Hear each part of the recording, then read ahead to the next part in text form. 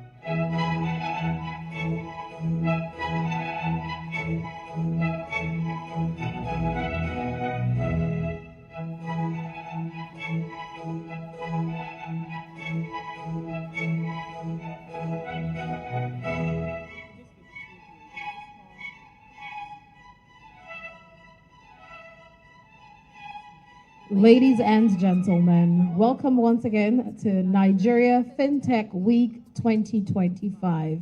It is the day 2, and we are live in Lagos, Enugu, and Abuja.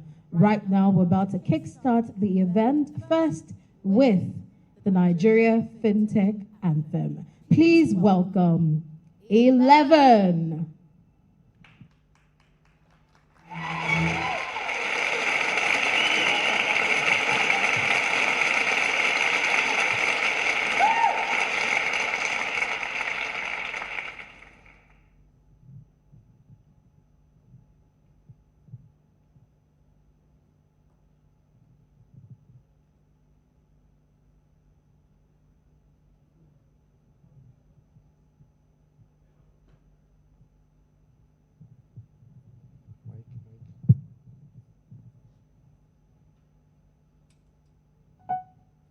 Good morning, everybody. No, that's not. Good morning, everybody. I thought we had some tea, so we should be lively enough. All right, so quickly, I'm going to be teaching us a song that we've probably heard. Some of us may have heard that yesterday. But if you haven't, it's a fintech song. Are you excited about that? Are you excited about that? All right, cool. So we're going to be learning. I know we're not singers or anything like that. Some of you may be, but let me quickly teach you. So whatever I say, you just say, Fintech. Can we try that? Fintech. 1, 2, 3, go. 1, 2, 3, go. I'm hearing more on this side. Let's hear people on this side. 1, 2, 3, go. Redefining the system. It flow like water. Moving easy, my dear. Fintech. Fintech. Put your hands together for yourselves. Now, when we do this, you have to vibe with us. Just enjoy the moment. Now, let me teach you the chorus before we move on. So the chorus goes, oh, Fintech NGR. Oh, Fintech NGR. Let's go.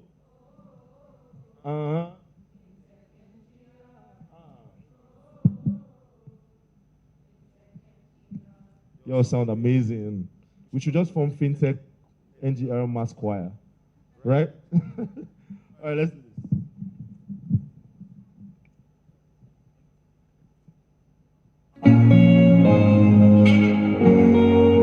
Let's go.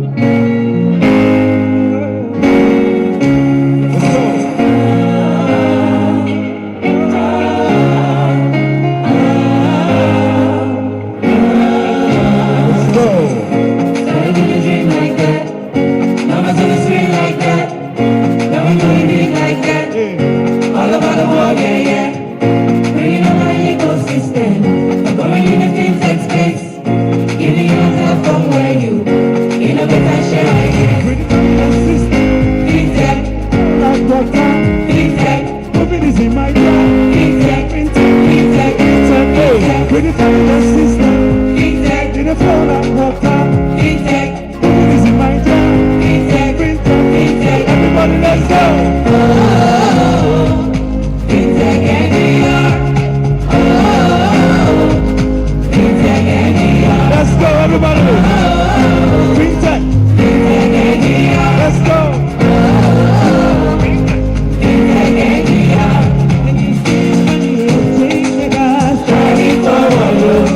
Our digital future seamless trading. Come on now. Innovative, imaginative. Why are you still sitting down? Waiting. Let's go. Everybody, let's go. Fintech, like water. Fintech, moving into my area. Fintech, fintech, everybody, let's go. Redefining the system. Fintech, in a flow like water. Fintech, hey, moving into my area. Fintech, fintech, let's go. Fintech NGR. Fintech NGR. Fintech NGR. Fintech NGR. Let's go. When I say fin, you say tech. Fin, tech, fin, hey. When I say fin, you say tech. Fin, tech, fin, tech. When I say fin, you say tech. Fin, tech, fin. When I say fin, you say tech. Fin, tech.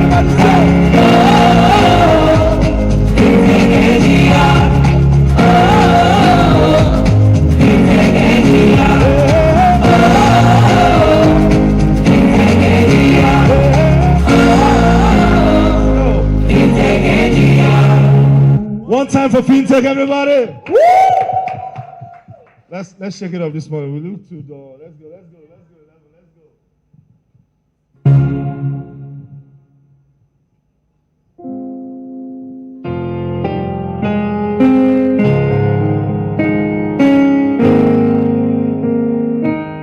Let's have a morning party this morning, everybody.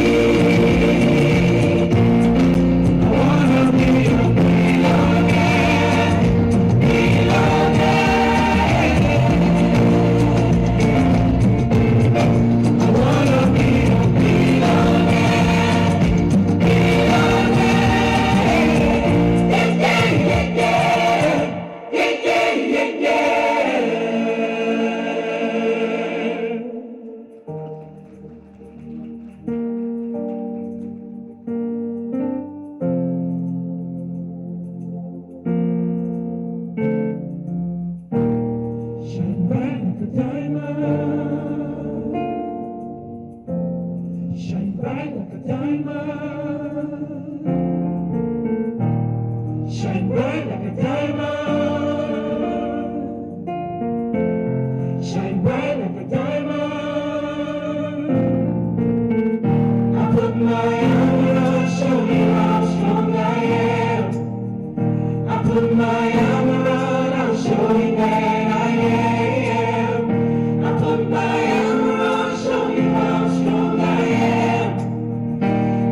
my armor, I'll show you that I am.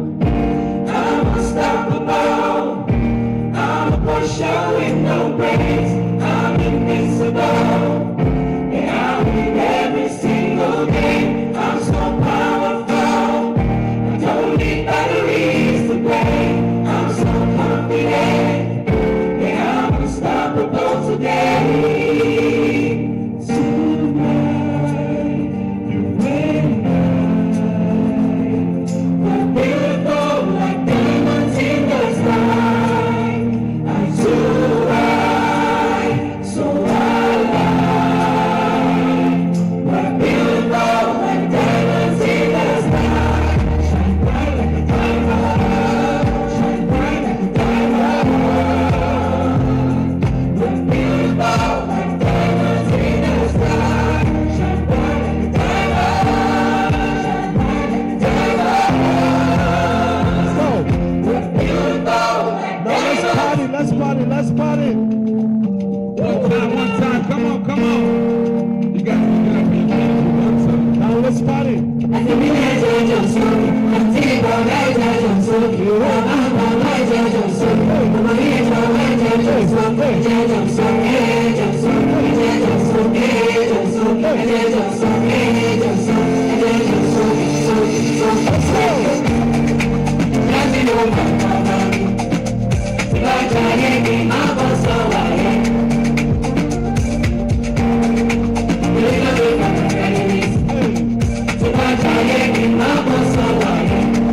Do it again one time.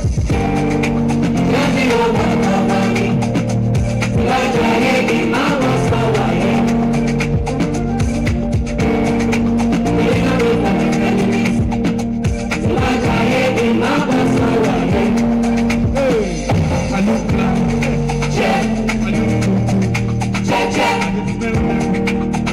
smell baby, you got that. Me, I look blind. I look I just smell baby, you got that. Raise it up, raise it up.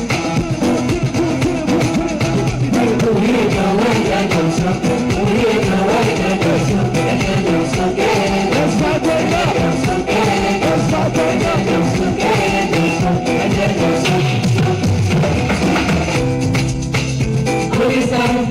Fast forward, moving right. We're going high. With family from my side. We'll be fine. We'll be everybody by my side. But I don't mind, no, I don't mind, no. Anywhere but here when they call me. I will be destined. I will be destined. When you go, when you go come. I will be destined. I will be destined. And it is destined. Anywhere but here when they call me. I will be destined. I will be destined. When you go, when you go come. I will be destined. I will be destined. And it is destined.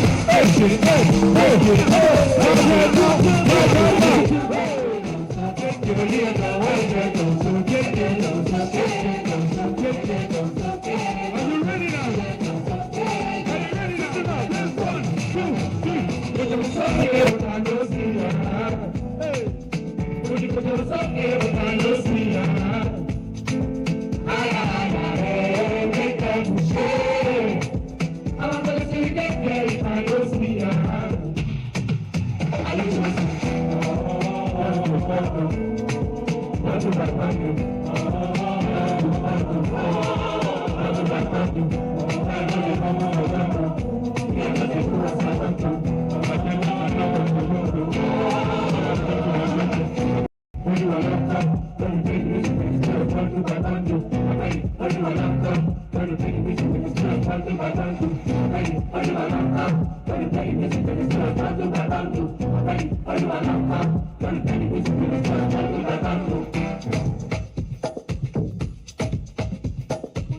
Don't sleep, wake up, wake up. 1, 3, go. Ready? Let's go. Are you ready? Get out.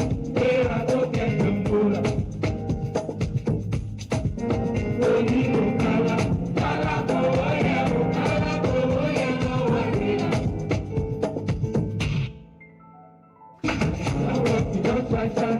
You supposed to be high. You don't come, you don't perceive myself. Perceive when I'm mad. When I land, I last me. On them so far from, so far so good.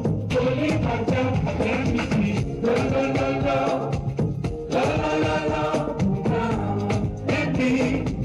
Let me see you, devil. Lo, lo, lo, lo. Lo, lo, lo, lo. Let me see you, devil. No one you don't try. You're supposed to be high. You don't come, you don't perceive myself. Perceive when I'm mad. When I land, I love me.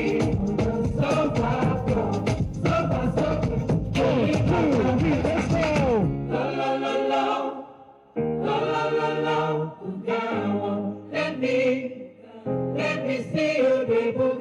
Lo, lo, lo, lo. Lo, lo, lo, lo. Lo, lo, lo, lo. Lo, lo, lo, lo.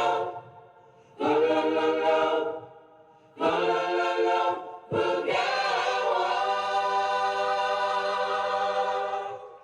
We ain't done. We ain't done yet. Hey, let's go.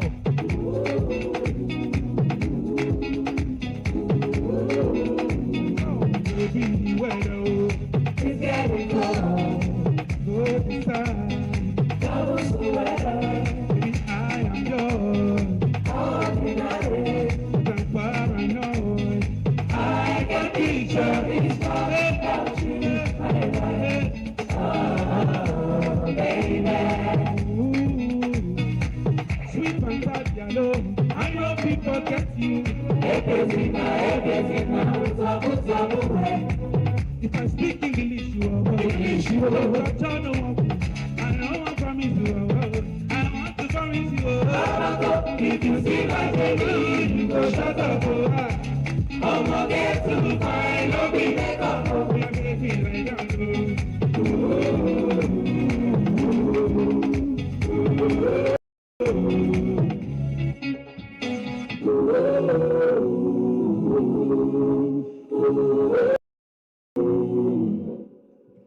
Thank you, Fintech.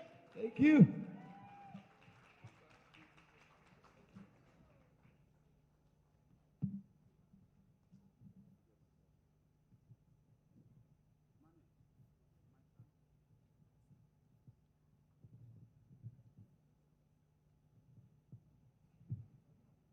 Did we enjoy that? If we did, please give them another round of applause.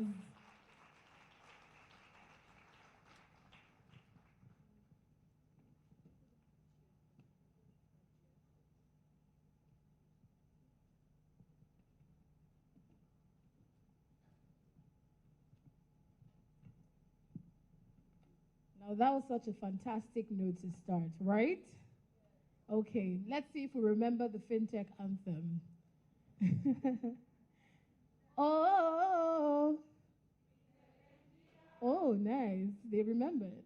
Oh, FinTech Nigeria. Let's go again. Oh, nice. Oh, beautiful. Please, a round of applause for yourselves.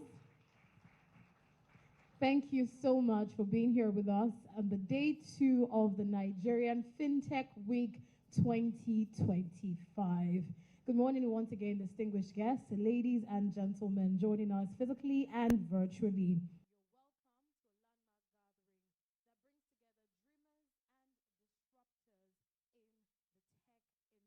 It's the day 2 of the Nigerian Fintech Week. Yesterday, we began the symphony from visionary keynotes to insightful roundtable conversations and breakout sessions that will shape Nigeria's digital future. And today,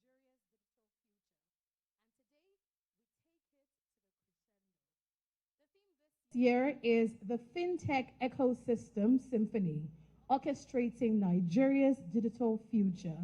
And it reminds us all that in this symphony, everyone has a role to play. My name is Victory Wilson, and I'm delighted to be your host. It's been a powerful 2 days, and I'm not doing it alone. I am doing it with Good morning, everyone. My name is Inam Maso. Thank you so much. To tag myself South African originally, but I tell them every day that I am Pan-African by demand and by choice. As Victory said, that yesterday was literally the opening of what we would tag a global and an African revolution. Yes. Victory, did you know that mobile money transactions in Africa surpassed over $800 billion by 2023? Amazing. That's nearly half of the world's total mobile money value. I think we deserve a round of applause for that. Yes, we do. Amazing. And I think for us, that is proof that Africa isn't catching up. Africa is leading the global fintech revolution. So the only thing that we need to do is make sure that we have the backup through our innovation, through our leadership, and through our people to put together systems and strategies that allow us to be proud about the innovation and the talent that comes out of Africa. Yes, and the amazing thing we're emphasizing on is not just technology. We're emphasizing collaboration, right, and amplifying the innovation that we're putting in to the tech industry in Africa. I think we deserve a round of applause for being here. Thank you. Now, without further ado, we're going straight into the chamber solos. And this is our sponsor spotlight, all the sponsors that have contributed to making sure that the Nigeria Fintech Week 2025 is a huge success and are contributing significantly to the digital future of Nigeria. Without further ado, join me welcome a business development manager at the Kigali International Financial Center, a financial center facilitating international investment and cross-border transactions in Africa.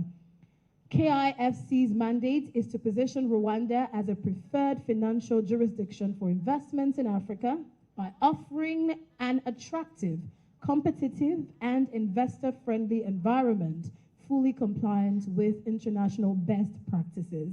Please join me welcome the Business Development Manager, Kigali International Financial Center from Rwanda, Mr. Armand Muganga. A round of applause, please. Thank you very much.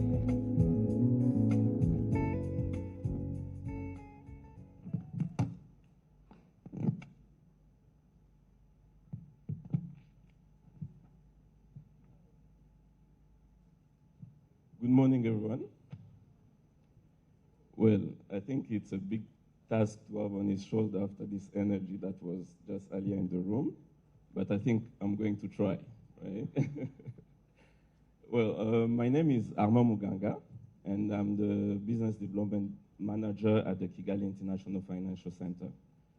So this morning, I'm going to talk to you about Rwanda, the home of fintech in Africa.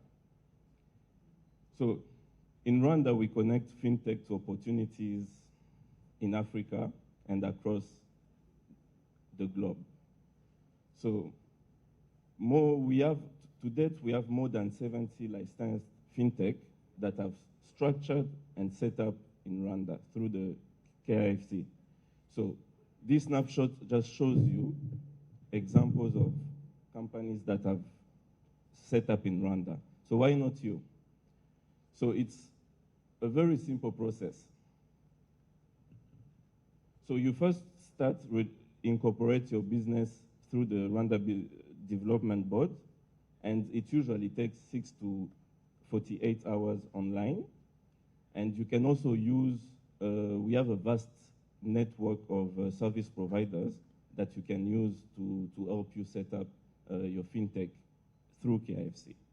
So after incorporating your business through Rwanda Development Board, you then have to identify which license you need to get in order to operate. So that license can be applied through the regulators such as the National Bank of Rwanda or the Capital Market Authority. And then for you to benefit from incentives that we offer at Kigali International Financial Center, you also have to apply for an investment certificate. So once you have the investment certificate, you can now benefit from the incentives that I'm going to talk to a bit later. And then you can also join the KIFC club, which is just a vast network of investors, and it's an opportunity for you to meet with your peers. So at Kigali International Financial Center, we will support you through all this process. We will advocate for you, we will promote you, we will advise you, and make sure that your fintech really prosper.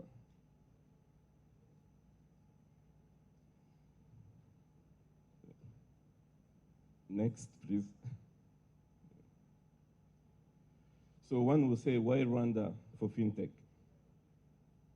So the Kigali International Financial Center is among the top 5 international financial centers, and it's really fast growing, and it's among the few international financial centers that we have on the continent.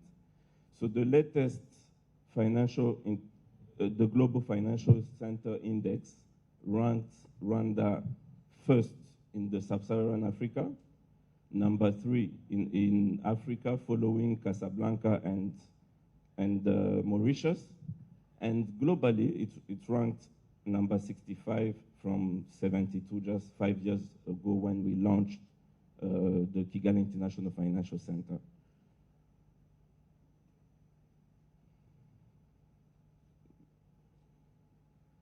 So 3 things that make the Kigali International Financial Center unique. Number 1 is the compliance and transparency. We talked about ranking. So Rwanda ranks tops in so many fields. For example, it's number 1 in rule of law in Africa, and it's also number 3 when it comes to corruption index in Africa. Number 2 is the Pan-African connectivity. Every African can travel to Rwanda visa-free. And in Rwanda, we are bilingual. We speak French, we speak English.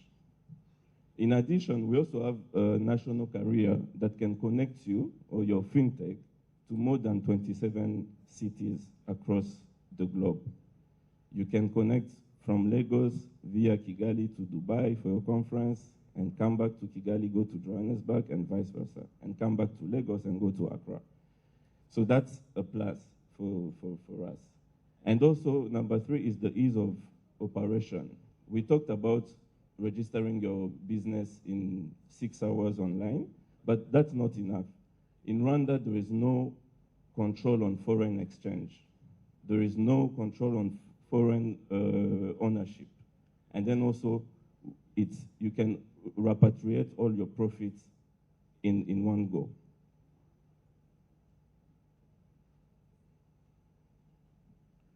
So what makes the Kigali International Financial Center? So some of the niche areas are, we have fund management, where you have fund managers that are part of the ecosystem. We have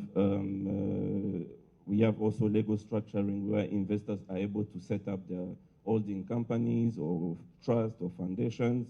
We have global trading, where we have investors that are just domicile their investments through the Kigali International Financial Center while they operate in the rest of the African continent.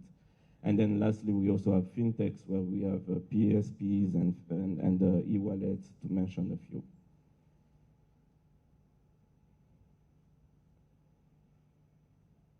So yes, you can ask me, okay, why Rwanda for fintech? So I'm just going to give you a glimpse of what's in it for you as a fintech. So we have 4 fintech enablers in Rwanda. As earlier I mentioned, I talked about regulation. So we always talk about regulation in Rwanda or at Kigali International Financial Center. So for example, in 2003, we launched the National Fintech Strategy. We also launched the sandbox, where you are able to come to test your solution, deploy it in Rwanda or elsewhere in Africa. So we also have the passporting licensing. The chairman mentioned it yesterday, where we have finalized, and with Ghana, we have a passporting licensing with Ghana, and we also are in talk with so many other African countries, Nigeria included. Right. Number 2, we've initiated and built infrastructure. For example, the ongoing Open Finance Initiative and also the national e-payment switch of Rwanda. Actually, Rwanda is one of the member states of PAPS. If you remember, the CEO of PAPS made a presentation yesterday, and we are part of PAPS as well. And then skills. So in Rwanda, we have renowned institutions such as Carnegie Mellon University that creates skills for the market. And we also have institutions like Andela or Tech Experts for skills. And lastly, number 4 is the startup and innovation ecosystem. So we have a very huge network of incubators, and I will only mention one of them, which is the NorthScan East Africa, that is based in Kigali, Rwanda. So fintechs that are domiciled in Rwanda benefit from tax incentives, and they have access to a huge tax agreement network, because since 2020, when we launched the Kigali International Financial Center, we had only 7 DTAs that were signed and ratified, but to date, we have more than 20, and the latest being the DTA that was signed with Nigeria. So when some of the incentives comes with a 15% corporate income tax and 0% withholding tax when it comes to dividends, interest rate or loyalties, and also 0% capital gain tax. So all you need to do is just to be licensed and have a minimum local number of directors and a few local professionals. So being part of the fintech ecosystem in Rwanda, you have access to a network, to an ecosystem of, for example, promotional agencies like Rwanda Development Board. They will come with you, they will onboard you, and we also have the Kigali International Financial Center, where we take our fintech, we promote them and advocate for them. So you also have the opportunity to tap into the network of the financial institutions like the National Bank of Rwanda or the Capital Markets Authority, and to mention a few. You also have access to a network of corporate companies and a large network of high net worth individuals. So additionally to that, you can also tap into markets like the East African community or the COMESA, to mention a few. So before I conclude, you can be part of this network. To date, we have more than 250 investors that have structured and set up their investment through the Kigali International Financial Centers. Starting from funds, fintech, holding companies, and renowned world service providers that have set up in Rwanda through the Kigali International Financial Center. So you want to be the next fintech to set up in Rwanda, please scan the QR code that you see on the screen. Let's have a chat. I will give you more detail about the Kigali International Financial Center. And I will conclude by saying that I'm inviting you next year to the Inclusive FinTech Forum, which is our flagship event that takes place once a year. So ours is happening next year from March 10th to 11th next year. So thank you so much for your kind attention, and I look forward to see you in Kigali. Thanks.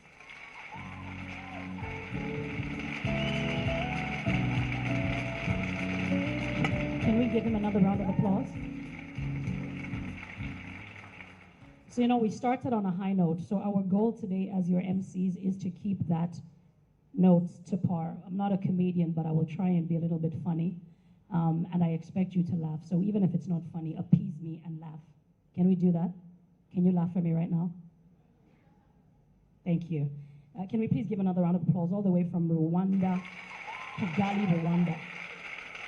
Rwanda has been tagged the Silicon Valley, actually, of Africa, because as of 2014, only 3 fintech companies were registered, but right now, as it stands, over 75 active fintech companies are dominating in Rwanda. So for me, it gives me hope to say between now and 2030, Rwanda would have metamorphosed into something brilliant. So thank you so much, sir, for joining us all the way from the Kigali.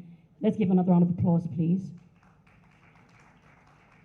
Ladies and gentlemen, we are moving forward. Our next speaker, and the theme or the tag for his speech or his address is Beyond Payments. And this is Orchestrating Digital Commerce for Africa's Growth.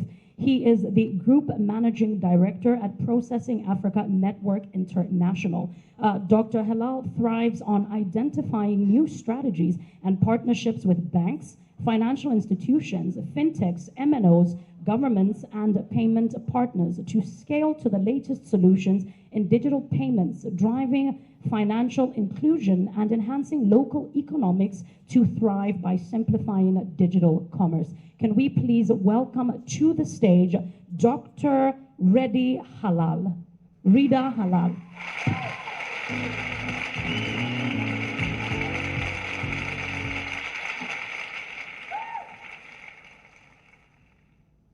Good morning. I have no idea which way I shall look, right? So I will be in the middle. I try to make it. Good morning again. Not that loud. Good morning. I thought this is fintech, so I need to see the energy, right? How many of you are under the age of 30? Can you raise your hand? Come on, you are not over 30. You need to raise your hand. There you go. And this side? You're not over 30, are you?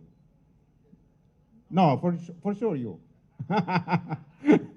Absolutely. Look, we are here today to celebrate the evolution of fintech in Nigeria and beyond. I'm representing Network. Network is the largest, we can call it fintech, payments, and digital enabler across Middle East and Africa.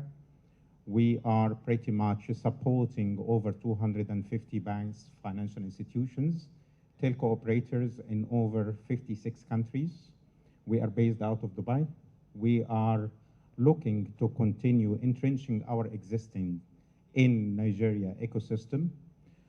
When I'm talking about the fintech, I was trying to understand which topic will be relevant to the audience today. But I can see most of you are under the age of 30. So if I'm gonna talk about banking in the conventional or traditional way, it will be a little bit irrelevant.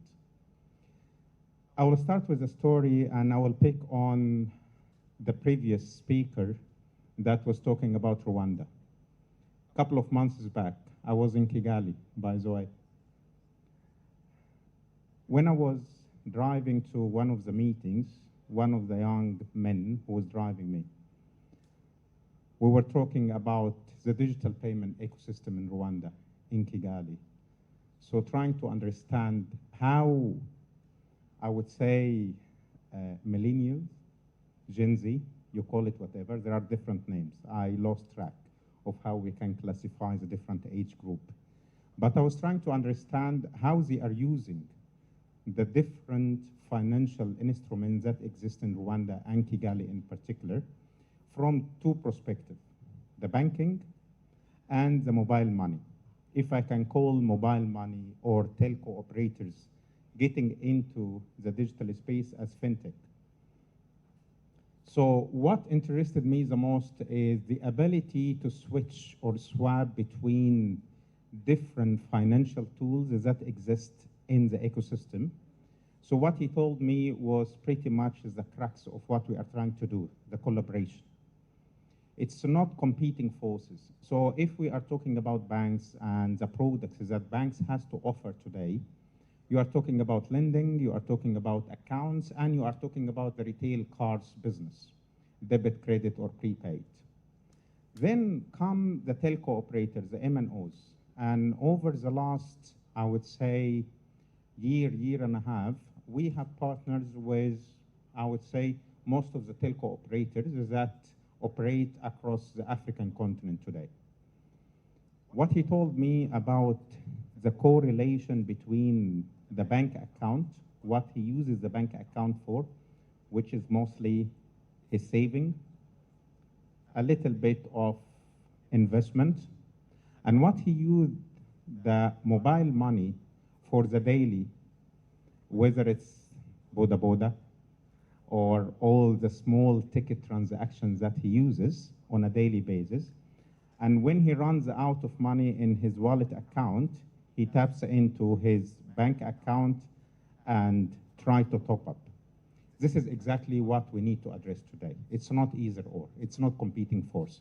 The complementing force of the ecosystem, the investment that we have done across the value chain from the acceptance of financial instruments to enabling whatever way, shape, or form these financial instruments to be accepted across the wide range of physical and e-commerce, payment gateway, online transaction. Over the last few years, we have seen the massive transformation in the adoption. Previously, we were talking about digital payments, the future, and how we can tap into the future. I believe today all of us can agree on one thing. The future is here. Every transaction, every tap is a vote of confidence on the evolution of the digital payment ecosystem across Africa. Previously, we were challenged with multiple, I would say, factors that prevented the consumer to come into the ecosystem.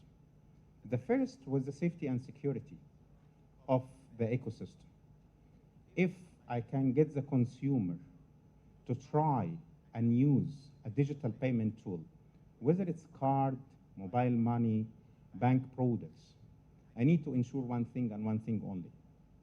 They will come, and the first time they will transact, they have to be safe, because it takes one experience to push them back.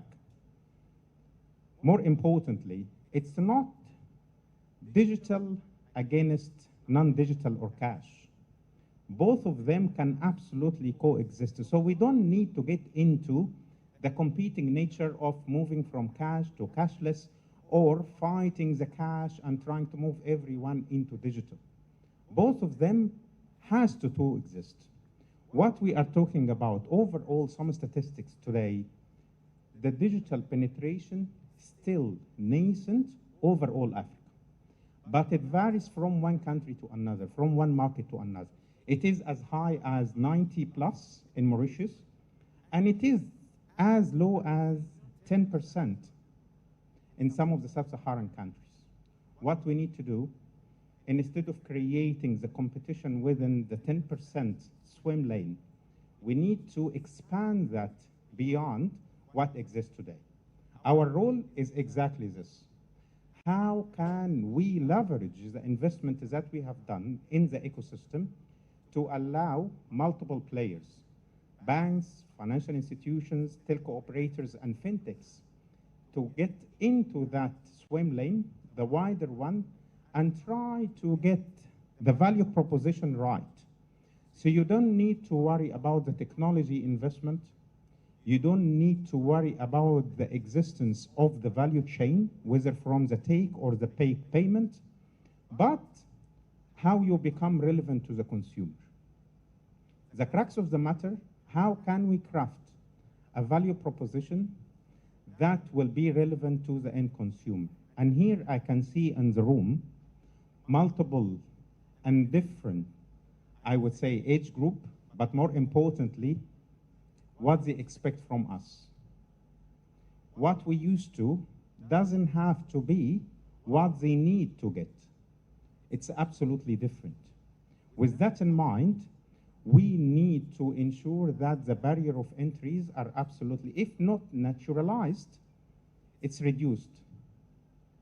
So the infrastructure gaps that we have across the ecosystem today, whether from the internet penetration, the smartphone versus the feature phone, the electricity, all of this, and the investment of the banks today is moving from the brick and mortar branches because it becomes very expensive. Banks cannot afford to have the physical branches exist everywhere. It wouldn't make much sense for each bank to go to the rural area. The return on investment doesn't really make sense for them. But what everyone is doing right now is the digital branch.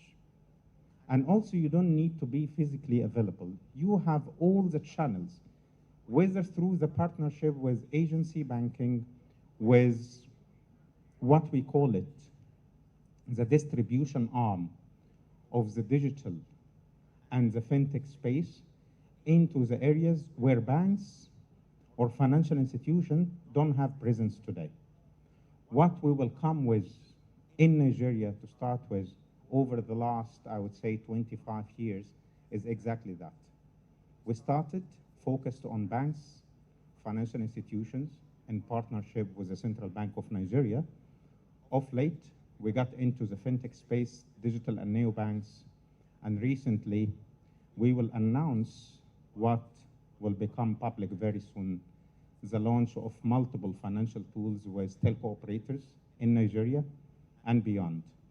Our role is exactly this, leveraging the investment that we are doing across the ecosystem to allow other players to tap into that. So they focus on the consumer journey, they focus on the relevancy of the products, of the solution that they need to design for each of the age group and each niche, and forget about what we call it commodity. Technology is not the leverage. Technology is a commodity that you don't need to worry about. The resilience, the safety of the ecosystem is exactly what we need to ensure from our perspective. What we are allowing the ecosystem to thrive on is our ability to provide these solutions, and for the fintech society to tap into that and allow them to serve consumer from that perspective. I'm not gonna take much because I can see like we are running out of time, but one final word.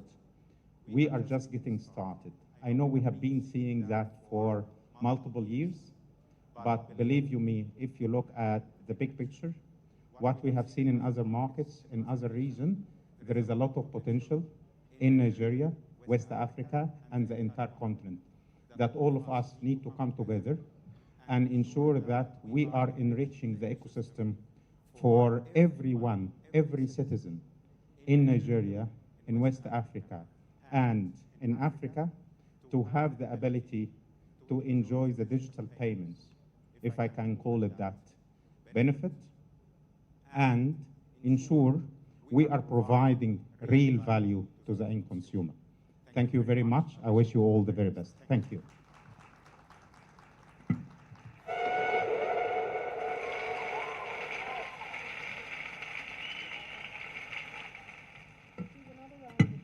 Another round of applause for Dr. Rita Hall.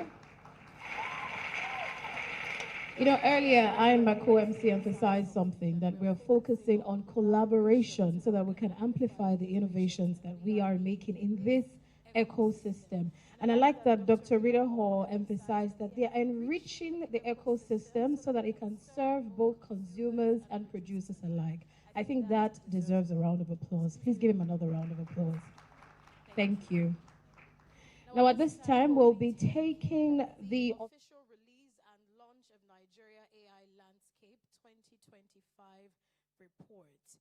And to do this is the co-founder of AI in Nigeria, a visionary platform driving the growth and responsible use of AI across continent. Ladies and gentlemen, please make welcome Mr. Ehia Erabo, the co-founder of AI in Nigeria. You always find your way to come off stage before I mention your name. Please, another round of applause for our Gen Z co-founder. You remember. Thank you.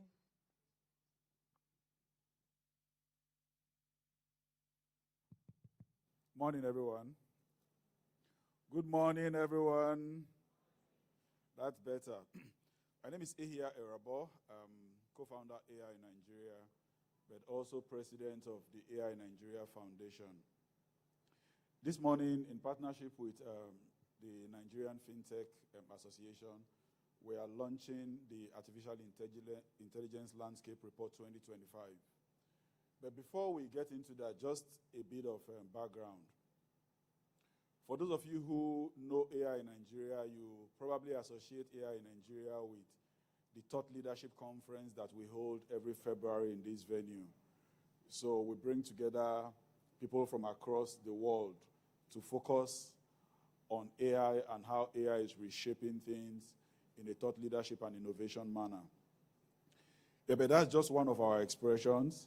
There are a couple of other things that we do at AI in Nigeria, and one of the expressions is what we'll be launching. And we also have our AI community hubs of learning and practice. Today, as we speak, we have community hubs across 17 states, where we have over 25,000 people across all of these locations that gather every month to either demo AI products or just learn about AI. Very active and vibrant community. That's part of the expressions of the AI Nigeria Foundation. But beyond all of that, a lot is happening within the AI space. And we then said, look, we would really like to support that ecosystem with very deep and quality research that supports what is happening across the entire ecosystem. And the Artificial Intelligence Landscape Report is the outcome of that research. This is the second one. The last one was in 2024, and I'm sure a number of people who read that report, they found it extremely useful. It takes us between 6 to 9 months to do the hard work that we'll be releasing today. But just to let you know what has come into this current edition. From a methodology perspective, we collected primary data from over 500 startups, investors, regulators, executives that were interviewed, over 500 people, primary data from over 500 people and organizations. So what you are seeing, it's something that is rich in terms of primary data. We also got a lot of contributions from key players across different sectors. Thankfully, Dr. Stanley Jacobs also contributed as well, giving us an overview of what is happening within the fintech space and AI. And I'm sure you would find his contribution extremely very useful, as well as many other contributions that you would see. The report laser focuses on different sectors and also getting to review the readiness of each sector. How are these different sectors ready to deploy AI? What are the gaps that needs to be closed, and what should we be doing? We also have contributions from the regulator as well. So you will see contributions from the DG of NIDA in the report and from quite a number of startups who are actively participating in that space. In this report, just like the last one, you would also find a section that is devoted to AI startups. So this report features 122 AI startups across different sectors in Nigeria. What are they doing? What are the issues they are facing? Those that are making progress. We also said a few things about the startups that were there last year, but they haven't made it up to this year. What are the key challenges they are facing, and how could they be better supported? By the way, AI in Nigeria has the largest aggregation of AI startups in Nigeria that are actively trying to provide solutions using AI technology to different sectors of the economy. So I'll take a pause there. Overall, at AI in Nigeria, we are guided by a very strong and reputable board of trustees who guide all of the things that we do. And they are here this morning to help us support the launch of the AI report. The chairman of our board of trustees, Mr. Wale Adeni, is supposed to have been here, but coincidentally, he's attending the Nigeria Economic Summit happening in Abuja right now as we speak. So I did like to invite members of our board of trustees who are present to come up stage, and they'll be joined by the leadership of the Fintech Association of Nigeria as we present the Nigerian AI Landscape Report 2025. So please join me, Lola, Benga, Dr. Krish. Please join me, and executives from AI in Nigeria. Some of our directors are also here as well. And we would also like to invite the leadership of Fintech Association, Dr. Stanley, Dr. Jamila, and other leadership of Fintech Association of Nigeria to join us upstage.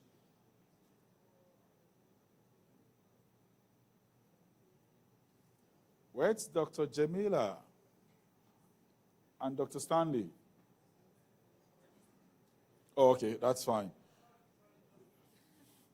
So they'll join up upstage for the launch, but at this time, oh, that's fine. At this time, Lola, who is a member of our Board of Trustees and representing the chairman of our Board of Trustees, I'll hand over to her for some comments before we then get the launch. Hopefully that will give the time for Dr. Stanley and Dr. Jamila to join us upstage. Let's make welcome Lola. Good morning, everyone, and thank you so much. I'm particularly proud of this report. I think that research is a key pillar for innovation. As Ehe has said, a lot of work has been put into this report. So when it does get in your hands, please ensure you read it and give us your key feedback. So on that note, on behalf of the Board of Trustees of AI Nigeria, we are officially launching. It's just that, I don't know where. I think the 2 minutes is up for Dr. Stanley and Dr. Jamila. But I think maybe we'll wait for them for the photo. And I think one thing that Ehe mentioned is the vast coverage of AI in Nigeria, the hubs that we've been able to establish. And I think that, you know, these are things that even after the FinTech conference, we should look at, go to the website, see how we can get involved. Next year, what's the date? February, is it February? February 20th is the flagship Innovate AI conference as well. So we're hoping that you will be there. Are they here now? Ah, good. Just in time. So, okay, no problem. So officially, oh, okay, no, very important. So officially, on behalf of the Board of Trustees, okay.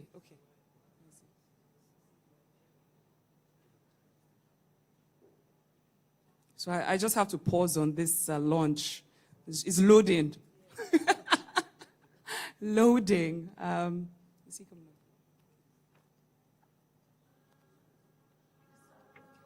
And by the way, there are QR codes spread across the hall. Please scan the QR codes. I think it will be shown up as well for you to download your copy. Yeah. So officially, finally, the long-awaited AI in Nigeria, AI Landscape 2025 report. Please get your copy. It's officially released now. Thank you so much.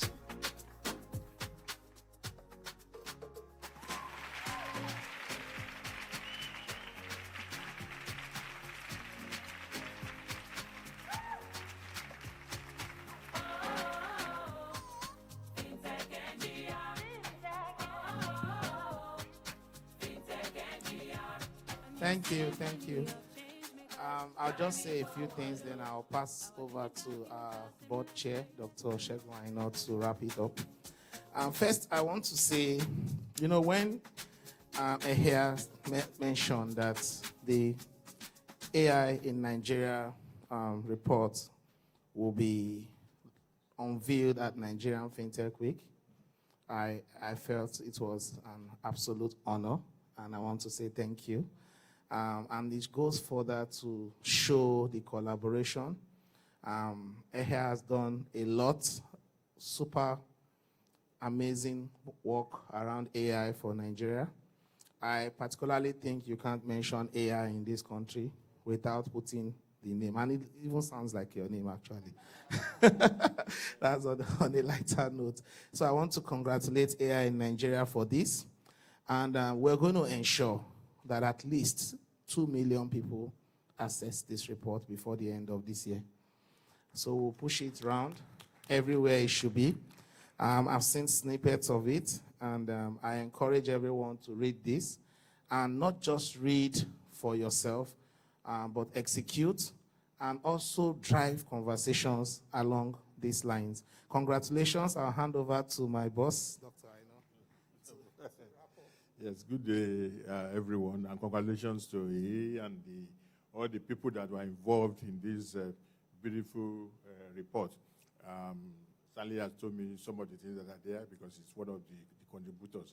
And it's a good thing that you are doing, and you are setting the pace for wider adoption of artificial intelligence, in Nigeria, and from Nigeria to other parts of Africa and the world, because Nigeria always lead in this space. So as we are doing this for Nigeria, we also need to do something, even beyond Nigeria.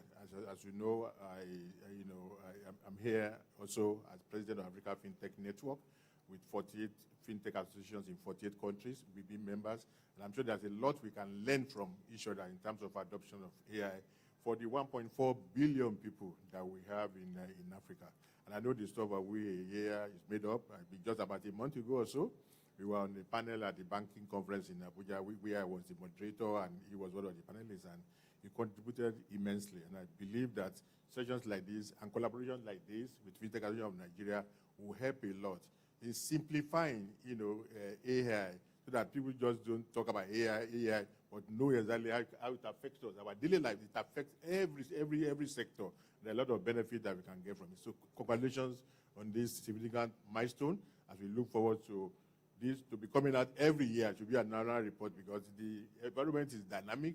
Things change from time to time, so we need to see what those changes are and how that is affecting our lives and ultimately contributing to the GDP of Nigeria, of Africa, and of the world. Thank you very much.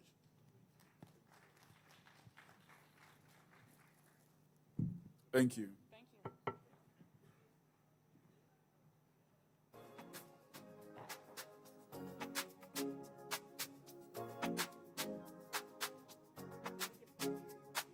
Can we give them another round of applause?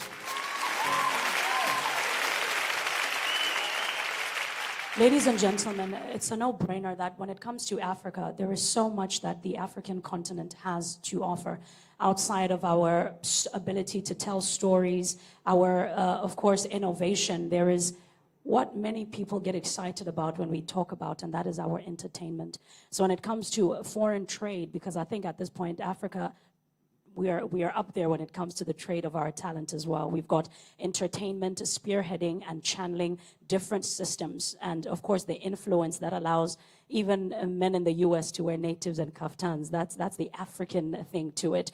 So to our keynote address, this keynote address is themed Orchestrating Nigeria's Digital Entertainment Future. And our next speaker, I'd just like to give you a bit of a background about her before I call her up. In 2020, she became the founding CEO and managing director of 9PSB, and this was Nigeria's first digital payment bank. And today, she has embarked on an entrepreneurial journey as the founder and CEO of NorthBricks in Dubai and Cybricks Team AI in Nigeria. Ladies and gentlemen, to give the keynote address this morning, can you please help me bring to the floor the founder and CEO of NorthBricks, Branka Mrachaik.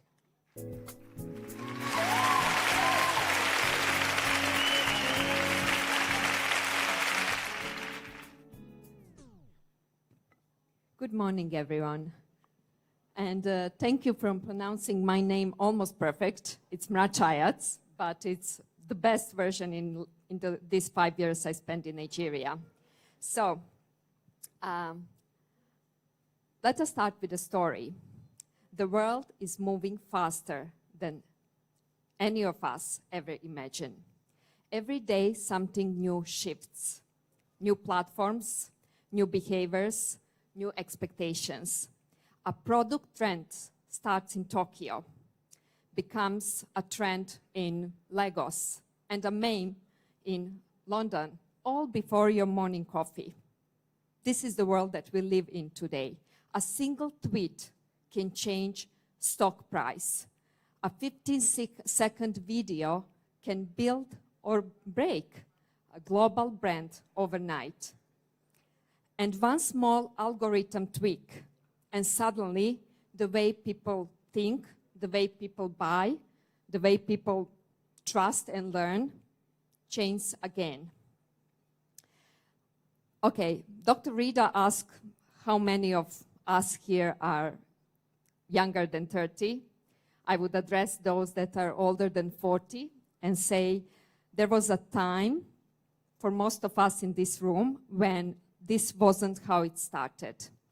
There was a time when marketing was simple. We had 4 channels and we had one playbook. We were, you placed an ad in the newspaper. You play a jingle on the radio, a billboard on the highway, and if budget allowed, you may have a spot on TV. But everything was predictable at the time. It was very linear. You knew where your audience was, and you knew how to reach your audience. Today, especially after merging of internet, world multiplied. And today, we are not managing only those 4 channels. We are managing 40. So today we have social media, influencers, podcasts, e-commerce, applications, live streams. Every week there is a new one. The line between marketing, communication, and behavior has completely disappeared. And in this new, chaotic, and I would say very beautiful connected world, influence has become the most powerful infrastructure of all. But here is the twist. Influence does not belong to a few with the biggest budget. It belongs to those who understand how the culture moves, to those who know how to read pulse of their audience, not once a year, but every second. And this is not a futuristic idea, but bringing AI into our everyday lives is actually how the world is shaping, how we make every decision today. AI is no longer something that is coming. It's already here, and it's changing the way how we work, how we learn, how we communicate, and how we trust. A question that matters now is not if AI will reshape your business. The question is how fast you are ready to reshape with it. Let's take a moment and think how far we have come. 10 years ago, launching a marketing campaign was an event. So we had weeks of meetings, we had moods on the walls, we had storyboards, we had scripts. Once we launched, we waited and hoped the numbers would tell a good story. And today, launching a marketing campaign is not an event anymore. It's a living organism. We test 100 versions in a day. We launch, we learn, we adapt, and then we relaunch before our lunchtime. So AI tracks everything, how it works in real time, and what works in real time and what doesn't work, across millions of intersections that we don't even see. A campaign in Abuja starts trending in Accra, and a challenge dance from Lagos becomes a brand partnership in Los Angeles. Creativity now moves at the speed of culture, and culture moves at the speed of technology. The distance between insight and impact has totally disappeared. But there is a paradox. The faster we move, the most fragile trust becomes. And because when everything can be copied, automated, or generated, what still feels authentic? That's the question. And people can sense it instantly. They know when something is real and when something is just noise. And brands that survive will be those who stay true. But not as in old times, you launch campaign and see how your brand resonates with your audience, but to stay true constantly. So true is not longer marketing metric. It's an always-on state. And it takes years, as we all know, to learn, seconds to lose, and it can't be rebuilt anymore with smart campaigns or paid impressions. It has to live in every action, in every message, in every experience, powered by system that thinks and acts with integrity. And that's what the new era of influence demands. We switched from data-driven decisions to principle-driven intelligence. And that brings us to the question every leader in this room must face. How do we build trust at the speed of technology? In the past, trust was simple. It lived in handshakes, it lived in contracts, in personal relationships. Then it moved to brands, to reputation, to advertising. But now, the trust lives in systems, in algorithms that recommend what we see, in automation that decide what we buy, in digital experience that either feels seamless or suspicious. Trust is not longer something you say. Trust is something your technology proves. And that's where the story of Cybrix Team AI begins. Cybrix Team AI was created for this exactly moment, a moment when marketing, as we know it, does not keep up. Most organizations today, fintechs, banks, financial organizations, enterprises, are jungling dozens of disconnected tools. Analytics here, social listening there, ad platforms somewhere else. Each one gives a fragment of truth, but no one sees the full picture. Teams are buried in executions, strategies are lost, and somewhere between the deadlines and the data, the brand's voice gets lost. Cybrix Team AI changes that. It brings everything, strategy, creativity, execution, into the intelligent environment. It has been built on the biggest data set in the world, an agentic integrated marketing environment where AI agents work together seamlessly, reading culture, turning data into meaning, creating, optimizing, and learning continuously. And Cybrix Team AI was not created to replace human creativity. It was created to ensure that it has the clarity and focus to truly lead.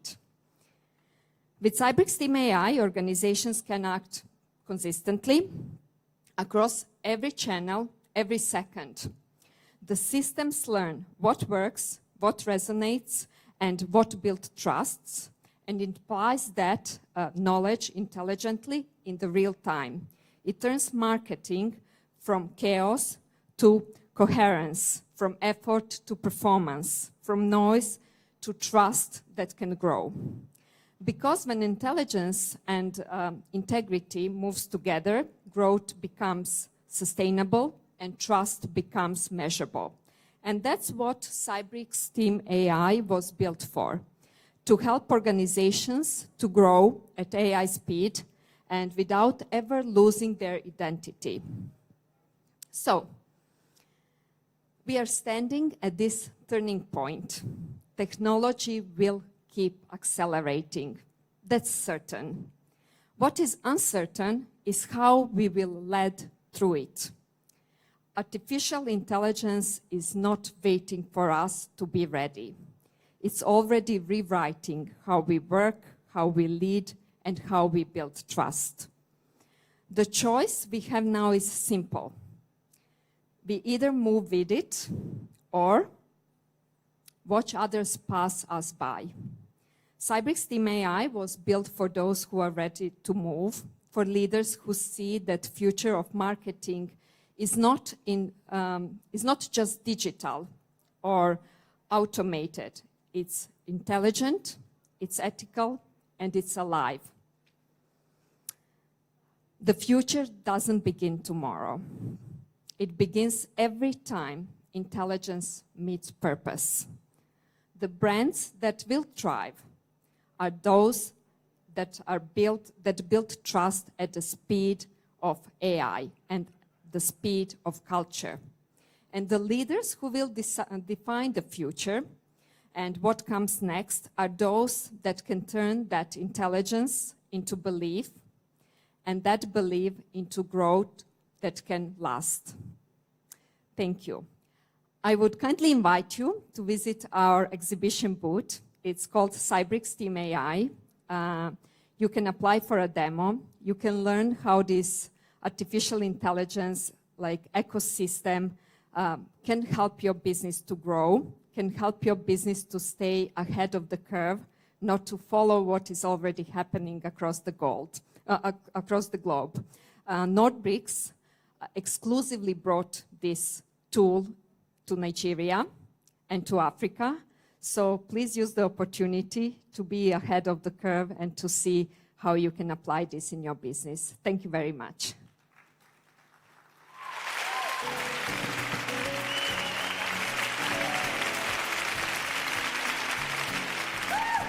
Thank you. Please, we can make that applause louder. Thank you. All right.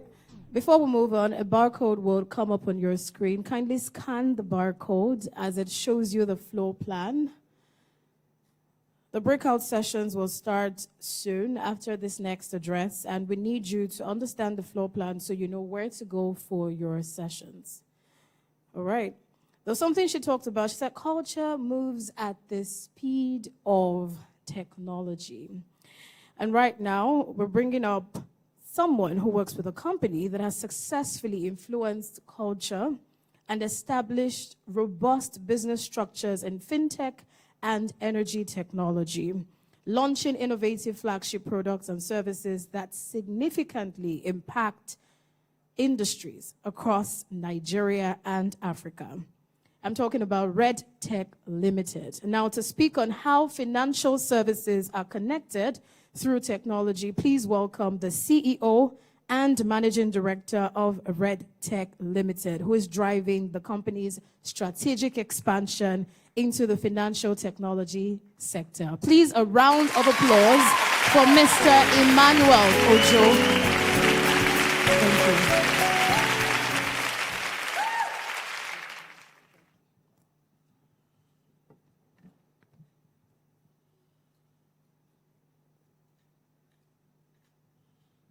Good morning, everyone. It's good to be here. And I wish to acknowledge the presence of the host, chairman, president, and generally observe all existing protocols. I bring greetings from Red Tech and our parent company, Hess Holdings. And again, it's always a privilege to be here to share our thoughts and ideas. If we look around this room, we have professionals, experienced professionals, that probably consolidates over 1,000 years of experience when it comes to fintech. So I'm not mentioning things that you already know. I'm here to leave a food for thoughts on how we can shift and change how we look at the fintech environment in Nigeria. So I'll implore you to take a step back before we decided to digitize some of our operations.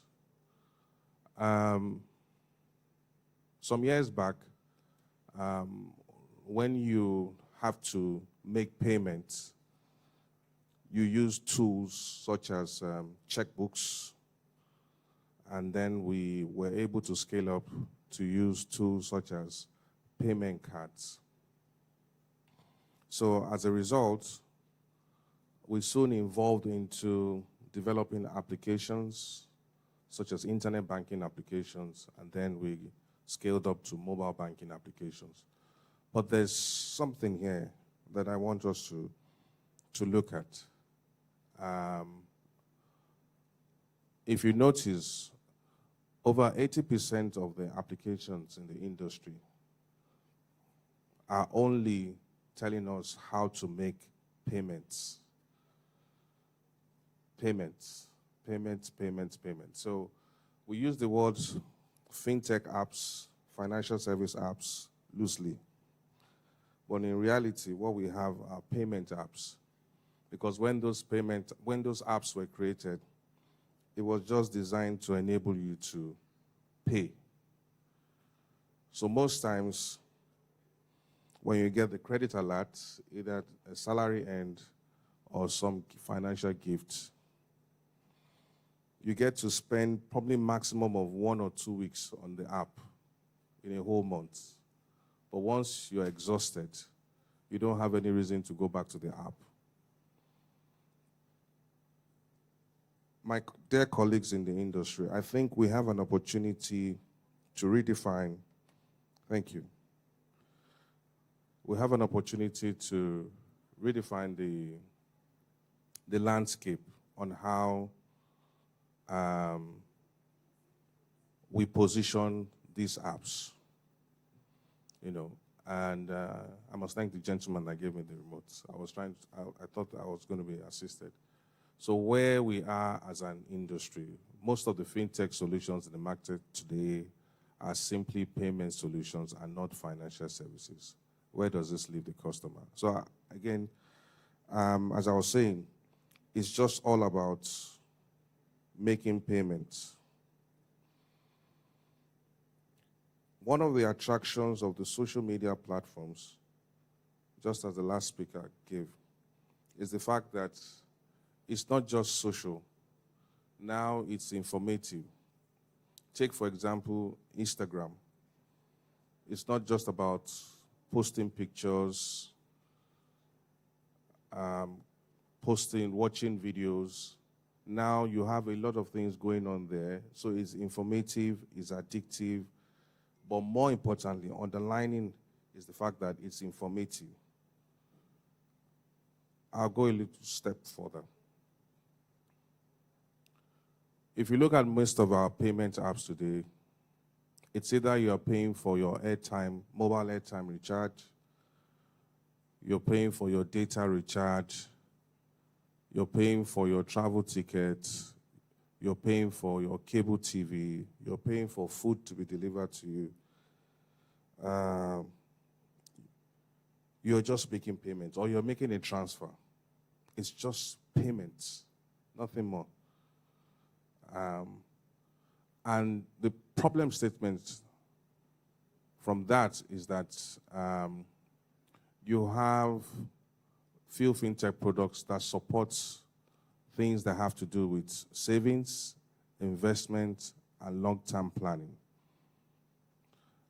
Consumers have to juggle multiple tools to manage their finances. So today you have the insurance sector. They have their apps, InsurTech. You have the OFIs. They have their apps for FX trading or for investments, stockbroking.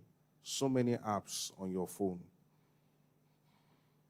My thinking is that we should be able to have a financial service app by virtue of its name. We should be able to evolve from a payment app and promote financial service app where you log on to your app and you can see your portfolio. You see that you have a balance.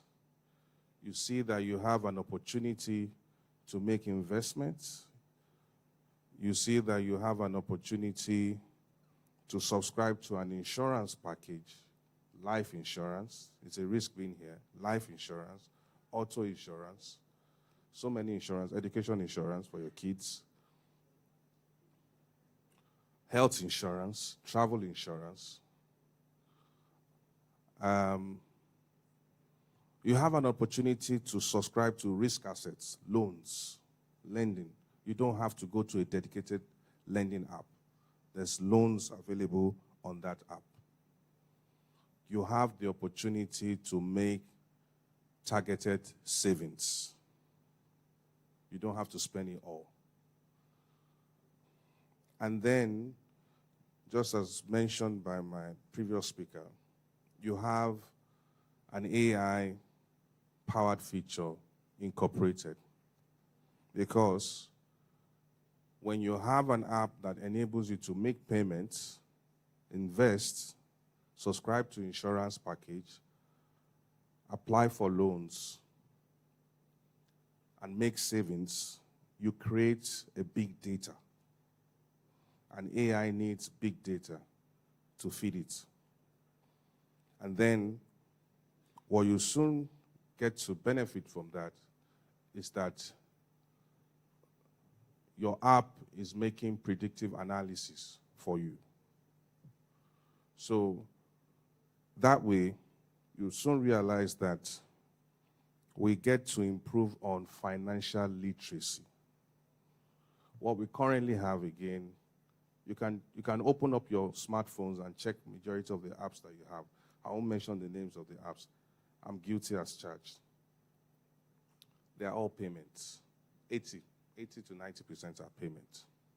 Some of the benefits specifically that you would enjoy if we promote such apps, and they're already in existence. All I'm preaching here is to popularize this initiative. They already exist. We would have improved financial literacy.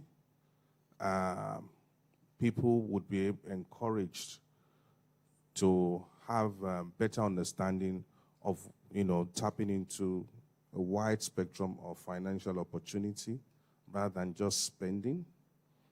And another reason for this is that we need to recognize the times that we live in now. There's an inflation rate at 22%. I'm using Nigeria. Naira rate is an average of 1,500 to the universal currency dollar. Thank God it's going down. It's below 1.5 now. But we also need to recognize the volume of consumptions, imported goods that we consume. And so that affects our purchasing power. And that is why we need to, with the apps that we create, we need to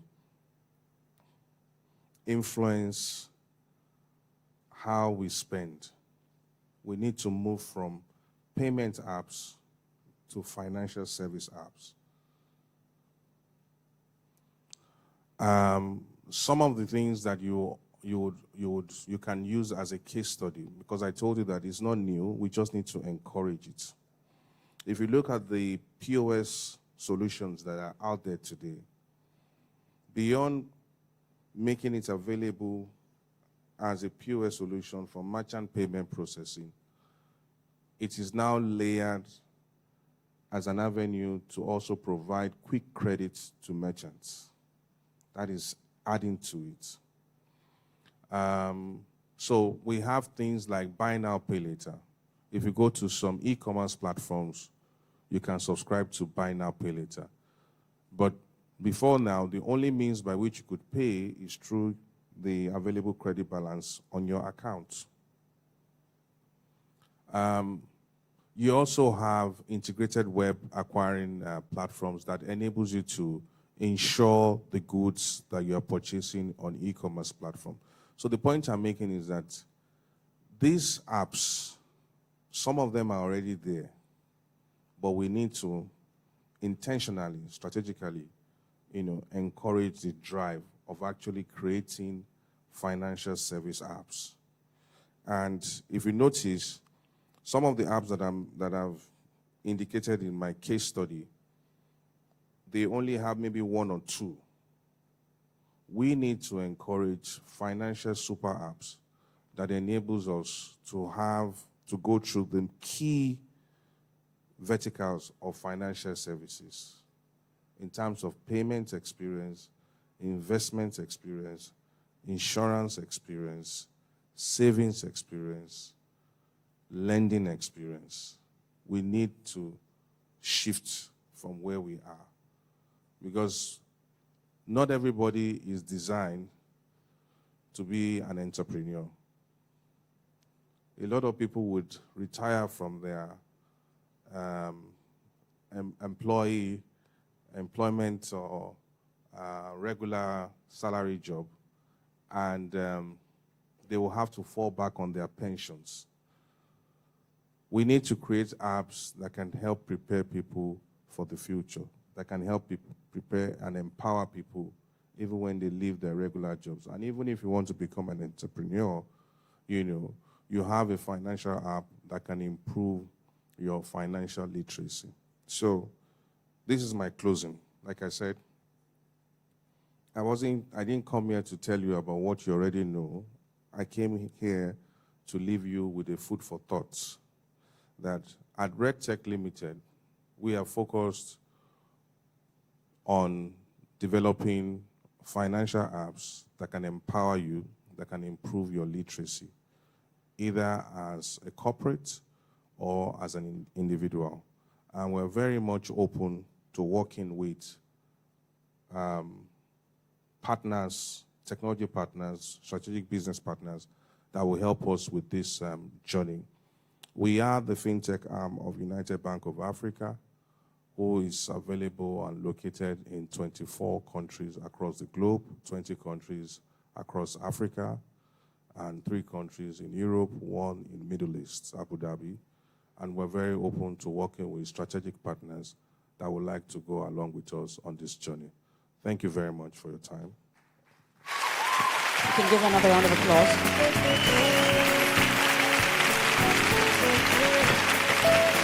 Thank you very much. Ladies and gentlemen, I do hope we are having a good time. You guys are not talking back to me. I'm skeptical. Are we having a good time?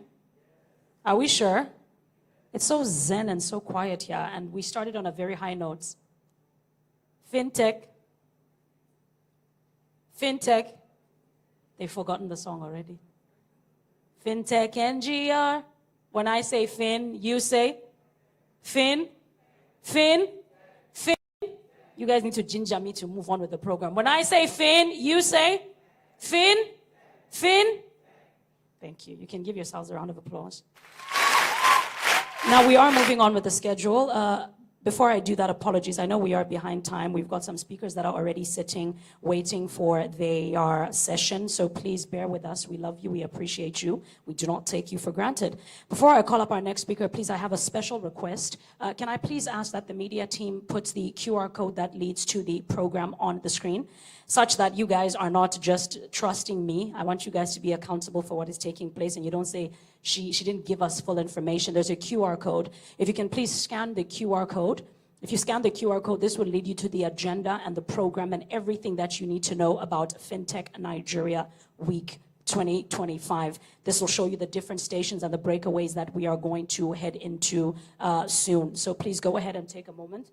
Apologies to scan that. And then as I do that, there is a speaker who we had bypassed, and I am going to welcome him to the front right now. Ladies and gentlemen, our next speaker, who is going to be speaking about beyond payment, orchestrating digital commerce, I beg your pardon, fintech innovation across the Middle East and African region. Dr. Constantinos Tsanis, it's Spanish. I can say hola and cómo está as I'm working on the rest of it. Dr. Constantino Tsanis is a seasoned fintech executive in developing markets, particularly the Middle East and Africa. He is currently the global digital banking fintech lead with IFC and World Bank Group. You can see him standing right next to me, while also advising fintechs in their growth path. Ladies and gentlemen, let's welcome to the front, while he's here already, fintech's expert, director of growth at Matech and Fintech Experts. Thank you so much for the introduction, and good morning and hello to everyone. I'll try to make it more dynamic, the presentation. One question, will I have my PowerPoint there also? Okay, so I will speak about 2 different topics. Before I go there, I want to do a small introduction. So I have been coming and going in the country around 15 years. At the beginning, I was coming with Bloomberg and Thomson Reuters for the trading systems.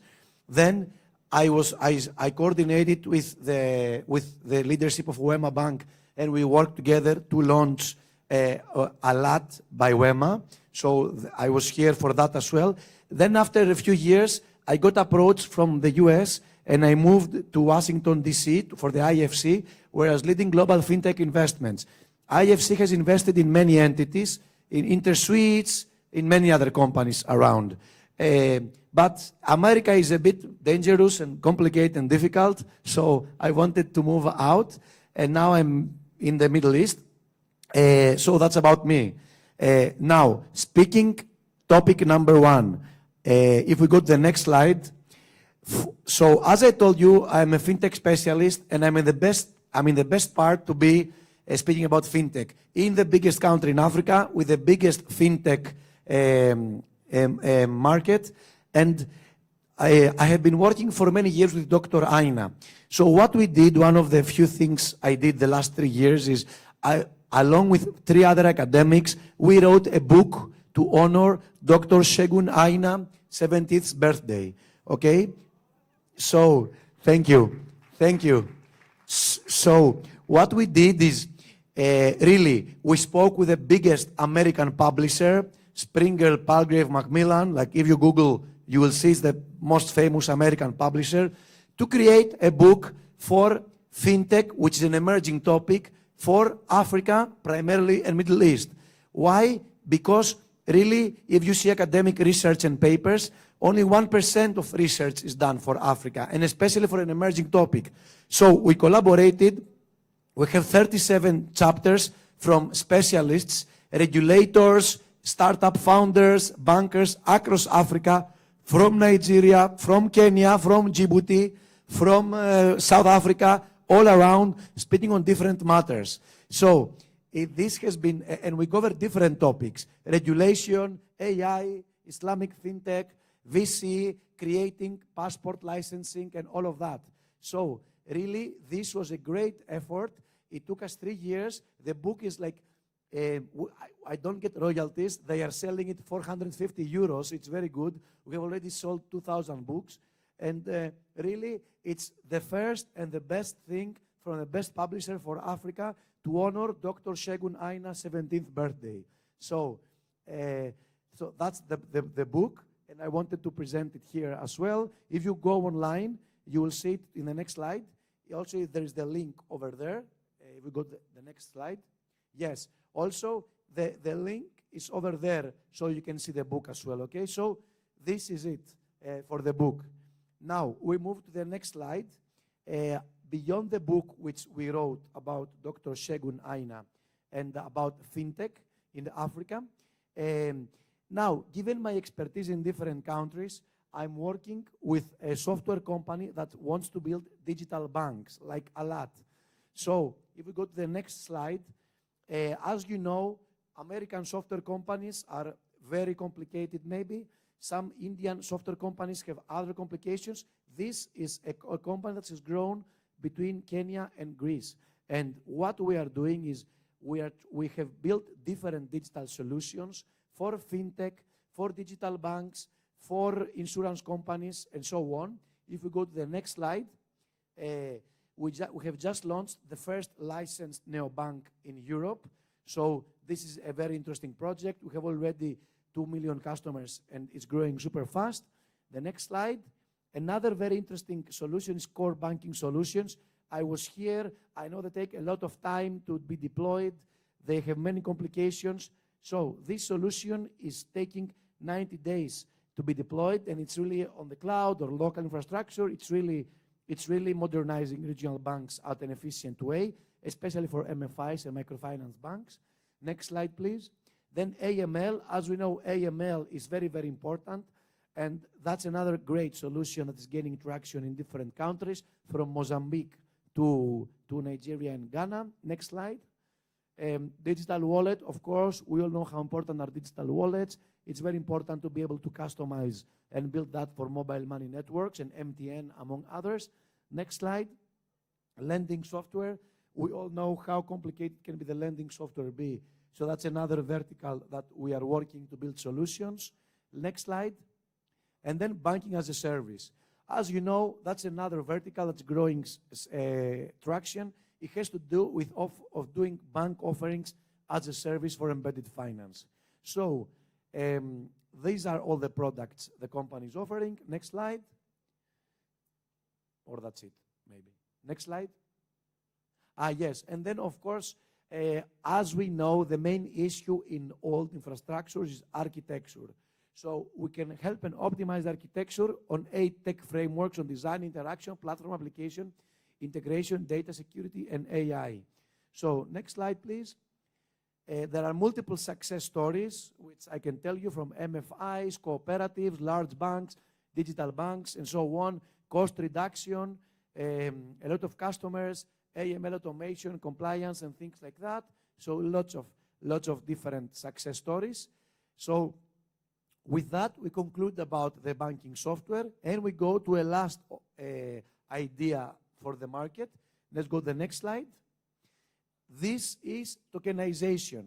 So tokenization can really enable digital banks, platforms, and wallets to have access to new financial products. It's 2 different areas which are very important. Tokenization for companies so they can raise capital. For example, tokenized bonds, tokenized offerings in the markets. So that's one excellent offer for tokenization. And offer number 2 for tokenization is offer investment products to retail investors of digital banks. What does this mean is that if you see Robinhood, if you see Revolut, if you see different apps, they're offering access to different markets through tokenized stock offerings. So tokenization is really a new path forward. It can enable the companies to raise capital and then also the users to invest in new tokenized products and even do fractionized ownership, okay? So you see people now want to buy the 1/10 of the house or the 1/50th of an artwork or the 100th of a book. So in general, tokenization is really an up-and-coming opportunity. So with all this, I want to summarize. I spoke about the book we wrote with some other academics for FinTech in Africa, honoring Dr. Segun Aina for his 70th birthday, number 1. Number 2, also I want to speak about NATEC. I spoke about NATEC, which is building digital banks and digitalization projects around the world. And number 3, also blockchain and tokenization, which really it's an up-and-coming area for fundraising and to enable retail investors. So with all that, I hope I woke you up a bit. I hope my colleague will tell me that I made good presence, good dynamic. I don't let you sleep. And thank you very much.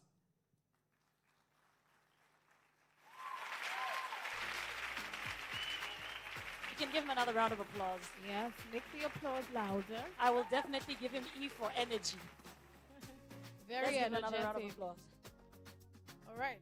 Now we're going into the interesting part of the event. This is why most of us are here. The breakout sessions. Who's excited? Ta-da! You're smiling. And you know what important reason why we have the Nigerian Fintech Week? We mentioned it last time. That was yesterday. What's the major reason why we have the Fintech Week? To share knowledge and... At this point, I saw you yesterday. To share knowledge and... network. Don't whisper it. Say it loud. Network, right? So have you met someone new today? Have you met someone new today over here?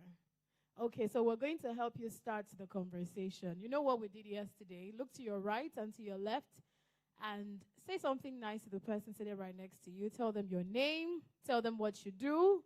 And you have to end with ta-da. So I'm sure you've done it. I can't hear ta-das. Especially on this end.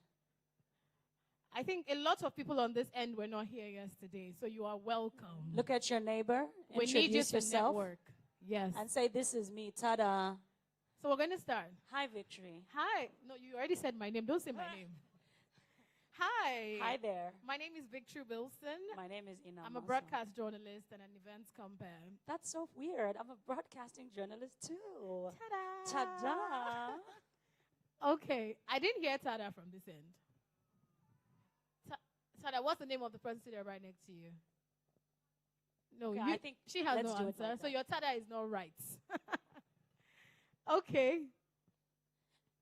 Good morning, sir. How are you? Fantastic. What is your name? My name is Kenny. And what do you do? I run a tech company. So we told you to say hi to your neighbor. What does your neighbor do? His neighbor is far away from him. His neighbor was busy. The excuse was his neighbor I was see busy. people at the back there. I didn't hear tadas from this end. So you're sitting chilled. Have you met him? What's his name? David. David. You're not loud. You're not sure. Is your name David? Ibrahim. Ibrahim. You see? You see? His name is Ibrahim, and she said his name is David. Can you see? So I've we've been got hearing one wrong tadas here. Yes, and I've got two gentlemen over here. Let me test their general knowledge. Good morning, sir. How are They've you? actually connected. Have you connected? I'm good. What's your neighbor's name? Larry. Lanre. What does Lanre do? I just told him about what I do. Without telling me what. So Lanre, it's your turn. It's your turn to tell him what you do. Okay. So please connect. Make sure that you network, because that's the major reason why we're here, to share knowledge and to network. We said it yesterday that sometimes the strength of who you are is not necessarily what you do, but the strength of who you are also lies in your network. So being in events like this, like Victory said, is the opportunity to network, the opportunity to engage, the opportunity to also promote and introduce yourself. So don't be shy about it. Reach someone and say, this is who I am. What do you do? Can I get to know you? Okay. I met Mr. Emmanuel, but I'm not sure he's met the lady in purple. He has, but I didn't hear your tada. Tada! Beautiful. She's so pretty. Me and her are matching. I'm going to Okay. come and meet you after this. All right, right now the barcode will be on display on your screens again. Please scan the barcode as it shows you the floor plan. A lot is going on, and we have different halls. We have the Echo Hall, the Rhythm Hall, and the Maestro Hall. You are in the Maestro Hall now. This is the main hall. We're going to have a breakout session here in a few minutes. And the other halls, Echo Hall and Rhythm Hall, will let you know what's happening there. Before that, we have the She Skills Demo Day and Investor Forum. If you're interested in that, you have to make your way upstairs. Just talk to the ushers that you want to go to the hall where the Demo Day and Investor Forum is happening, and they will describe where the room is for you. There's also a job fair for candidates looking for a job. So if you're here looking for a job, make your way to the second floor upstairs as well. The deal room for business conversations, that's where you get to network, meet with other business owners, and let them know what you do. It's happening as well at the first floor. First floor for the deal room. So this is ground floor. Yeah. And it's a networking lounge. So the deal room for business conversations is happening where? First floor. If you need a job, you make yourself available at where? The second floor. And if you want to be part of the investor forum, you go and appear where? Second floor as well. All right. Also want to advise, if you are going to the career fair or where the jobs are taking place, don't get there empty-handed. Be looking for your CV now. And go with your business cards. Now. All right. Let's announce the breakout ensembles. Now, the breakout sessions will happen now. So please pay attention. Here in the Maestro Hall, we'll be having the media and marketing. Okay. So here in the Maestro Hall, we'll have the media and marketing stack, and we'll be talking about storytelling, digital culture, influence-led options. And this stack will be moderated by Nimide. Okay. Is he here? Is She. Mr. Nimide here? Oh, Miss Nimide. Yes, please, you can come up. Thank you. Then at the Echo Hall, in case you don't know where the Echo Hall is from the floor plan, it's the hall at the main entrance. The Echo Hall is the hall at the main entrance. And what will be happening there is fashion and digital identity. So if you're interested in that, please make your way to the Echo Hall, the hall at the main entrance. And it will be moderated by Wumi Tuashe Fosudo, the co-founder, TWF Production. And then stack 3 is a little bit different, I beg your pardon, which is happening at the Rhythm Hall. But this will be an all-day event sponsored by and run by DevTribe. And the focus of this is Software Developers Conference. So if you are into software or a developer, then you can make your way to the Rhythm Hall. This will be a conference that will be taking place all day. I think they've started already. So do we understand that everyone that's here is here for the event happening here in the main hall? Right? So we're not going anywhere. Fantastic. But would like to repeat for those that did not hear earlier, please. At the Echo Hall, what will be happening there is fashion and digital identity. That session is happening now, and it will be moderated by Wumi Tuashe Fosudo, the co-founder, TWF Production. So if you're interested in fashion and identity, please make your way down to the Echo Hall. The Echo Hall is the hall at the main entrance. Also, if you are looking for a job, you came here job hunting, please make your way upstairs to the 2nd floor. And if you're interested in the Investors Forum, you want someone to invest in your business or you want to invest in someone's business, please also go to the 2nd floor upstairs. The deal room for business conversations is happening at the networking lounge on the 1st floor. Ladies and gentlemen, go ahead. Yes, before we make that announcement, lastly, if you were here yesterday, your pictures are ready. The barcode will be on the screen. Media, please help us with the barcode. So you can just scan the barcode, and it will take you to the pictures from yesterday. You see your pictures, and please make sure that when you post, you tag Nigeria Fintech Week, and they'll definitely repost. Last but not least, when it comes to the stacks, we've got the Fusion Hall as well, and this is where if you are interested, because like we did mention yesterday, that Nigeria Fintech Week this year is happening in 3 separate venues, but everything is happening simultaneously. So it's the big bonanza, the Tada moment. We are in Lagos, Nigeria, we are in Enugu, and we are also in Abuja. So if you are curious about what is happening in Enugu and Abuja, you can find your way to the Fusion Hall, where you would get the insight and listen into some of the activities and discussions that are taking place in the other 2 venues. Ladies and gentlemen, with that being said, I would like to welcome you to be on your feet if you want to break out and go to the other sessions, or like Victory said, if you want to stay in this Maestro Hall for media and marketing.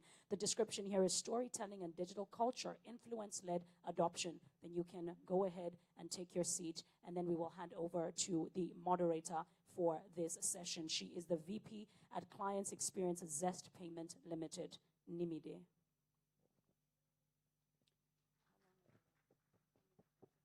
Okay, we heard someone asked what's happening at the Fashion Hall. So let's just give you an insight so that people can go, because you have asked. So at the Fashion and Identity, Digital Identity, I beg your pardon, what's happening there again is you're describing influence, identity, and income. And we have guests like Rosemary Layode, Tosin Ogundadegbe, Noble Igwe, Ifoma Odogu, Chinwe Ozoho, and the like. So please make your way to the Fashion Hall. And at this time, because we've called out the names of people at the Fashion Hall, we'd like to introduce our panelists for the main hall. So do we understand that everyone here is here for the main event? Fantastic. So we'll go ahead to introduce our panelists for storytelling and digital culture, influence-led adoption. First, we have the country manager, Paramount Africa MTV, Bada Akintunde Johnson. A round of applause, please. Ladies and gentlemen, as I call up the next speaker, you will hear through my accent and my pronunciation that I'm going to give myself away. That I am Nigerian, but not really. So if I mess up, if I pronounce your name in a South African way, pardon me. It's not a mistake, it is the South African in me. Okay. Ladies and gentlemen, please let's welcome to the front the regional manager at Black House Media, Njideka Akabogu. Oh, you tried. You didn't murder it, did she? Yes, it's still alive. Did she murder it? She did a good job. All right, next joining the panelists, we have the founder and CEO, Kaizen Business Development Company, Bella Ikeme. Please, a round of applause. And then followed by Bella, we've got the CEO of Joy Incorporated. Can we please welcome a Jennifer Mario? And lastly, on this panel, we have the CEO, SDM Communications, Atinuke Olalafe. All right. At this juncture, we hand over to the moderator, Nemide Folasinu.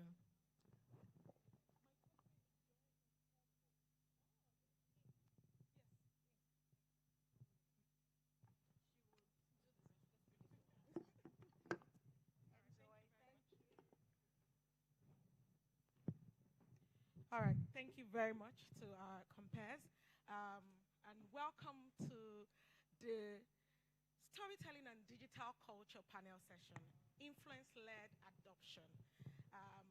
Before I go into it, I just want to say how storytelling for me, and maybe the rest of people in this all, started with Tales by Moonlight. Millennials here, who remembers Tales by Moonlight? It was so interesting. I think it used to show every Sunday at 6. And then, those days, weekends now, you'll have done your assignments on Saturday.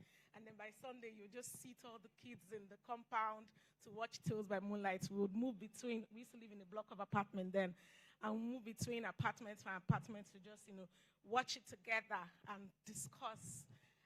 It's so interesting how that has now transcended into scrolls, streaks, swipes on social media. And now just digital is shaping everything. And then beyond culture-led stories, we're then leading stories with algorithm, hashtags, impressions, reach. Those are the things we're now measuring, not the movement of little kids from house to house watching Tales by Moonlight. And let's just go into just talking about how did we get here? What are the things that are driving storytelling? What are the things that are driving, digital media? And I'll go into just introducing my panelists again. Starting with the only man on the panel on my left, Dr. Bada Akintunde Johnson is an entertainment and media guru and the country manager for Paramount TV, overseeing great entertainment platforms like MTV. Welcome to the panel today. Njideka Akabogu is the regional manager for Black House Media. I hope I pronounced your name. With over a decade of experience, she has worked with global conglomerates like Showmax, TSTV, Heineken, Paramount, and Betway. So I'm assuming you know each other. Very good. Okay. To my immediate left, in front of me, is Bella Ikeme, founder and CEO of Kaizen Business Development Company. She's a seasoned brand and growth strategy expert with over 15 years of progressive experience. And our expertise is designing campaigns that work for businesses. Welcome, Bella. In the middle, right in front of me, is the delectable Jennifer Mario, CEO of Joy Inc. Jennifer is a multi-sector expertise. Her expertise has transcended media, content, wellness. Basically, she's done everything. She has over 2 decades of experience in also project management, media, and film. Thank you, Jennifer. Welcome to the panel. Thank you. And last but definitely not the least is Atinuke Olalafe. Did I get your name well? You need to help me. I actually want to get it. Olalafe. Interesting. Atinuke Olalafe, the CEO of SDM Communications, a dynamic marketing professional with over a decade of experience in sales, advertising, media, and marketing communications. Thank you for joining us, Atinuke. Okay, so I think I'll start with you. I think mine is working. Is mine on? Hello, Hi. hello. Hi. So I'll go straight into it. When I started, I said that digital media storytelling has transcended what we watch on TV into what shapes the culture, the trends. And so I'll just go directly to you, right? You're country manager for Paramount, and growing up also, I know that platforms like MTV, BET, they were the things that we watched when social media was nothing, when it did not exist. They were the ones who shaped the culture. How does it feel to be part of that system, the traditional system, and how have you sort of moved in Paramount from just focusing on that traditional media to then dispensing information on digital? Good morning, everyone. It's such a pleasure to be here, and congrats to the organizers of the Fintech Week, Nigeria Fintech Week. So we're called legacy media people, but we find expressions daily in this new world on digital platforms. And maybe the most significant shift anyone in the world has experienced or lived through over the last decade and a half has been the democratization of media and the explosion of media channels. And by the democratization, it means everyone is participating either as a creator or a curator or a consumer, or in most cases, both. So yeah, with traditional media, you had our channels, for instance, MTV, MTV-based, Comedy Central, all the Nickelodeon channels. Over the time, they have evolved since inception, mostly sitting on linear platforms. So on pay TV, in some markets, like in Nigeria, for so many years, you could watch what we call content blocks from MTV Base and Nickelodeon sitting on free-to-air television. So AIT, NTA, you could watch, specific content that would seed on those platforms. But now, across all those brands, people all over the world are consuming the content and interacting with our brands on digital platforms, on social media, on YouTube, just about everywhere else. Not only just digital platforms, the consumer of this digital age is experience-driven. So there are offline platforms that provide opportunity for you to also curate and interact and build relationships with consumers. So yeah, as the world has evolved, as technology has driven evolution, media consumption habits have changed, consumers have changed and developed, and so content platforms have necessarily had to evolve as well. And so even though we're called legacy media platforms, daily we're serving content to billions across the world on digital platforms and having interactions even way beyond there into events and experiences, and basically just interacting on a 360-degree level where it's always on. You don't have to, unlike in those days where you needed to wait till 6 p.m. on a Sunday to watch Tales by Moonlight. Now, whether it's on a video-on-demand platform where you can binge watch, if there were a title like Tales by Moonlight, you could watch 2 seasons at a sitting, even though that would be a very unhealthy way to consume content. But if you chose to and you had the time and space on your hands, you literally could do that now. You couldn't do that. You had to wait for every 7 days. So even though we still have that, appointment viewing, as it's called globally in media, is still a big deal. But it's more for live events now. So for like sports shows, Arsenal is playing Manchester United, so it can only be at 4 p.m. except you want to watch a rerun. If you want to watch it live, you've got to still sit in front of a TV set, or it doesn't have to be a TV set. It could be a mobile phone, it could be a laptop. So there's still appointment viewing, pretty much how we used to do it back in the day. But what digital media has done now is that all of the episodes of your favorite title and could be 10 years worth of content. So for those who grew up on Friends or Big Bang Theory, some of our titles, these days they can just go on Paramount Plus and watch on the VOD side of things, that's video on demand, and watch virtually all the episodes of Friends or Big Bang Theory that have ever been produced at a go. You couldn't do that before. So that there's access, there's more players. Everybody is a creator, a curator, but all of us are consuming massive amounts of content, much more than the world has ever known. And for me, it's a privileged position to be as we continue to evolve going forward. Okay, thank you so much. Thank you so much. You said something, you said that the way people consume content has really changed with digital and technology evolution. And I also want to speak to just that, but come to Ingideka this time around and say that in your experience managing brands and trying to deliver value by way of, enterprise value, market penetration, brand penetration, how do you marry legacy platforms together with digital platforms and ensure that there's consistency and what Dr. Bada said in terms of just 360 integration? How do you marry that and still, focus on what matters to these brands? Okay, so I think Dr. Bada really spoke to that, right? It's no longer, even with, I work in PR and communications, and I always tell the clients that you send out one press release and you think you've ticked a box, right? We live in a world where, again, the media consumption habits are changing and you need to adapt, right? Being able to take one piece of content and adapt it for the different formats, right? Whether it's going on TV, whether it's going on radio, whether it's a podcast or whatever, right? To ensure that you're actually cutting through the overload of information, right? And also, just also ensuring that the stories that you tell are very, they aim for the hearts, right? You see on social media these days, there's a reason, and I don't want to mention names, the likes of, I don't know who, or topics like when you go on Twitter and you say something about someone who should cook at 4 a.m., who should sit somewhere in front of the car or whatever, those topics that get people riled up, yeah.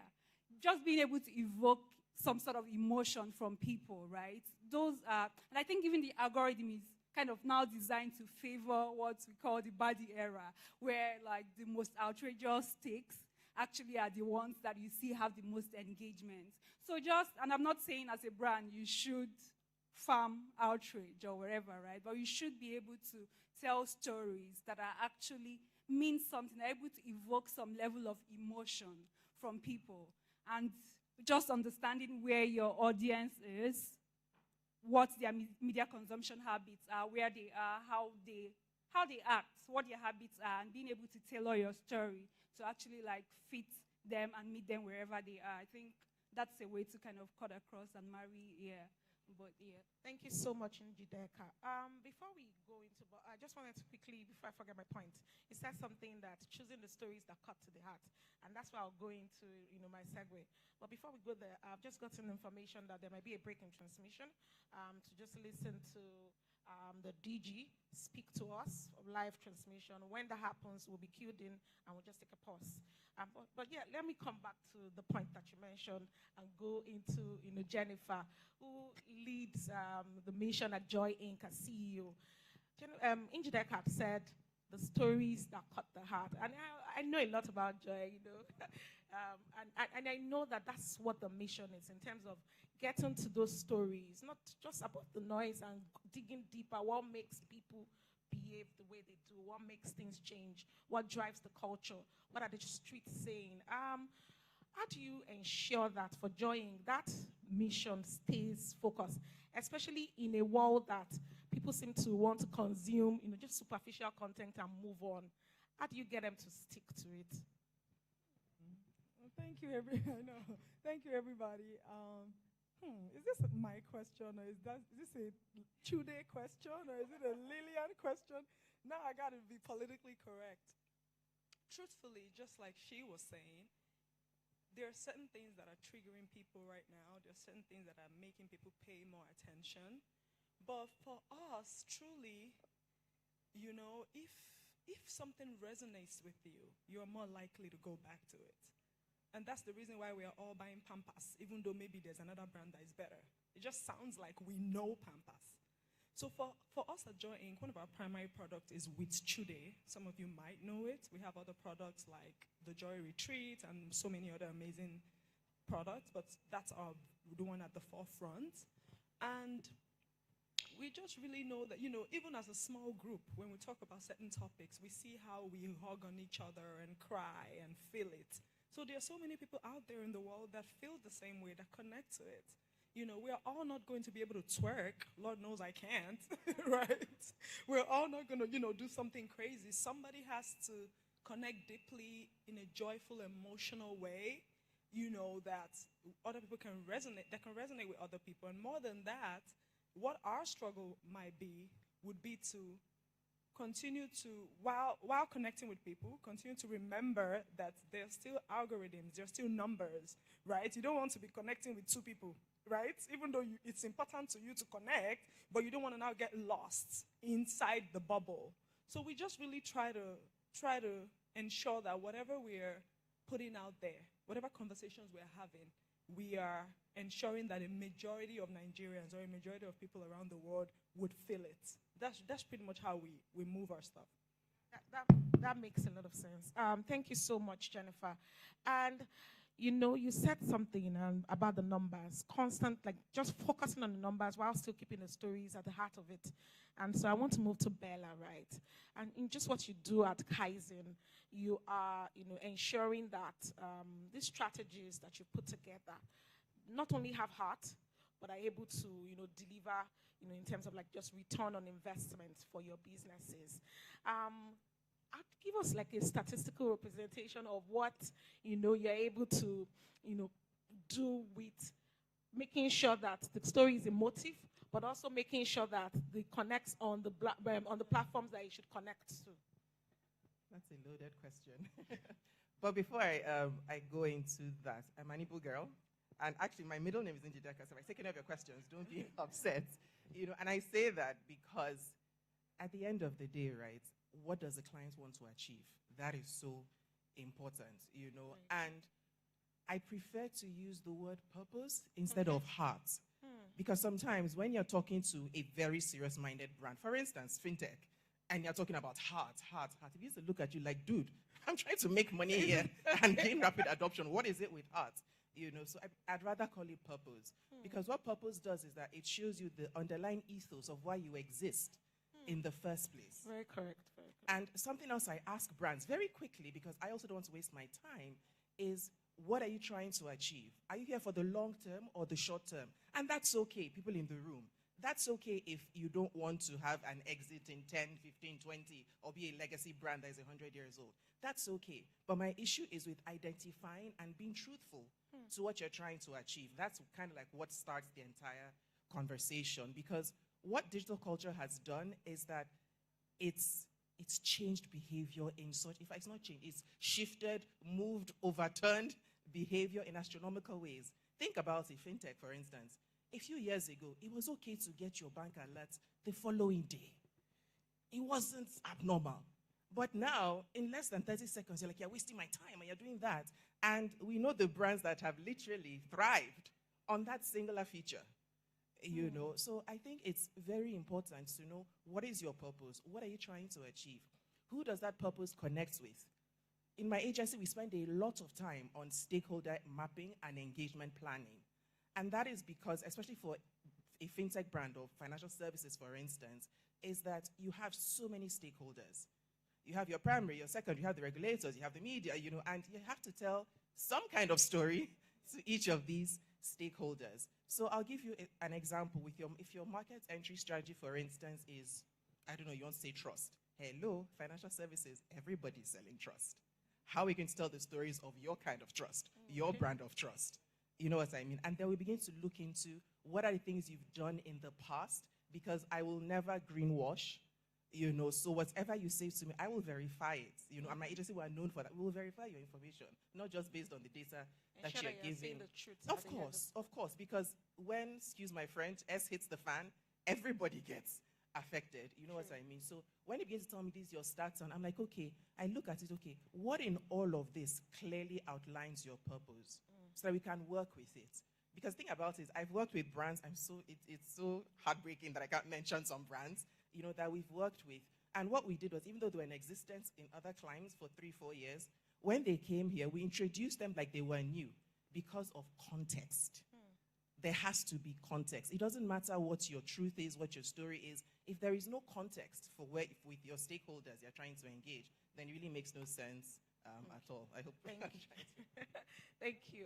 Heart is purpose for brands, and just keeping it as simple as that is what I've picked from you. But also in terms of just you kind of like narrowed down to fintech and how fintech approach storytelling from the trust angle. But I want to move to SDM. Atinuke, I know that SDM has done a lot of work for multi-sectors across financial institutions to retail. Do you find that the experience is the same? And how does SDM ensure that what works for one sector is not what would necessarily the question really is, how have you found that what works for one sector is not necessarily what is obtainable in the next sector? What are the differences that you've seen in your experience? All right, thank you for that question. Hi. So thank you for that question, and I'll just quickly touch on what I'm sorry, your name. What she said about, I'm sorry? Bella. Bella, apologies. Bella said about purpose. So I take that to mean value for some of the brands that we've worked with, because everyone's value is different. What they're looking for is different. And the target audience they're also speaking to is different. So in terms of the experience, that is crafted around the target audience and also what will resonate with that target audience. And I see that there's something that cuts through what all of the speakers or panelists have said here, which is emotional connection. The moment you're able to determine who that target audience is, you now begin to craft your story in an authentic way, as well as being able to connect with them on an emotional level. So those experiences will be different. So we at SDM, we've worked with a myriad of organizations. And when they come to you with briefs, the objectives are always different. So some come with you solely just for awareness, right? And depending on the sector, the story will be different. And also, I mean, if we look at fintech, for example, she's mentioned it. If you're speaking to a fintech, because of the sensitive nature of financial transactions, you have to be careful the way you tell those stories. And in telling those stories as well, you must look out for people that will help you tell that story that have got credibility in also an authentic way, and also being able to connect emotionally to your target audience. And I think it was Bada Onjideka that also mentioned about information overload. So the consumers you're speaking to today, the target audience, they are bombarded with so much information, so much content, it's ridiculous. So at that point, you must be able to sell that value and connect with them to get them to stay. So the experiences are definitely different. Okay, yeah. Thank you so much. And you said something that just brought me back to the question I wanted to ask Dr. Bada next, around knowing what works, the influence, the platforms. How do you connect that? And you own the platforms. They execute the strategies on these platforms. Do you have insight into basically this psychographic makeup of the content, the kind of people who consume content on the type of platforms? So, for instance, you have legacy, but you've also, evolved with the time. So you have your video on demand. What can you tell us about that, especially for people in the crowd who are also maybe, trying to design campaigns and want to know where to put what? What can you tell us about the behavior, the age, all of those, useful elements that would help? So one of the most exciting part of my work, owing to my background in marketing communications, I spent over a decade working in ad agencies. Okay. Before I became head of a media platform. So sort of really doubling down on understanding the consumer as a key part of your campaign development has always been very key to me, which is why one of my biggest frustrations within the media space has always been the absence of scientific data. Where, for instance, if Wichude sat on NTA network and AIT network, you wouldn't be able to say how many persons actually watch. So there wouldn't be access to quantitative data. You also would not have access to qualitative data in terms of being able to drill down to average time spent per viewer, gender of viewer, and those very key data points that help you to program better, because now you can curate if you have access, if and when you have access to all of that data, you can curate your content more intelligently and more targeted, you know, in a way that is relevant to whoever it was made for. But within the legacy space, and sadly so, it is still pretty much the case as at today. The only good news, I probably should be charging for breaking here, is the fact that we are in the final days of being frustrated within the legacy space. So even the likes of NTA, AIT, and all the free-to-air channels that I mentioned, in 18 to 24 months, I hear, there will be a television audience measurement system deployed that would mean that in the same way that we have access to analytics on digital media, we will be able to, you know, measure, you know, campaign effectiveness. So if a fintech brand, please go ahead and you had it here first on fintech. And Nigerian please fintech squeeze some dollar notes in my palm after now for giving you that information. Yeah, and sometimes it is the difference between how much influence, and influence has been the recurring word from speaker to speaker here. It's the difference between being able to optimize influence across campaigns or maybe even advocacy. So even when you're not essentially selling a product, you know, you're still trying to influence people, whether as a brand or as a corporate or as an individual. It makes access to data makes a big difference between being able to achieve that and not being able to do that. So it takes your communication from to whom it may concern territory to the exact person it concerns. This is for you. To the person's exact specific tastes, you know, how they want it, how long they want it for. And it's the reason why there's a migration from legacy media to digital media, because the content that is sitting on digital spaces are being curated based off the data that they're looking at. There's a lot that has been said, and rightly so, about, you know, the penetration of and adoption of Nigerian music, which maybe is the one content piece that we all can be most proud of in terms of how well it's done. Very correct. In various markets across the world. And the reason it continues to do well is because the music executives who deploy music campaigns on what you call DSPs, digital streaming platforms, they've got access to all of this data in the back end.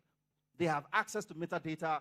They can tell you if, say, an Ashake song drops today, they can tell you how much of their budget is going to the market where the last Ashake song was most received. And that just takes you from the blind territory to a territory where you are empowered, you are equipped to speak to who you exactly want to speak to, because there's no point trying to market to an audience that is not responsive for whatever reason, right?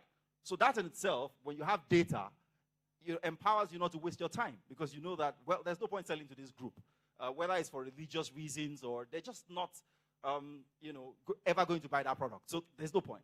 But with legacy media and some of the challenges, you just keep, you know, funneling budgets into dead or towards dead ends where you have no business being. So for me, yes, we hope that in the time frame that I mentioned, legacy media in Nigeria is devoid of the shackles of, you know, not having what we call audience measurement data when TAMS is deployed, so that across all media verticals, now you can have qualitative and quantitative data that allows for people like us, people like ourselves, who develop campaigns for brands or who deploy campaigns for brands to be able to curate and create better, but also to be able to monetize better.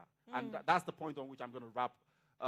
Monetization has been significantly challenged, because when you don't know how many people are watching, it's hard for you to put the right pricing on the platform, but also the content. So I'll give you an example. Way back when I was in advertising, one of the things that startled me early on, particularly in 2006 when I started, was that the price point for advertising during the Super Bowl, I found quite staggering. At the time, a 30-second commercial during the Super Bowl would go for about $1 million or $1.5 million in dollars, right? And even though exchange rate at the time was just about 130, it was still staggering to think that people would pay for a 30-second spot about 130 million naira. I just couldn't believe it. And the reason they could do that, and you could look up how much it goes for now, it's probably a lot more expensive than that, is because they can sell the size of the audience to the advertiser and go to a Coca-Cola or a Pepsi and say, 3 billion people across the world are going to watch the Super Bowl, right?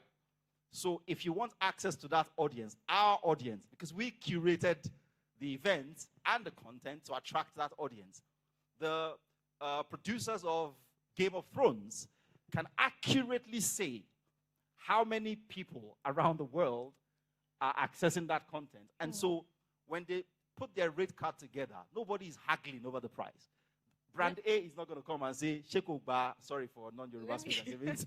Let me come back to you quickly, right? And ask Njideka, like, what, just writing on what Dr. Bada said, how is pricing, especially with this blindness that he speaks of beyond digital, right, influence some of the ways that you connect with your brands in terms of when you're working?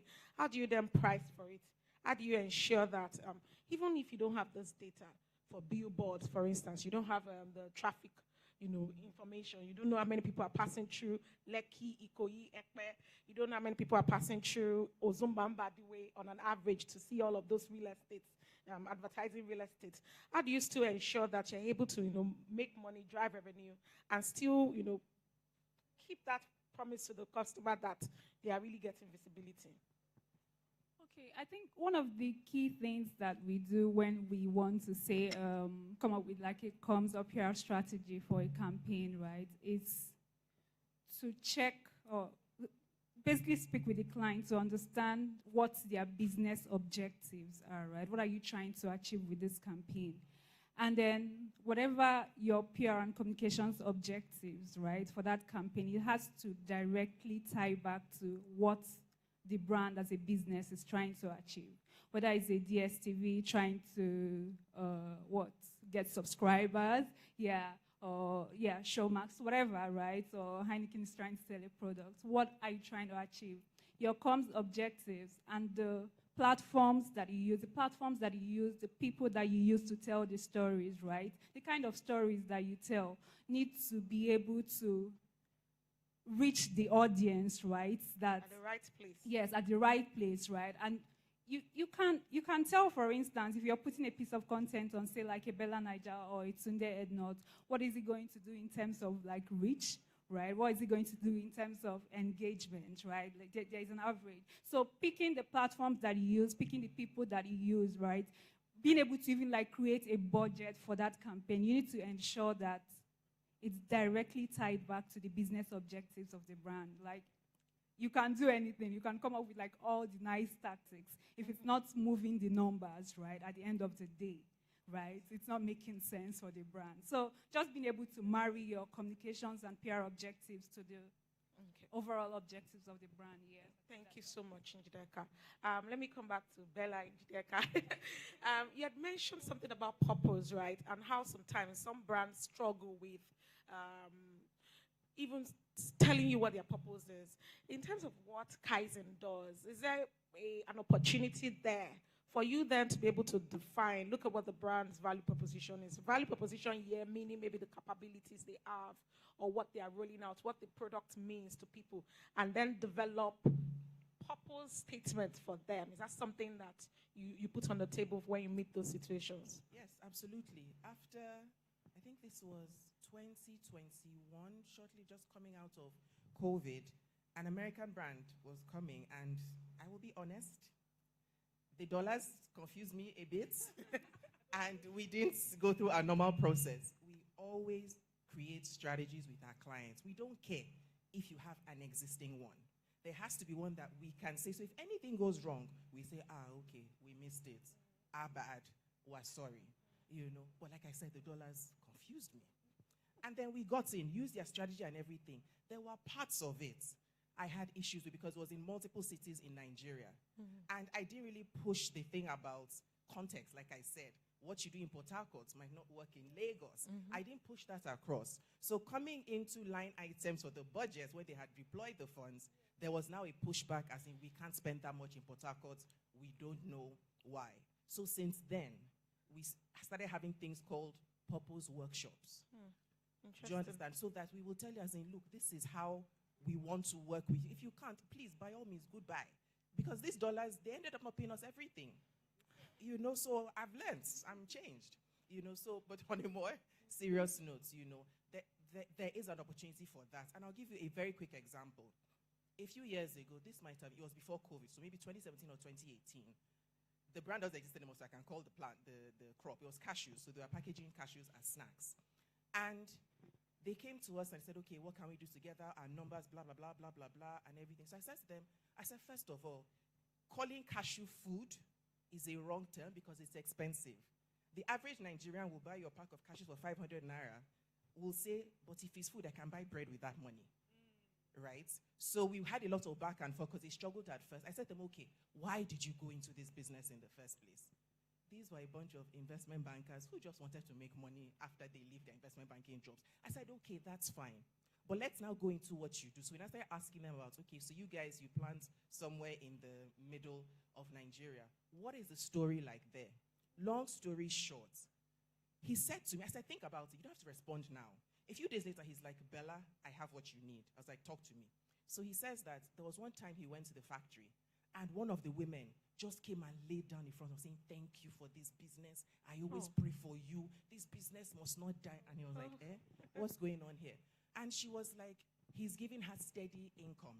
So unlike before, where they would go and maybe plant cashew during cashew season, go and plant yam during yam season, because of the technology guys were able to bring in, and of course the investment banking, they had funding all year round, they were able to plant all year round. So the woman had a steady job. So he said, you know what? So he thinks that that is a way to connect with people. So what we did with that story, we gave her a name, but we quickly went to go and find her name before we published. And we used, I think her name was Lola or something. And we actually put it on the brand packaging. And we said, Lola is one of the people who picks our cashews, processes our cashews. So for every pack of cashew that you buy, you are keeping people like Lola in a job and her affecting her communities. So you see, they were honest. They said, we want to make money, and then we found the story to tell. Thank you so much. That's such an interesting story. So it's like you're tying brand awareness with also, should I say, a bit of CSR? Or, I mean, but like impact, yes, impact fueled. So thank you, Njideka. So I want to go into just people, the people part of it. At Jaw Inc., most of your work is with people. What kind of power have you seen that people have in terms of what they say? I know that when the influencer culture and trend came in, everyone thought that was new oil. Even till date, it's still there. Is it as relevant as before? When you speak to a person, what do you see in terms of just what happens after for the people who are watching? Oh, absolutely. That's a really good question. And truly, that's at the core of us, really. It's how do you see me? Do you hear what I'm saying? And the words that are coming out of my mouth, does it matter to you in any way? That's the picture. So your question is as good as answered, right, as far as us and what we do. And quickly, before I say what I was about to say that I just forgot, it's important in this day and age to know that the content side or the content dissemination side or giving people this information side is not going to go anywhere, not now at least. And as we continue to tell these human stories or these emotional stories, we must continue to remember that if people are not seeing the content, it doesn't make a difference, right? You are a superstar or you are a beauty queen in your house. You didn't contest. So we don't know you are fine, right? So people still have to consume the content. So that's why Trude, a week and a half ago, announced a fund. I wanted to say it earlier, I forgot, that we are working on for content creators. A $500,000 fund for content creators across Africa, so that they can come and say, okay, I don't get money, but I get the story. I want to tell it. So we would vet, and there's a whole process. We're still cleaning it up, and then we're going to empower young content creators in that way. Okay. And out of the fund, we announced a $10,000 AI one. So when the people on stage just now were talking about AI, I'm like, it looks like we are trending. We're there inside where they happen, right? So there is that. So truly, when people feel seen or heard, they really thrive. And on our show, we have celebrities who go on multiple platforms, just the regular platforms, to do interviews. And they find that people are asking them the same generic questions. What did you wear? How does it feel when somebody boss you? No. What, you know that kind of work-life, thank you, that work-life balance. And they only ask women, that they don't ask men. Don't let me go there, right? So for us, when we ask you things like, oh, how did you feel, growing up? How did you feel that your parents were not together and you'll be like, okay, what question is this? And then the next thing you are crying and you didn't know you would cry. Sometimes people would say, I said I wouldn't cry on this show. And we are like, we didn't plan to make you cry. You're just telling your truth. And so people will always feel seen when they feel like their genuine story is being told. And when the audience also feels like, oh, that thing she said, I just feel amo. It would also and I think that's our biggest tool. That's what keeps people coming back to our show. Thank you so much. I'm going to have to borrow 5 minutes from the time. You have to forgive me, organizers. Atinuke, we've listened to everyone now. I think I just want to wrap up the session and give time for audience to ask questions. But in terms of just like your experience and marketing in general, what would you say the strongest strategies are right now that has worked for businesses? Top 2 strategies. That's tough. That's what I'm saying. I know. Tough. It goes back again. Njideka mentioned it, and I think Bella also mentioned it. Value and objective, right? So what works for brand A will necessarily not work for brand B. No one's shoe fits all, right? So it goes back to what are you trying to achieve? And then you can tie it, yes, into, your business objective, or value proposition is key. How you tell the story as well is key. You had mentioned about influencers, are they still relevant? Yes, they are relevant. It depends on if their brand aligns with what the brand objective or the product or offerings of the brand is, right? So we've seen where, if we look at fintech, where they've adopted influencer-led to push and simplify, complex financial transactions, and also to make it, to drive adoption. So it just depends on, where the brand sits and who they want to work with in terms of the value that they're trying to give out there. Okay, thank you so much. Before I open the floor for the audience, I would say for me, there's something that something that came to me. Bella talked about the purpose workshop, right? And I think that's just something that every single person here should take back. Have you done, if you're a CEO, if you're a founder, if you're a startup leader, have you carried out a purpose workshop for your brand?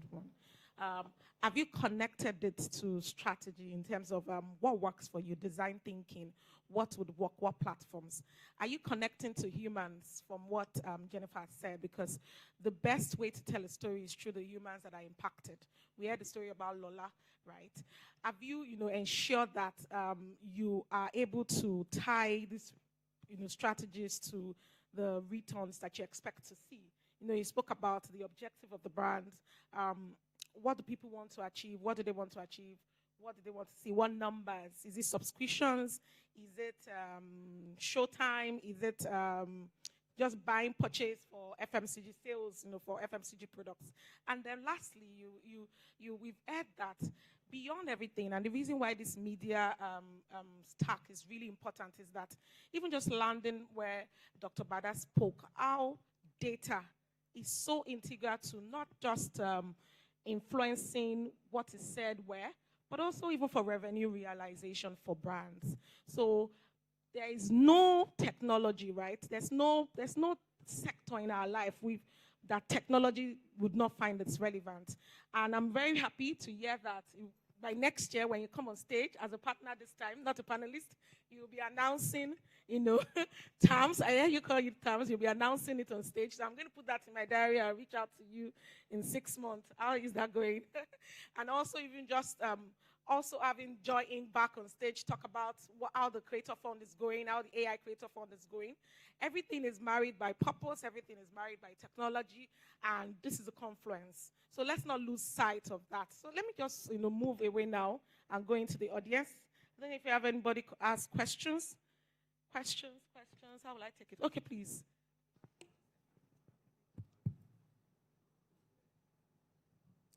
Good afternoon, everyone. My name is Francisca Honoride. I'm the Business Communications and Development Manager for T&A Legal. So I like that we've been talking about measurement, impact, analytics of marketing efforts.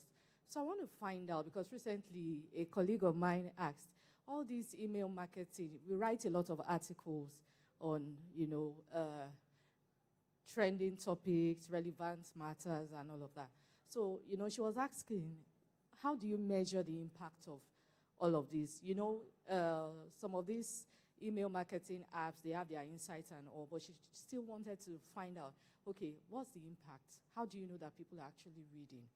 Do you get messages, do you get emails? And, luckily I was able to tell her that, we received DMs.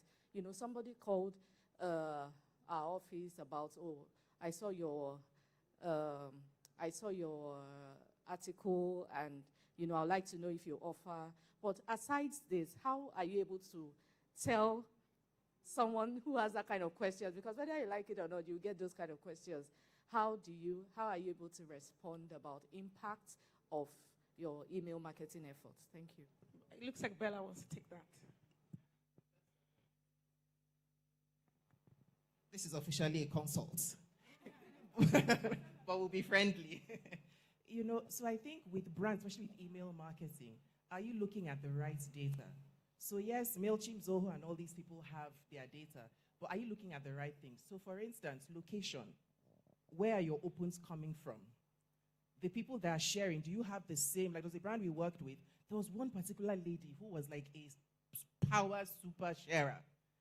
And I was like, you're looking for influencers. You have somebody who she's not getting paid, and she's sharing your emails. Do you see? So do you have people like that on your mailing list?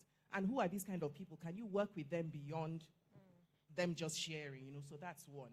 Two is, what you also want to do is your email list segmented? Are you mailing the exact same information to your 2,000 plus subscribers to your emails? That's where you now have like the drip campaigns, where you want to now use it as some kind of filter to filter out who you should continue to talk to. And who, do you know what? Send them an email like Gartner does sometimes. We see that you haven't opened our last 3 emails. Please click here to unsubscribe so we don't bother you in the future. So sometimes when it comes to metrics, which are another conversation, it's important to look at the metrics that matter for you. Because you're legal, thought leadership is important. So you can't wriggle out of not putting out some kind of thought leadership content. But again, maybe you want to try opinion editorials so that way you can track in a much wider, to a much wider audience to see the efficacy of your content. Thank you so much. And you got our advice for free. Very free. Do we have any other question? Okay.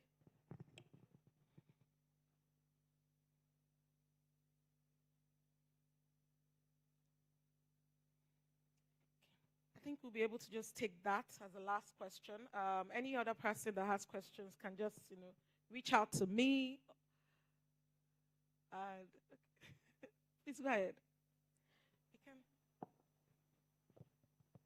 Good afternoon. Okay.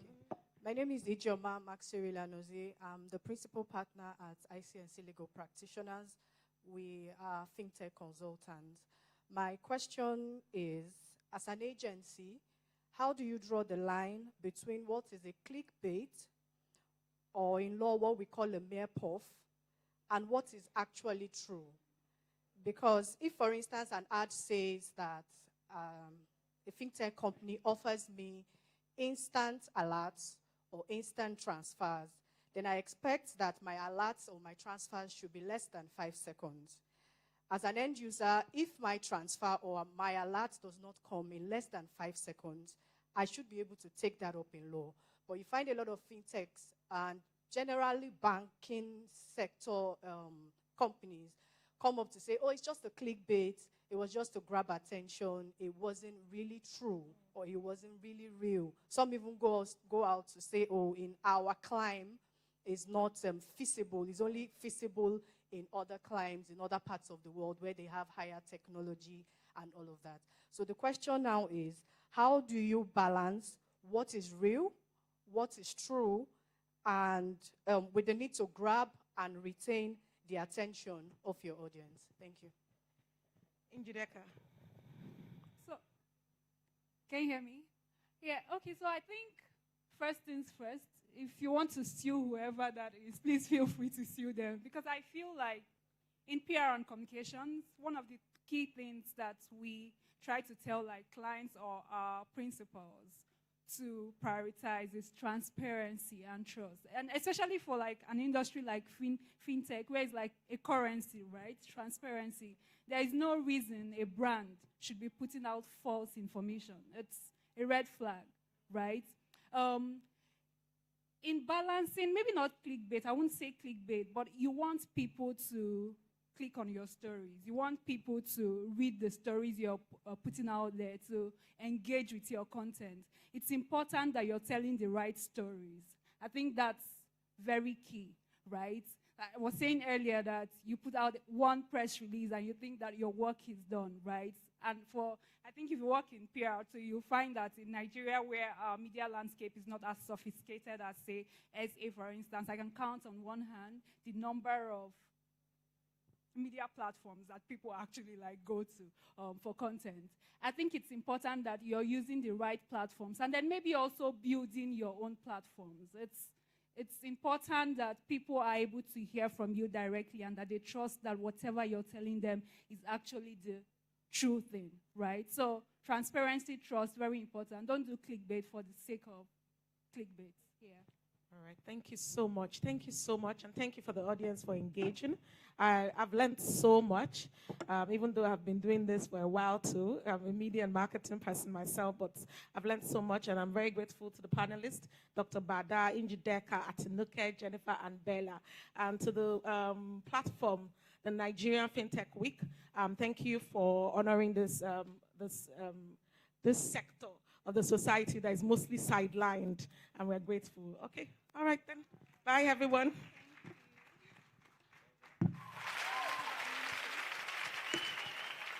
Thank you very much. Please, you can make the applause louder. Please, our panelists should stay on stage for a quick photograph session with Dr. Jamila and Dr. Stanley. Please, can you stay this way because of the... Giving you a platform where you innovate and share ideas. Yeah. The cameras are there. Yes.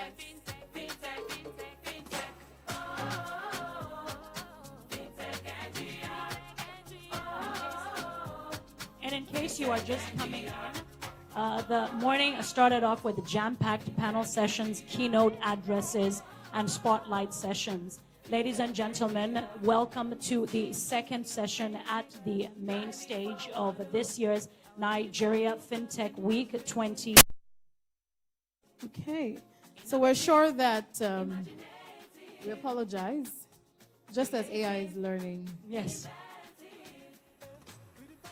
We'll keep learning as well. All right, we're sure that all the sessions in Echo Hall and Rhythm Hall should be wrapping up now. So we need everyone back into the hall, please. So if you are a hostess or you are a usher, please assist us in getting all the other halls to shut down.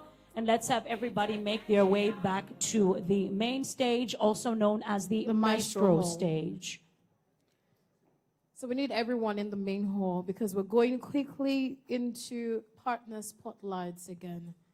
And to just mention again, ladies and gentlemen, this year's week, Fintech Week, is none like any other. We are having 3 stages happening simultaneously. So if you are in Lagos, please take note that we also have sessions taking place in Enugu and also happening in Abuja. In case you missed that, we've also got a hall that can show you the spotlighting sessions where you can listen into some of the keynote addresses, some of the panel discussions and the activities that are happening simultaneously in Abuja and Enugu. Yes. Okay, we have everyone in the hall now. Fantastic. So we're moving on quickly into the Chamber Solos. That's the sponsor spotlights. Please join me welcome upstage for his remark, the Managing Director, Open Access Data Center, Dr. Ayotunde Koka. A round of applause, please. Thank you very much.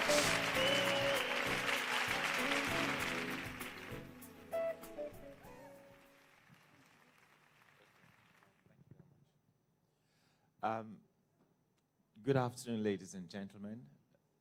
And it's great to be here today, and also delightful to be sort of sponsor here. I've been told to talk about seamless transactions and AI and fintech, and so on. So I also know a lot has been said in different perspectives about the whole thing. But something that's occurred to me is just as so much has changed, so much stays the same. And I'll explain why. Things have improved like magnitudes from what it used to be like 20 years ago, 25 years ago. Early 2000s, about 2001, and so I was the digital services director of EggBank, which was the first pure play internet bank in Europe, certainly, but probably the world. And what it was is, you transact online, you don't have branches. And those days, people were talking about branches dying, and we won't have branches in the next 5 to 10 years, if you recall, right? And do we still have branches? Yes, but they're of a different mode. When did anybody here use a check for a transaction? I can't recall when last I used a check. Okay, so the modes have changed. I heard a question talking about, oh, there's a problem in my fintech. When do I get my alert if it doesn't come within 5 minutes? 5 minutes? 16 years ago, 15 years ago, when I was group CIO for Access Bank, there was a lot of things I kind of insisted on in terms of architecture, setting, and so on and so forth. But one example is the customer at EggBank, we had a key thing around driving everything with customer experience, right? Remember that. Everything you do has to be driven by customer experience, okay? Define it, what you need. So let me go back to this ATM, the SMS thing, right? So I said, by the time it transacts, 15, 16, 14 years ago, okay?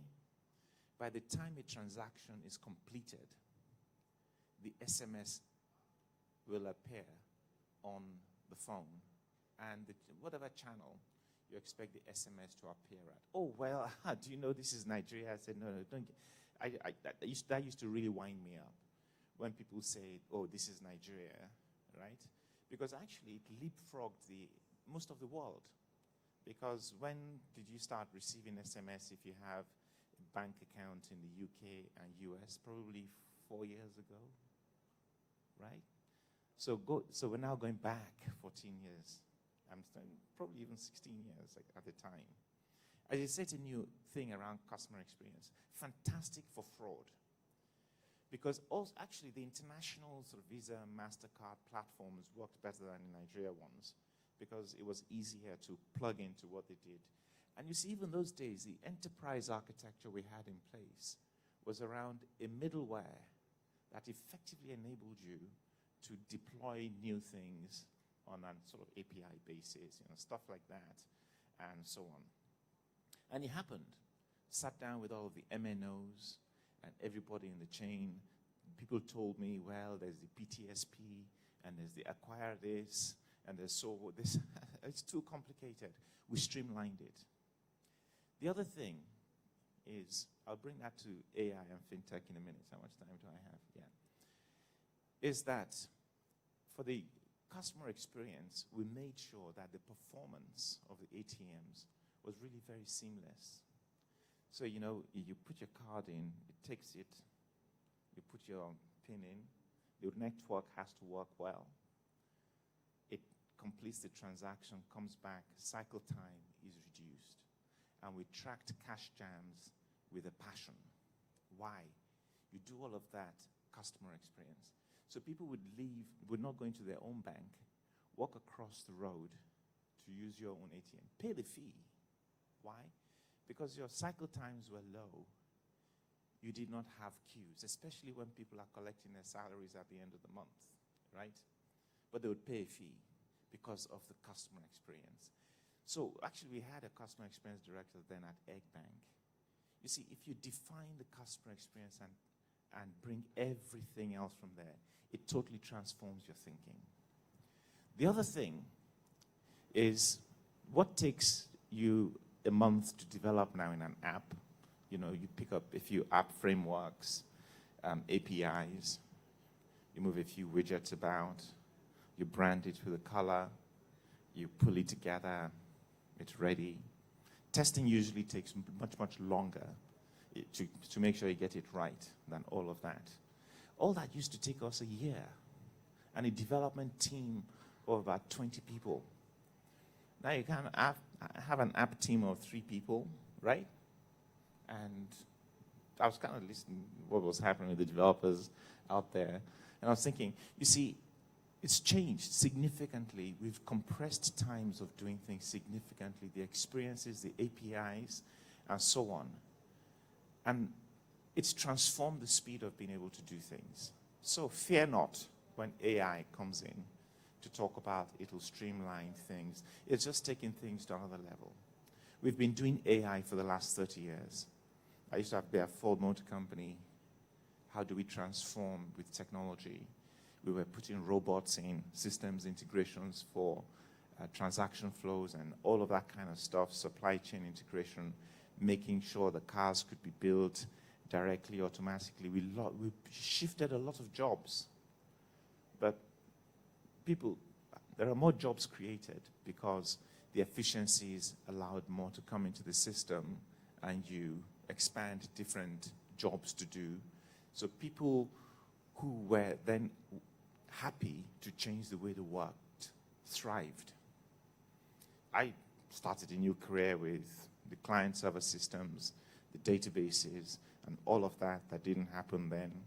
You know, quite a lot of the Oracle and Microsoft people are at the top now, where, you know, sort of up-and-coming people those days, okay? Going back about 30 years. So we've reached a new plane. That's why I say, as much as so much has changed hugely, everything stays the same. So what has this got to do with AI? One of the things we noticed, and fintech, is that it really isn't how much money the person, to make money, okay? It's not how much money they have that makes them profitable. Okay, they bring a lot of cash in, a lot of float, but they probably don't have a lot of float because their cash is, the money is tied up in some structured investment somewhere, but they're rich, right?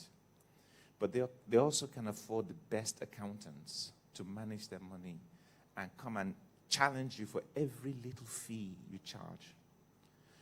But you know, you might have somebody else who just has cash.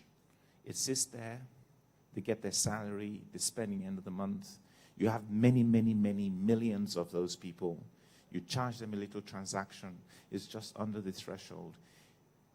It comes down to the attitude to money. The other thing we then realized is, how do you get into the rhythm of your customer's life? Okay? So the platforms we have now, the fintech platforms and everything, gives us the opportunities to pull together all of these things to get into the rhythm of our customers' lives. Okay? We did a lot of work on analysis and technology that was difficult to make happen. Now, you know, we just go on the internet. You don't have to have a little squeak and everything. It's sort of broadband. It's on the phone. It's all transformed. And we've been doing AI for a long time. It's just that the combination of cloud, huge connectivity, capacity, capability, I call it, sort of hyperscale connectivity and huge data, gargantuan data is, gargantuan is huge, that we have now. Plus the processing ability and data centers that we have all over the world. That's why data centers are so important now, and subsea cables and connectivity and all of that, because they underpin everything we take for granted now, okay? Banks used to build their own data centers. I would say to businesses, why build a data center? You need agile infrastructure. Those days when you didn't have colocation data centers like OADC and so on, you didn't have a choice. I had to build one, which is why I then went into this infrastructure business. But now you don't have to. It's agile infrastructure. So any bank that's running its own data centers now, what I say to the CEOs is, you need to expand, so you do a capital expenditure request for $2 million. You take it to the EXCO, they sign it. You do supplier selection. It takes you 6 months to build, then 8 months. By then, your competitors that have agile infrastructure have moved on. And they're now thinking of AI. Oh my God, where we're going to be all these servers and everything for AI. So agile, it moves. So all the fintech companies now will leverage agile infrastructure. So what AI brings now is then to use the baseline of infrastructure that's there, agile infrastructure, cloud, locally, with the performance now and customer experience, latency is very, very important. So we have to have great connectivity that sits locally, plus great infrastructure that allows you to expand. So what I'll use to close out is this. AI, therefore, gives you the opportunity. One, agility. It allows you to get into the rhythm of your customer's life. It allows you to deploy significantly quicker. And we have underpinning infrastructure in place now that allows your agile infrastructure to move very, very, very quickly. And it is those that get those things together that will win. Get into the rhythm of your customer's life.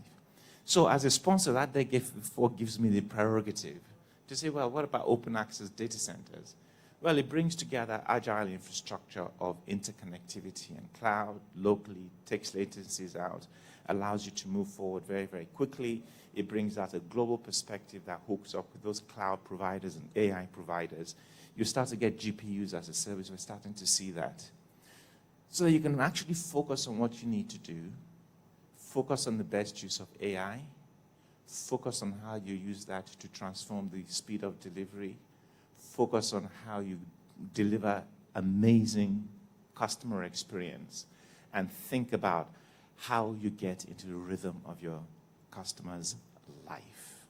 Then it comes down to collaboration, intermediation, disintermediation, and co-mediation. Therefore, you need to think of other products and services beyond just cash and pay that will put all of those things together. For my role as OADC CEO is to give the underlying infrastructure to make that happen successfully. Have a great event, and thank you very much for listening.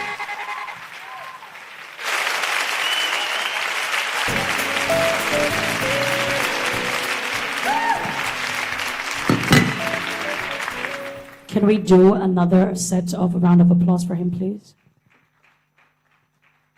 There's something that he said, which is a takeaway for me, and he said, and as much as things are changing, some things are still staying the same, and I think that stuck with me, because we live in a society where you constantly feel like you need to change, and you constantly feel like you need to evolve, but the reality is that certain things need to stay the same. Can we please give another round of applause for that? Ladies and gentlemen, now we move to innovation, product pitches, and showcases. And this is what we have tagged the crescendo. I'd like to first bring our first speaker. And of course, this is themed how mobile apps can beat hackers at their own game. Please help me welcome to the front Damilola Akinsola. This is cybersecurity consultant at Ethos Cyber Limited.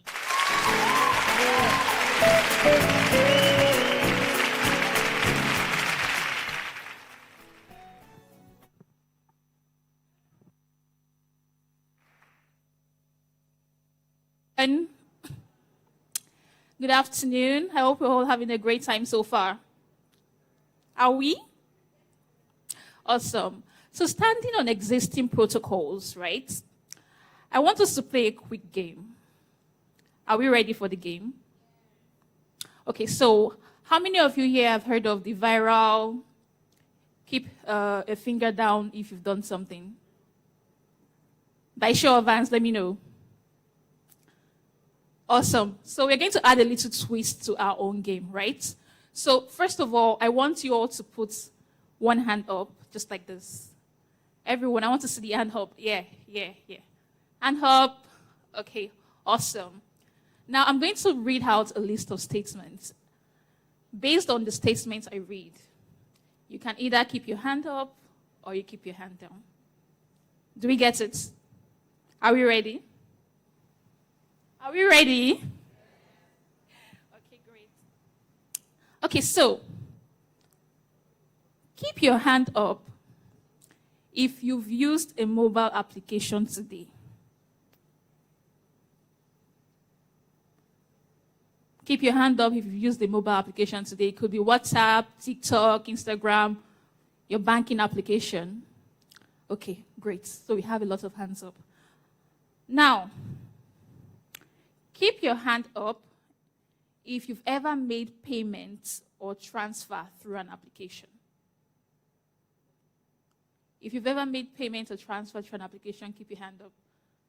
No hands are going down. How come? So all of us have made payments, right? Okay, good.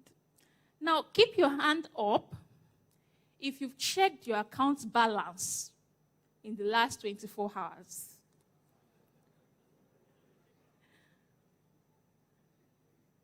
Okay? Some hands are going down. All right, so we still have a lot of hands up.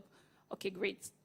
Now, put your hands down if you've ever worried that one day you will wake up and all your money in your bank account will disappear.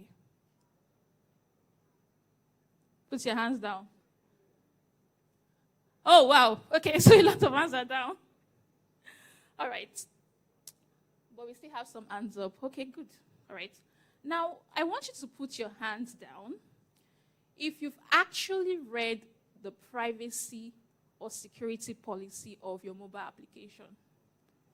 Please don't lie, yo. If you've read the privacy policy of your mobile app, it could be your banking app, whatever app, put your hands down. Now, I want you to put your hands down if you're 100% sure that the mobile applications that you're using on a daily basis are secure against hackers. Okay, so we have just, oh wow, there's no even hand here. Okay, just one.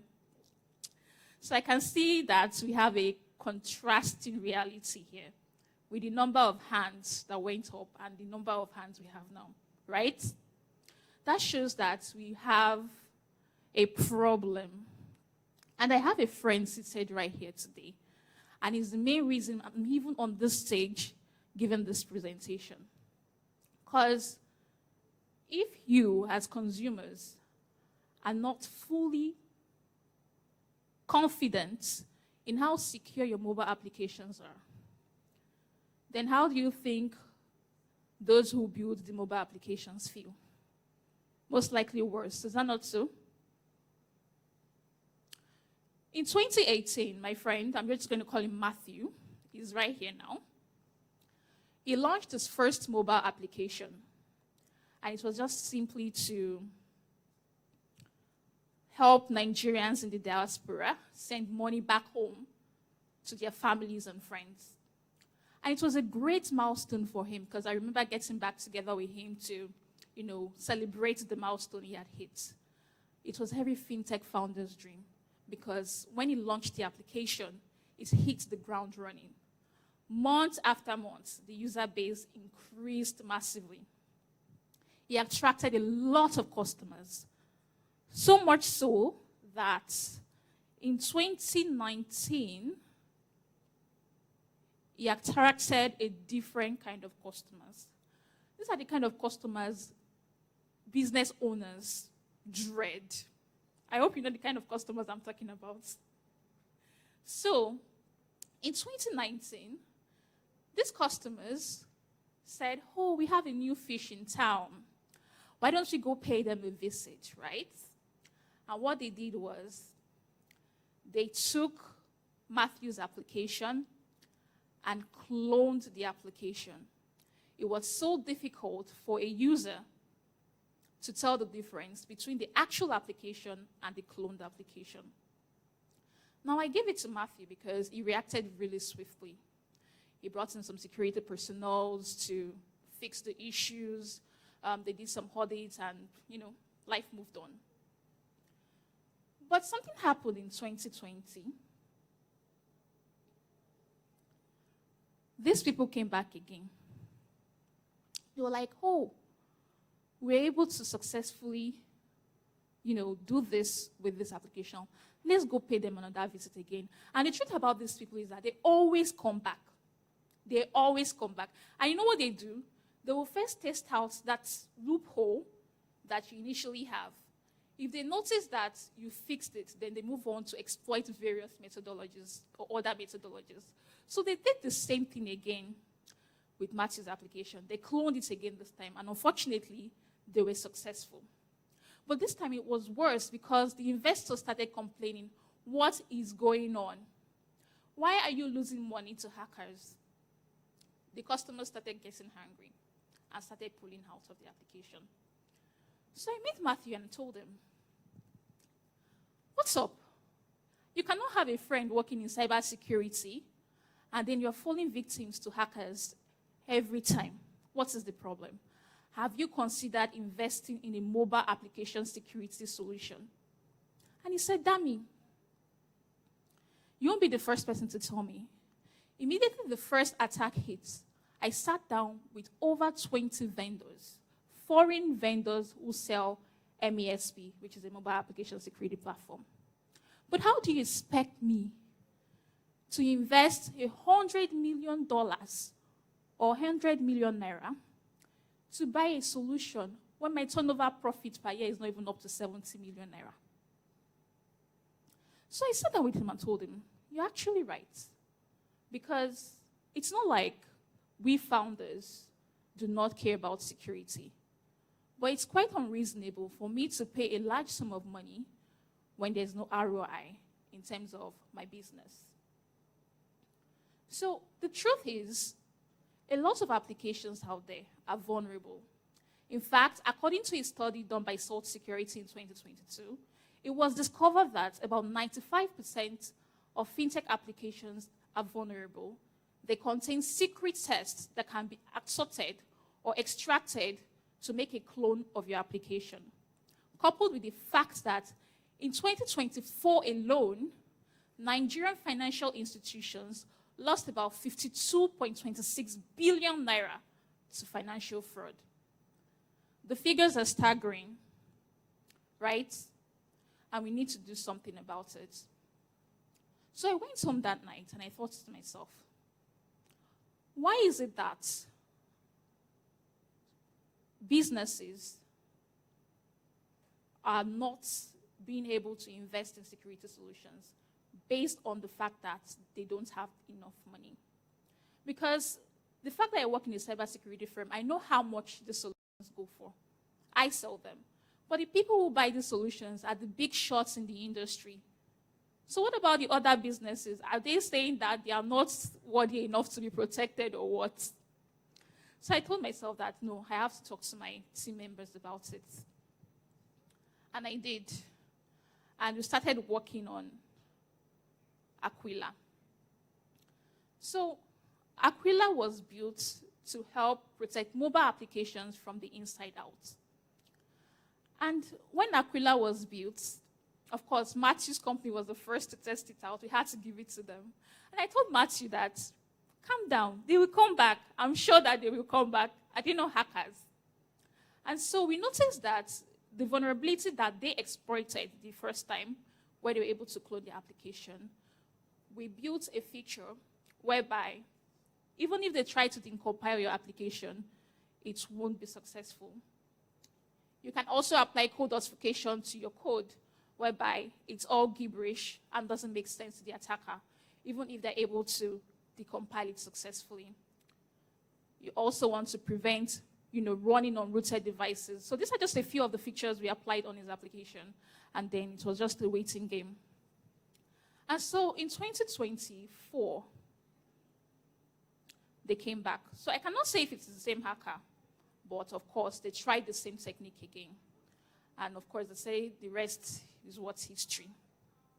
So Matthew can testify to the fact that after he used Aquila, they tried to clone his application, but it was not successful this time around after implementing these features. Now, compared to what these foreign solutions sell out there, these are things that we have researched and discovered how to implement them in Aquila and do so much more without having to discriminate based on how big your pocket is. So, if you'd like to know more about how Aquila can help you protect your mobile application, come visit us at our booths. Thank you. I must say, that was a beautiful presentation. Please, a round of applause once again for her. And you know that hacking is one of the major problems that business owners face, business owners that use technology. And it's amazing that they've provided solution for both SMEs and large-scale business owners. Now we're moving on to Approve HR. Please, let's fix our eyes on the screen for a video, a very short video, media.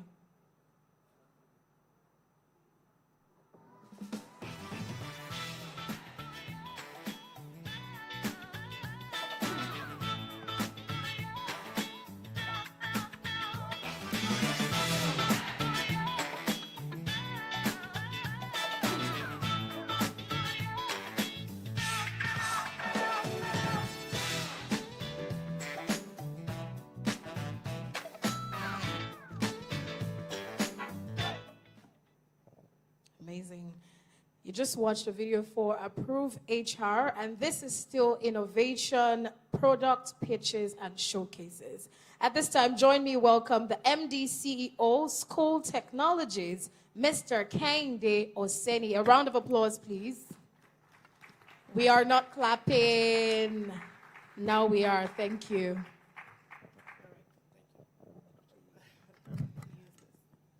Good afternoon, everyone. Yeah, and thanks for that video. So I think I might have to steal, by the way, great presentation, Damilala. I have to steal Damilala's style there. How many of you in this room is currently employed or you're an employer of labor? Okay, so now here's the question. Is anyone in this room, maybe given at a time where you have to go to your performance appraisal, and you felt like you've just not been justified. I mean, you felt some sort of injustice in your performance appraisal. Anyone in this room? You feel like you've just not been given an accurate appraisal. And maybe somebody was just not happy with you, your employer, or it could be the HR person. Any hands in this room? Now, one of the things we decided to do, by the way, like I was introduced, we run a tech company called School Technologies. And coming into the system, we found that a lot of the time, looking at different application out there that solves the problem of HR solution, we realized that there are a whole lot of gaps that the market is not addressing or the solution is not addressing. Then we decided, what can we do differently? We came up with responsible AI.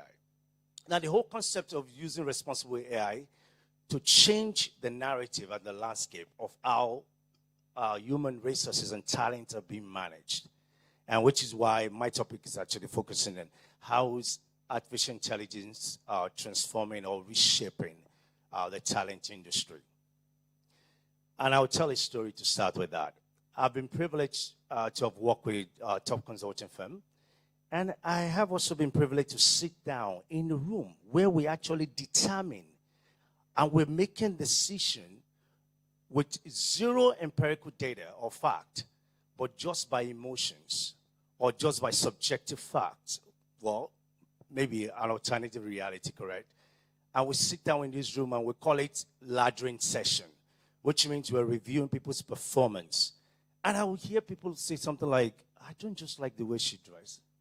I don't like the way she talks, or something like that. I mean, then I sit down there and wonder, you're basically making a very important decision about someone's career growth just by your subjective opinion. Where is the data? And several times I've seen this happen. Be mindful. One thing will happen. It's either you're out of the door after that meeting or you're promoted after that meeting. So people's life, decision has been made with zero data. And we'd say, we got to change that. So Approve HR, what Approve HR is essentially doing differently is that Approve HR is basically not just taking your supervisor's opinion. It's not just taking your supervisors just, not really liking you or whatever emotional sentiment it feels, towards you.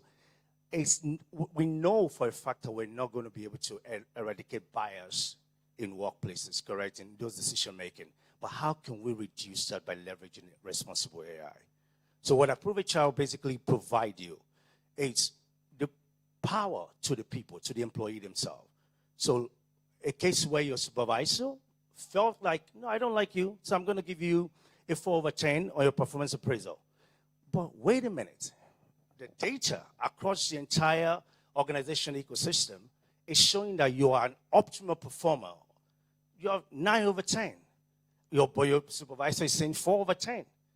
No, that is going to change. Because then the executive will have to look through it and say, okay, wait a minute, why this disparity? So Approve HR essentially is trying to address some of those fundamental issues when it comes to talent and how we upskill, either reskill, or even ladder people in organizations. Again, remember what I said. I have been there before. I've been in those rooms where people's life and people's livelihood were being decided all based on pure emotions, and that will change. Let's run through, because of my time, I'll just run through some of the slide. Now, let me give you a use case, another use case in this sense. Take an example. Have you ever wondered in a world where a system can take my job description, or essentially what the objective of my role is, and create a KPI or some sort of OKRs from that job description? And basically, what then look at it, okay, every day I come to work, but the system is asking you daily questions. The system is basically tracking you from how you respond and how quickly you respond to your email. It's looking at how much of your project you're moving from your Kanban board from left to right. It's looking at so it's basically taking your digital footprint in terms of your performance and giving you a score and a rating based on the performance. Have you ever imagined what that looks like? And that is what Approve HR is going to do. And that's what Approve HR is set out to do. So it's basically looking at your performance growth and laddering you with empirical fact. And there is absolutely nothing any organization will be able to do with that. Because you know why? When I promote somebody or when I ladder someone to a role that is a complete misfit for them, can you imagine what's going to happen? I just like David, my very good friend there, David. I just like him. But you know what? I'm just going to put him in a CTO role. David has no technological background. He has no customer-based background. David is just a, maybe pure marketing guy. What do you expect is going to happen? Productivity will definitely diminish, correct? Ultimately, there is absolutely nothing you're probably going to make out of that role. And think about it from an employer perspective or from an organizational perspective. 2 things is going to happen or 3 things is going to happen. I may have to fire David, correct? Then I have to spend more money to go and now rehire somebody, go through that entire process. Or I may just have to let's manage David through. But here I am, productivity out of the way. I can get David to deliver what needed to be delivered based on fixed budget. But now David is running me down the hole. So I have a whole lot of decision to make at that point. But ultimately, when David is not delivering based on what is expected, my bottom line as an organization is affected. Do I really want to take that risk? Now, what Approve HR is almost front-loading that risk for you, an assessment for you, saying that, no, don't plug a square peg in a round hole, because ultimately you're going to suffer for that.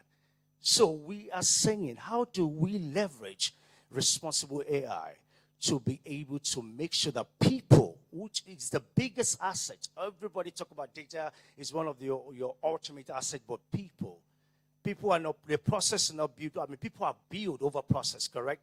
You are not going to have a process that cannot be run by people.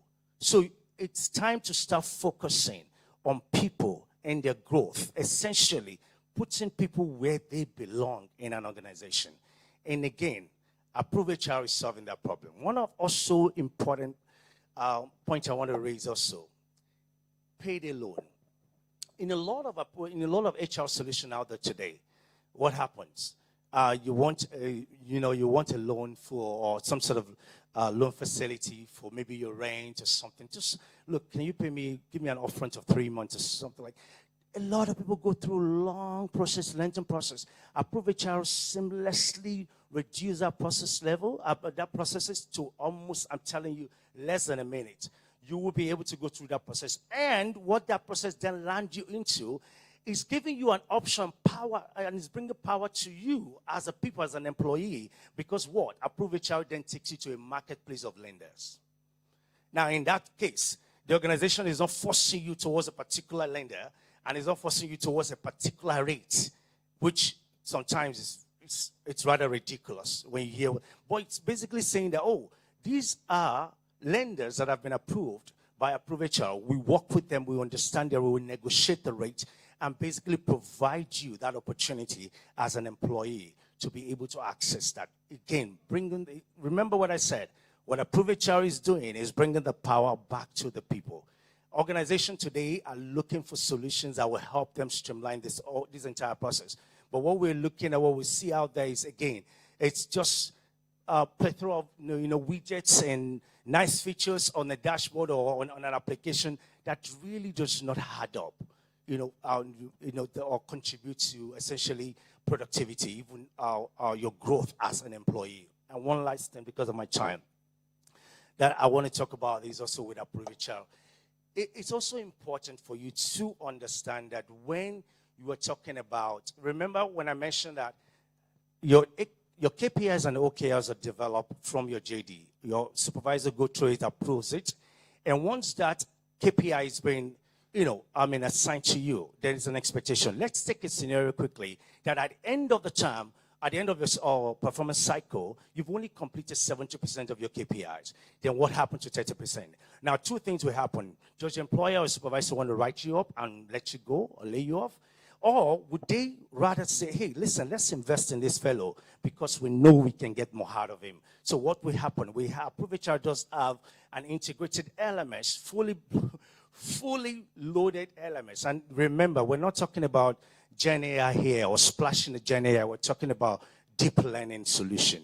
So what happened is that it basically goes into the LMS and it QR courses that will bridge the gap for you. I will say, okay, let's assume that you're lacking in communication, emotional intelligence. It will queue up those courses for you. Your supervisor approves it. Once you complete it, remember your knowledge that's what we call upskilling. Your knowledge base has just increased. And that can also contribute to the metrics of your performance, and which ultimately will lead to you being lauded. Again, remember, being put into giving you what you rightly and duly deserve as an employee. Again, please look out, Approve HR, check out the website, and please join the wait list as we launch very soon. Thank you so much, everyone.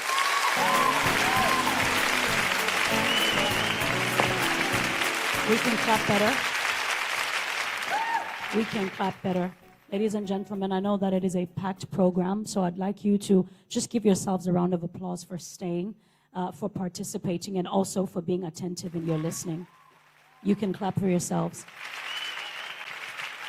Now, when we talk about tech, even if it is fintech, I know that our previous speaker spoke about mobile apps, but what would mobile apps be without a mobile cell phone? So to come up and give us the next presentation by Huawei, I know that there are some Chinese words that are hard to pronounce. Honda and Huawei are some of them. Some say Huawei, some say Huawei, but I think it's Huawei. And our next speaker should come up and actually give us a proper tutorial on how to pronounce this. I'd like to please bring to the front Jimo Ehi Oko. This is the solution architect at Huawei.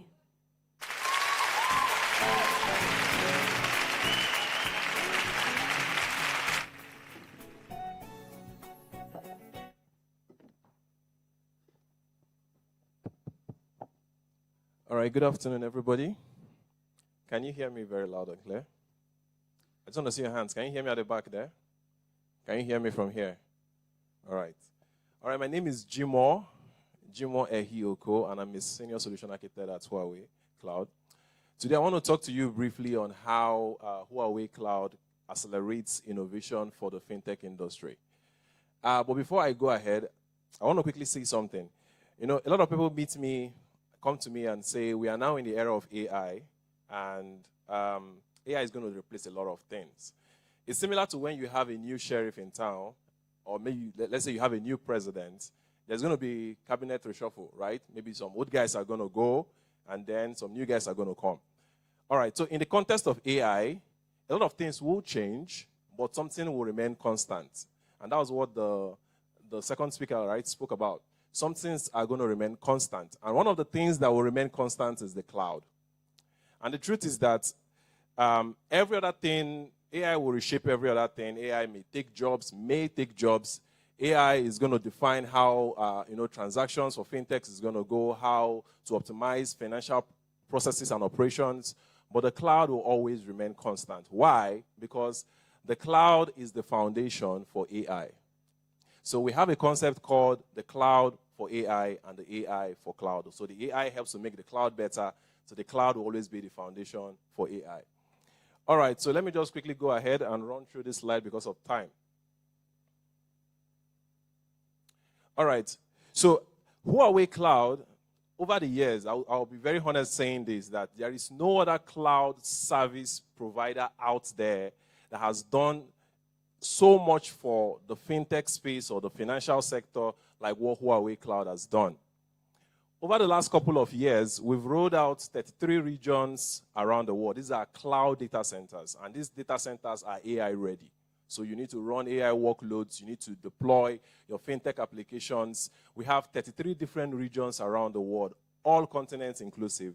And these regions, in some of these regions, we have 2, 3, 5 availability zones. So the concept of availability zones is simply multiple data centers in the same region, right? So we have about 93 across 170 countries.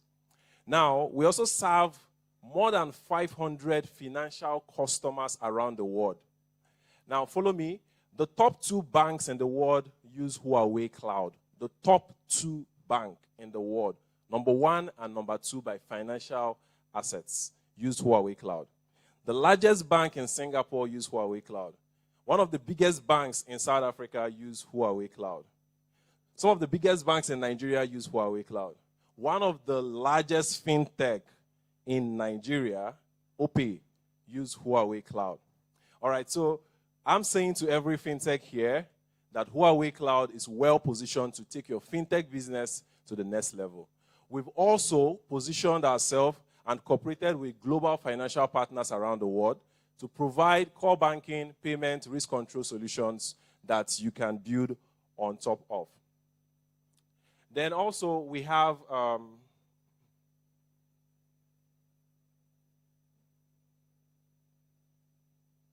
right, so for the support for sustainable innovation in fintech cuts across different areas for us. We provide you with flexible deployment options for infrastructure.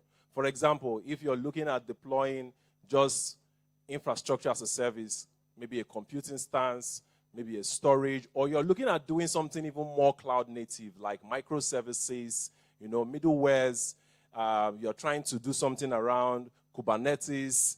All of these have a platform on Huawei Cloud that you can leverage on. I'll give us an example. On the Huawei Cloud Platform today, you are able to rely on resilient infrastructure. So that's built on a very secure foundation. You're also to take advantage of our leading technology in terms of platform as a service. You're also able to harness what we call the shared experience by going to the marketplace and using solutions that are available from our partners as well. So something else we have done again is that on the platform, in terms of the infrastructure, it's so designed that it helps you reduce your IT cost at the end of the day. You're also able to maximize your financial application productivity, and as well as have infinite innovation in terms of infrastructure. In Africa today, what we've done differently, we are the only cloud service provider in Africa that has more than 3 availability zones today. So that means if your business runs just beyond Nigeria, maybe you also have customers beyond Nigeria, maybe in South Africa or in Northern Africa, say Egypt, for example, you have a data center that is very close to those customers. In Africa as a whole, we have about 5 of them, 3 AZs in South Africa. We also have an availability zone in Egypt. We have 1 now in Nigeria. And then all of these are also interconnected together. As you can see the dotted lines on the screen here. So what that means is that if there is ever a failure in any of the connection lines, there is another line available to ensure that your business will keep running.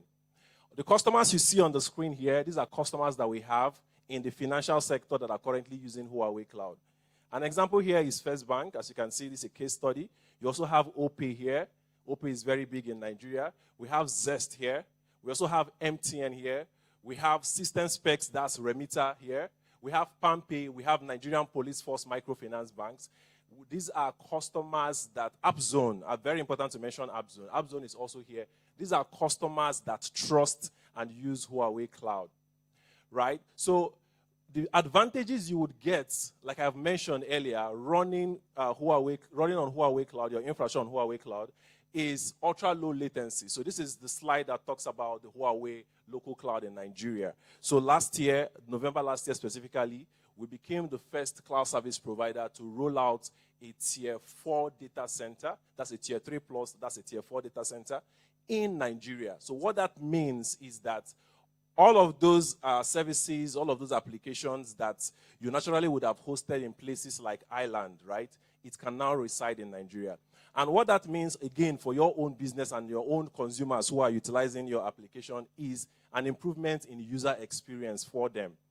So in terms of, to define this, to make this very simple for those that are not so technology savvy, if you were to put your application, for example, let's say in a country like Ireland where many fintechs put their application, right?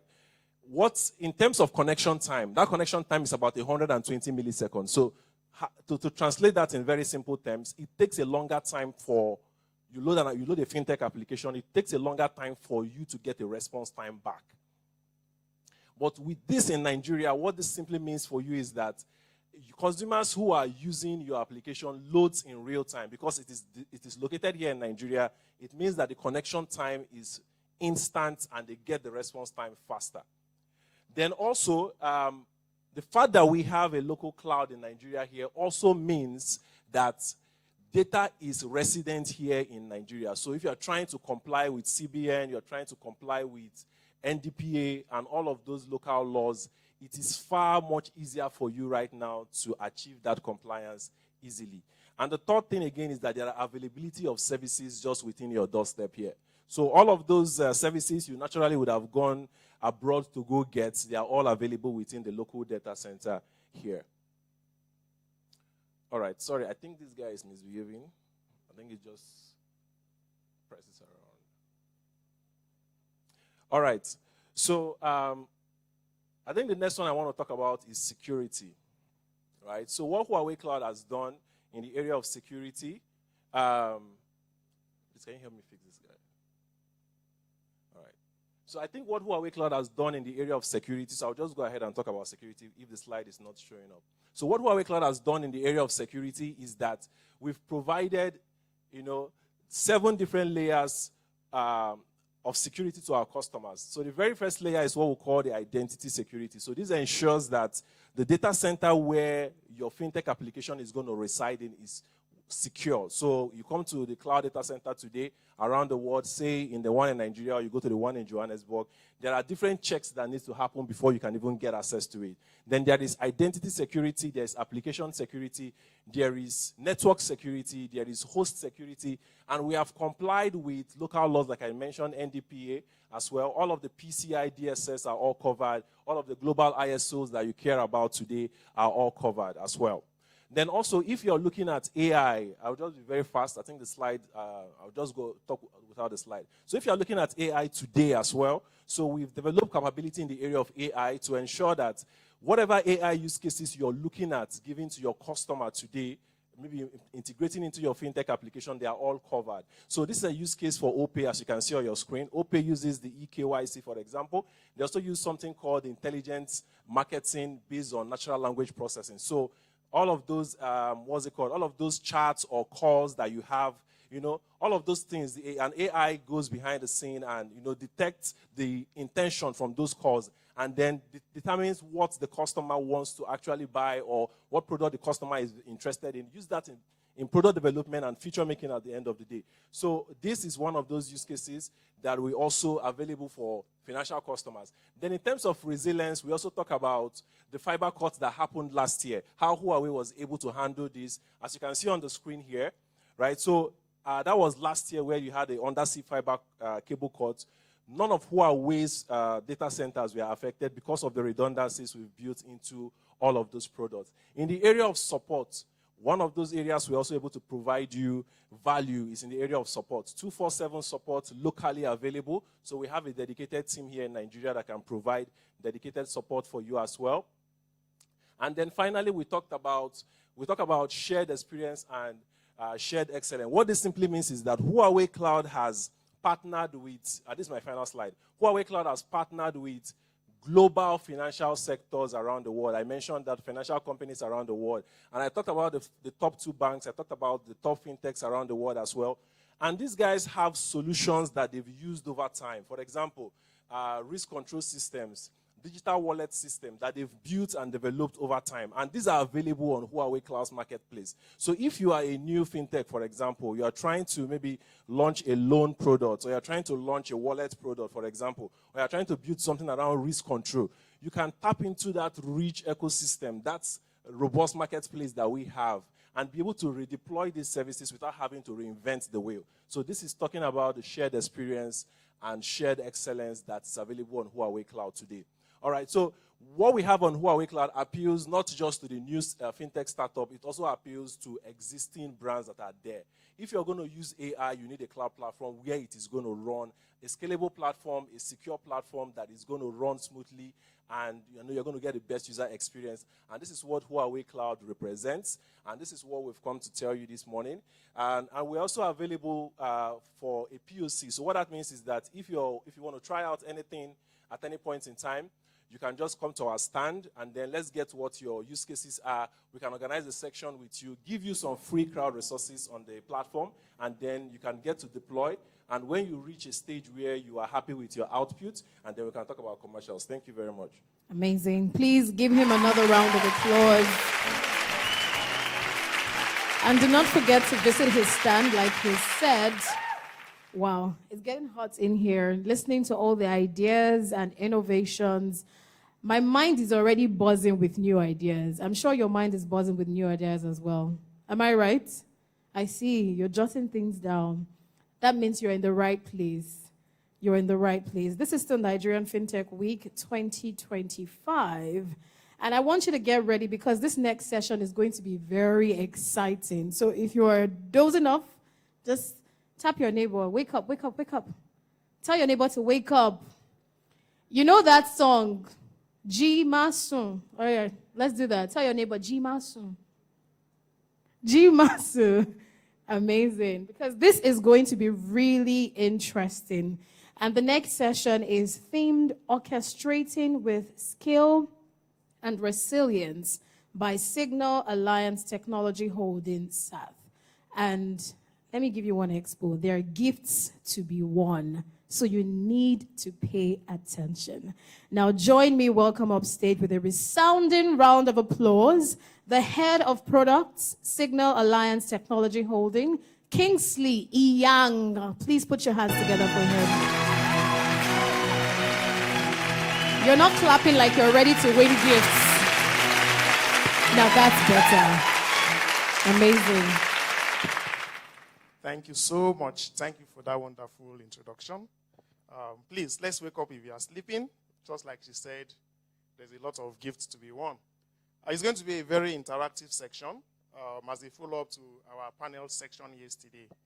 Yesterday, we did a panel section where we discussed about the fintech industry, the challenges, and how managed services is helping the fintech company to be more resilient.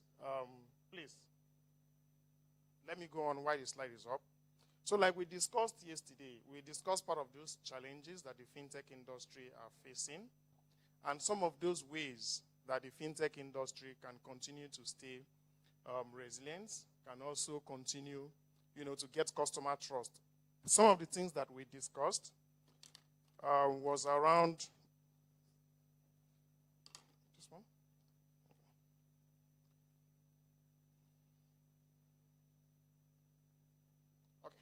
Okay, as part of a recap, some of the things we discussed were why resilience matters today in the fintech industry. We talked about the digital first expectation. The digital industry, the fintech industry is known for one thing, which is speed. And because of the speed and the innovation that the fintech brings into financial sectors, you would agree with me that the presence of the fintech industry today has redefined the way financial services operate. It has redefined the way customer makes decisions. It has also defined the way technologies are being used within the financial industry. So it is good to say a big thank you to the fintech industry that has made the paradigm shift within the financial sector. So we talked about digital first. Digitalization is one of the, highlights of the fintech industry. We looked at regulatory pressure, and we said that resilience matters today because of the regulators. A lot of regulatory policies within the fintech that if you fail to abide to it, the cost of remediating is higher than the cost of even running the business. Then we looked at cloud migration, which is the mainstream today in the fintech. So if you talk about resilience, if you talk about scaling up, you quite agree with me that the cloud migration is the technology for such kind of business. So a lot of the fintech company today has redefined how cloud is being used in their business. And then we also look at customer expectation, where we said that today's customers are they are the Gen Zs, right? So their decision making is at their fingertips. If your system is slow, they switch. They don't want to hear explanation. If your process cannot give them what they want within the time, they switch. And mind you, with the mobile technology, your competitors are just in their fingertip. So they switch over at any time. Today we'll be looking at what are other areas, and we'll be discussing around 5 pillars. So we'll have a breakout section, and is to throw what we did here on the panel is to throw it back to the audience and now get the audience feedback. And also, what are the audience thinking in terms of these 5 pillars? So we'll divide us into 5 pillars, right? Each group will pick one pillar, and then we'll ask questions, and then we'll get prize for those that answer those questions correctly. So the first pillar is the scaling infrastructure and operation, right? And then the second pillar is technology outsourcing, compliance and risks in outsourcing, customer efficiency and vendor ecosystem, and then customer experience and innovation at speed. So we'll go to the questions. The questions are already here, so you can have a look at it. Okay, so these are the questions. We have 4 rules. Okay, so I'll give each rule a particular area to look at, and then we can just share ideas. 1 question for each rule. We can form a team and then answer that 1 question, and then at the end of it, under 5 minutes, One person will stand up and read out what the answer to those questions are, and then we can give the gift. So let me share into 4 rows. We have staff standing there to assist each of the group. So this row here will take the first question, scaling infrastructure and operation. And what's the question? How are managed services helping our organization to scale their business without efficiency or control? That question is for this role. I'll take that again. How are managed services helping organizations to scale their operations without efficiency and control? That's for this role. So please, somebody will walk up to you and give you a paper to just brainstorm within yourselves and put the answers there. For this role, I'll give you the second question, technology outsourcing. How should organizations think about what to outsource versus what to keep? You know, in today's business, organizations cannot afford to outsource all their IT processes to a vendor. That's the fact. You can't afford to outsource it. You can focus on your core and outsource the other part, but you can definitely not outsource all your processes to a managed services provider, no matter how trustworthy they are. So this question goes to this group. How should organizations think about what to outsource versus what to keep in-house? Okay? And then for this group, we'll look at compliance, which I spoke about and we discussed extensively yesterday. Compliance and risks in outsourcing. As much as outsourcing is helping businesses thrive, there's also a risk in terms of compliance, which must be carefully addressed. Otherwise, we'll fall into the trap. So what emerging compliance challenges do you see with outsourcing critical operations? I'll leave that to the top. I see the best brains here. I see the top guys here. So let me leave this question to that. Compliance is your concern. So what emerging compliance challenges do you see in outsourcing, critical operations? And then for this role, I'll leave you at customer experience and innovation. How are managed services enabling organizations to innovate faster and enhance customer experience? That's for this role. So Damilola, please share the answer sheet. In 5 minutes, let's get answers, and then we can now give our gifts. Please, there are guys at the front here. Compliance is a key, very key area in outsourcing every business. So please.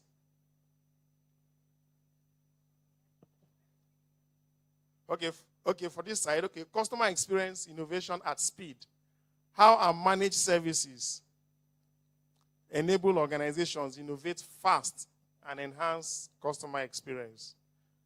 Let me see those that were here yesterday. We discussed that. Sorry? The third rule, compliance. What emerging compliance challenges do you see with outsourcing critical operations, especially within the fintech? We have 3 minutes to do this. I think they are very easy questions.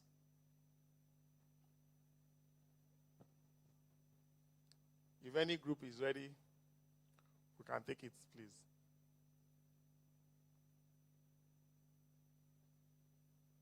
You want to take the question again?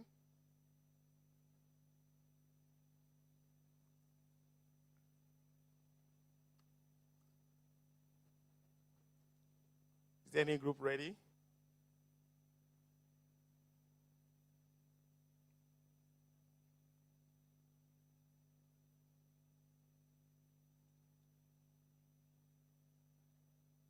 I'm seeing a lot of collaboration within this group, and I mean, that's good.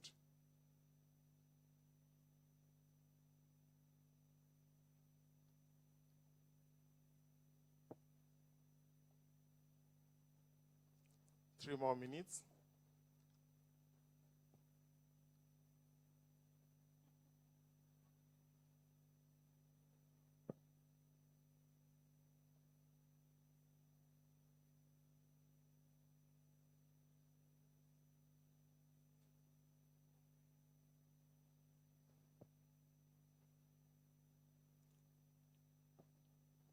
Two more minutes.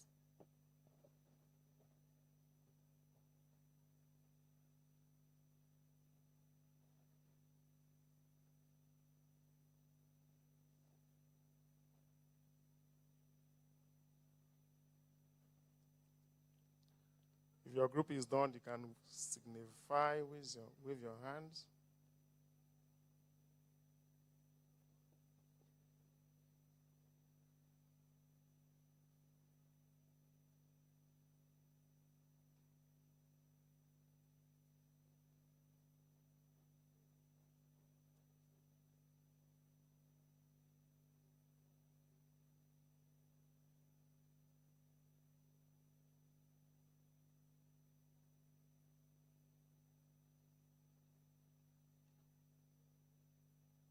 One more minute.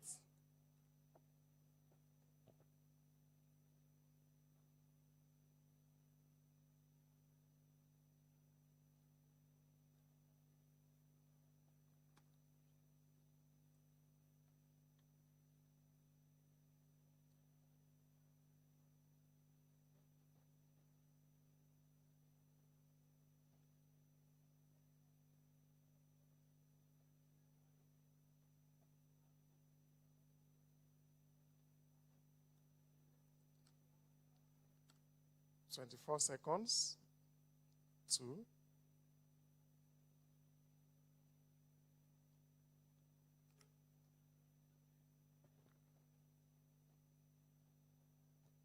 10 seconds left.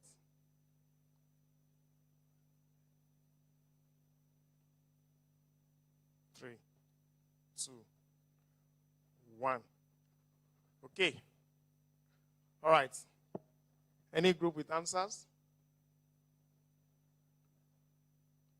Is there any group with answers? Is there any group that's ready? Okay, please.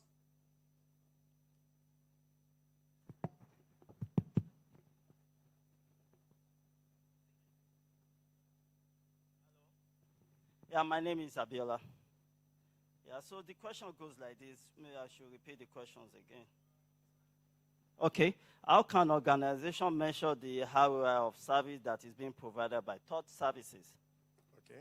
Managed services. So we pick out time saved through automation, audit readiness improvement, Excellent. reduce incidents downtime, Excellent. and enhance compliance scorecard. Excellent. Yeah, I think AI play a big role in this. Excellent. Please, a big round of applause for him. Please, a Yeah. big round of applause to him. I think this is more of a learning section for us, right?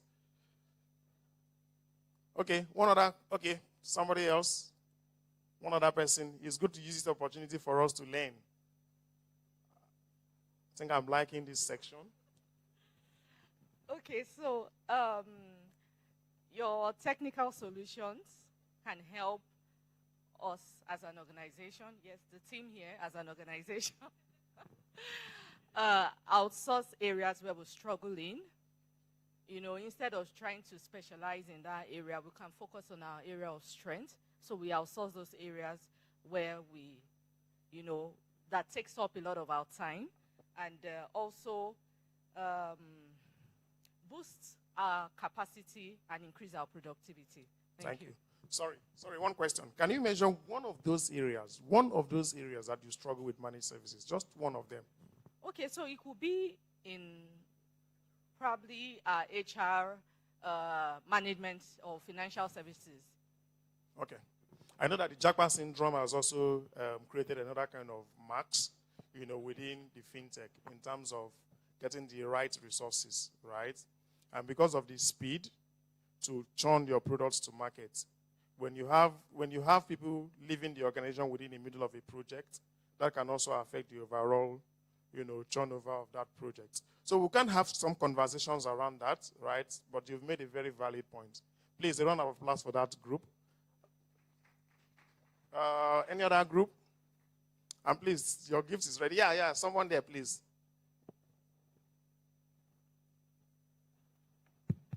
I think this section would have taken much time. Honestly, it's getting interesting. People want to... Please go ahead. Okay, so our group was supposed to answer how should organizations think about what to outsource versus what to keep on technology outsourcing. And so we're suggesting that organizations can consider to outsource based on a couple of factors. One, things like core competencies or core advantages. For tasks that are key to the, like key operations for the organization, those tasks can be in-house. They can be kept in-house because they define the core advantages of the organization, their customer trust. Functions that are supportive, standardized, or cost-driven can be outsourced. If it's going to cost less from an external vendor and they will deliver great results, then it can be outsourced other than having an in-house person. An example is application development. Do you consider that as one? Yes, okay. I do. Then evaluating each task. It's very important that each task is well evaluated by its strategic importance, expertise, again, cost efficiency and control needs. But most importantly, if an organization is going to outsource any task, they should ensure that they maintain ownership of data. Thank you. That is where data integrity comes in, and which is one of the things that we always talk about outsourcing, data integrity. My time is up. I still have some other group, but my time is up. Can I get 1 minute, please? Can I request for 1 minute? Okay. So I won't. So there is no time to take the answers from here, but we can please signify and we'll have a conversations after this section because of time. Please, Choma, the gifts. Yes, sir. Okay. While this is going on, let them bring the gifts for our. Okay, please bring the gifts up stage because we announced gifts. So let them see that we're not giving out audio gifts. Thank you. Please, another round of applause for Mr. Kingsley E. Young.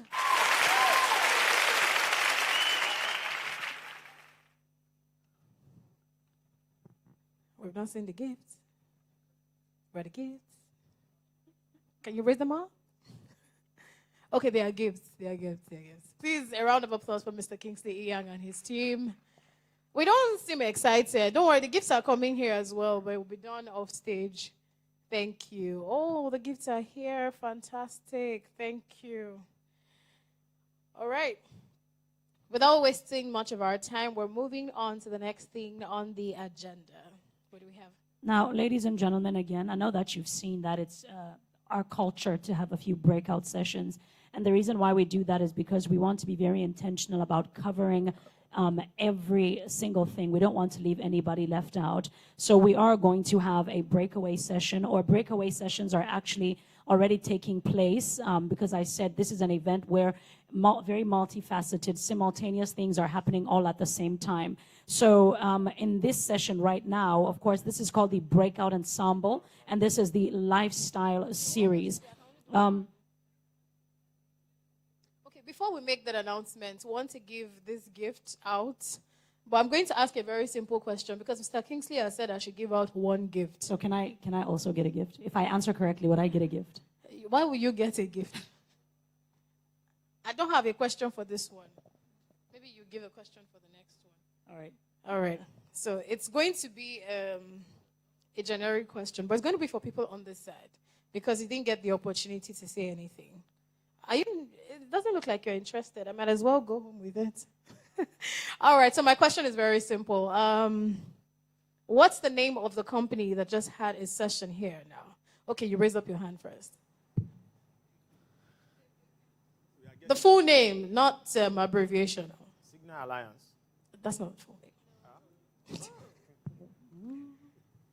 The full name, anybody? But you tried. Signal Alliance Technology. Olin.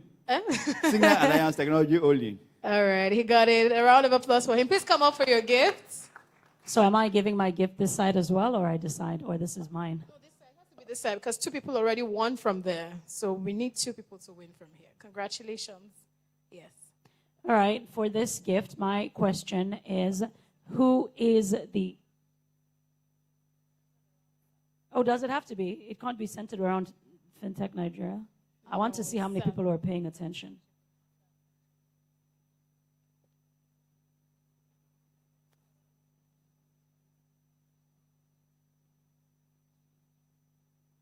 All right, so my question is, if you were paying attention outside of the questions, the moderator, the gentleman who was actually giving the presentation, what is his name? his full name. There's a beautiful lady in orange.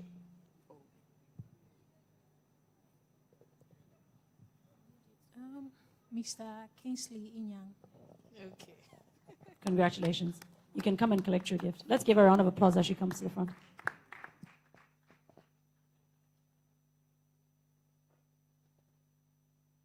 I'll come meet you so we can share what's inside. Okay, thank you so much once again, Seth, for that amazing session. Now we're moving on to the next session. Yes, and as I mentioned before, we gave out the prizes that this is a breakout ensemble. I know you might be wondering why, again, I'll repeat myself, why we have various breakout sessions, and that's because there is a lot that is going on at the summit right now, and we would want to see a situation where you are able to engage, explore, and identify where your niche is being met. So again, like we said earlier on, that we've got multiple stacks which are different stages, and at this point we are going to break out again and go into various stages. There are some sessions that are already taking place, so once we break out here and you want to rush and meet those sessions, please, you can go ahead and do that. This will be our final breakout before we come back to the main stage and conclude for the day.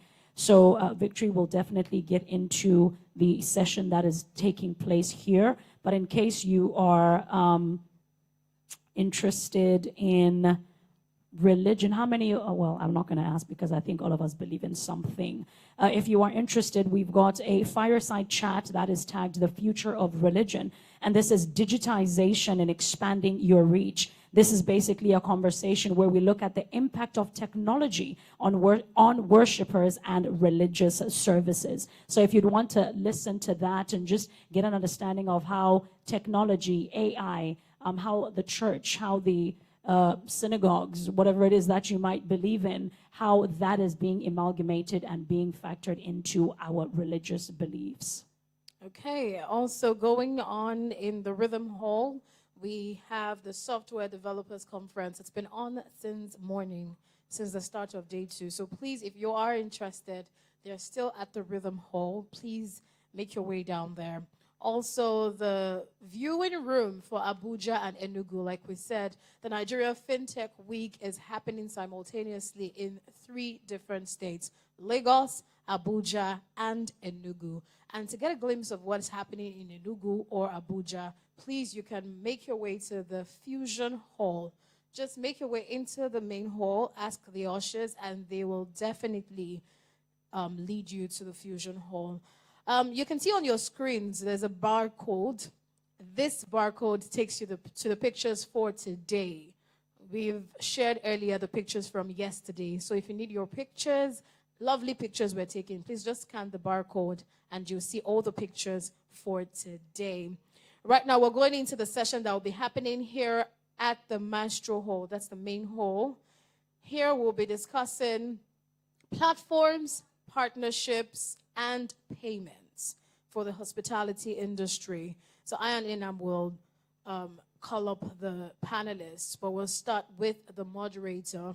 The moderator for this panel is the CEO, Optimus AI, Lanre Basamta. Please, a round of applause for Lanre Basamta. Yes, please come on stage. And then accompanied by anywhere.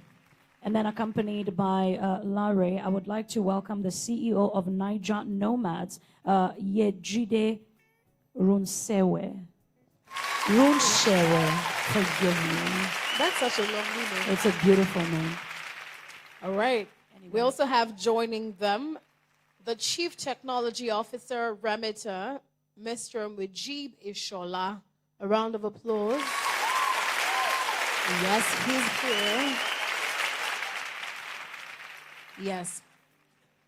All right, so we'll be leaving the floor for the moderator, Lanre Basamta, to take over. So please do not forget that if you're interested in other sessions, you can make your way to the Echo Hall, Rhythm Hall. The deal room is upstairs. If you came here looking for a job, please make your way to the 2nd floor upstairs. Just speak to the ushers and they will direct you. Thank you very much. Okay. Hi, everyone. Can you hear us? Hello, everyone. Can you hear us? Okay, so I'm going to be upfront. First thing first, we're going to be giving out cash prizes. Yes, about 100K to 3 people. I just needed to get your attention. There's no money, eh? But at least I have your attention now. I'm very pleased to have two, I could call them friends. Mujib is a very close friend. We're former colleagues and we've been friends maybe the last 10, 15 years. And Yejide, who I just met today, but I've had the best conversation with her. I must admit that we're all trying to run away from here. So we're going to use the time as best as we can. And we're simply talking about platforms, partnerships that will help power the hospitality industry. It's interesting because we're at a fintech event where maybe all the conversations are dominated by payments and DFS, which is cool. But maybe the biggest part of our lives as adults, as humans, is that we like to experience other cultures. You know, we like to move around. When I was talking to Yejide just before this, she was talking about how travel gives us an opportunity to escape.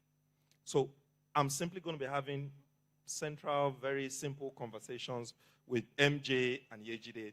And hopefully we can share some meaningful things for you, enough for you to learn. So I'm going to start with small intros. I will allow Yejide, being the lady, to just introduce herself, what she does. MJ is going to do the same, and then we're going to go into conversations. Maybe out of the 100K that didn't exist, I can find some 2-3% and give out. So please, make una listen to us, all right? So Yejide, let's start with you. All right. Hi, everyone.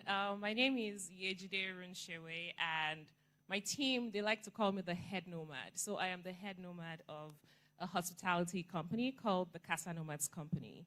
We have 2 companies under our umbrella. Nigeria Nomads, which focuses on travel experiences. So we curate and create travel experiences for the Nigerian traveler.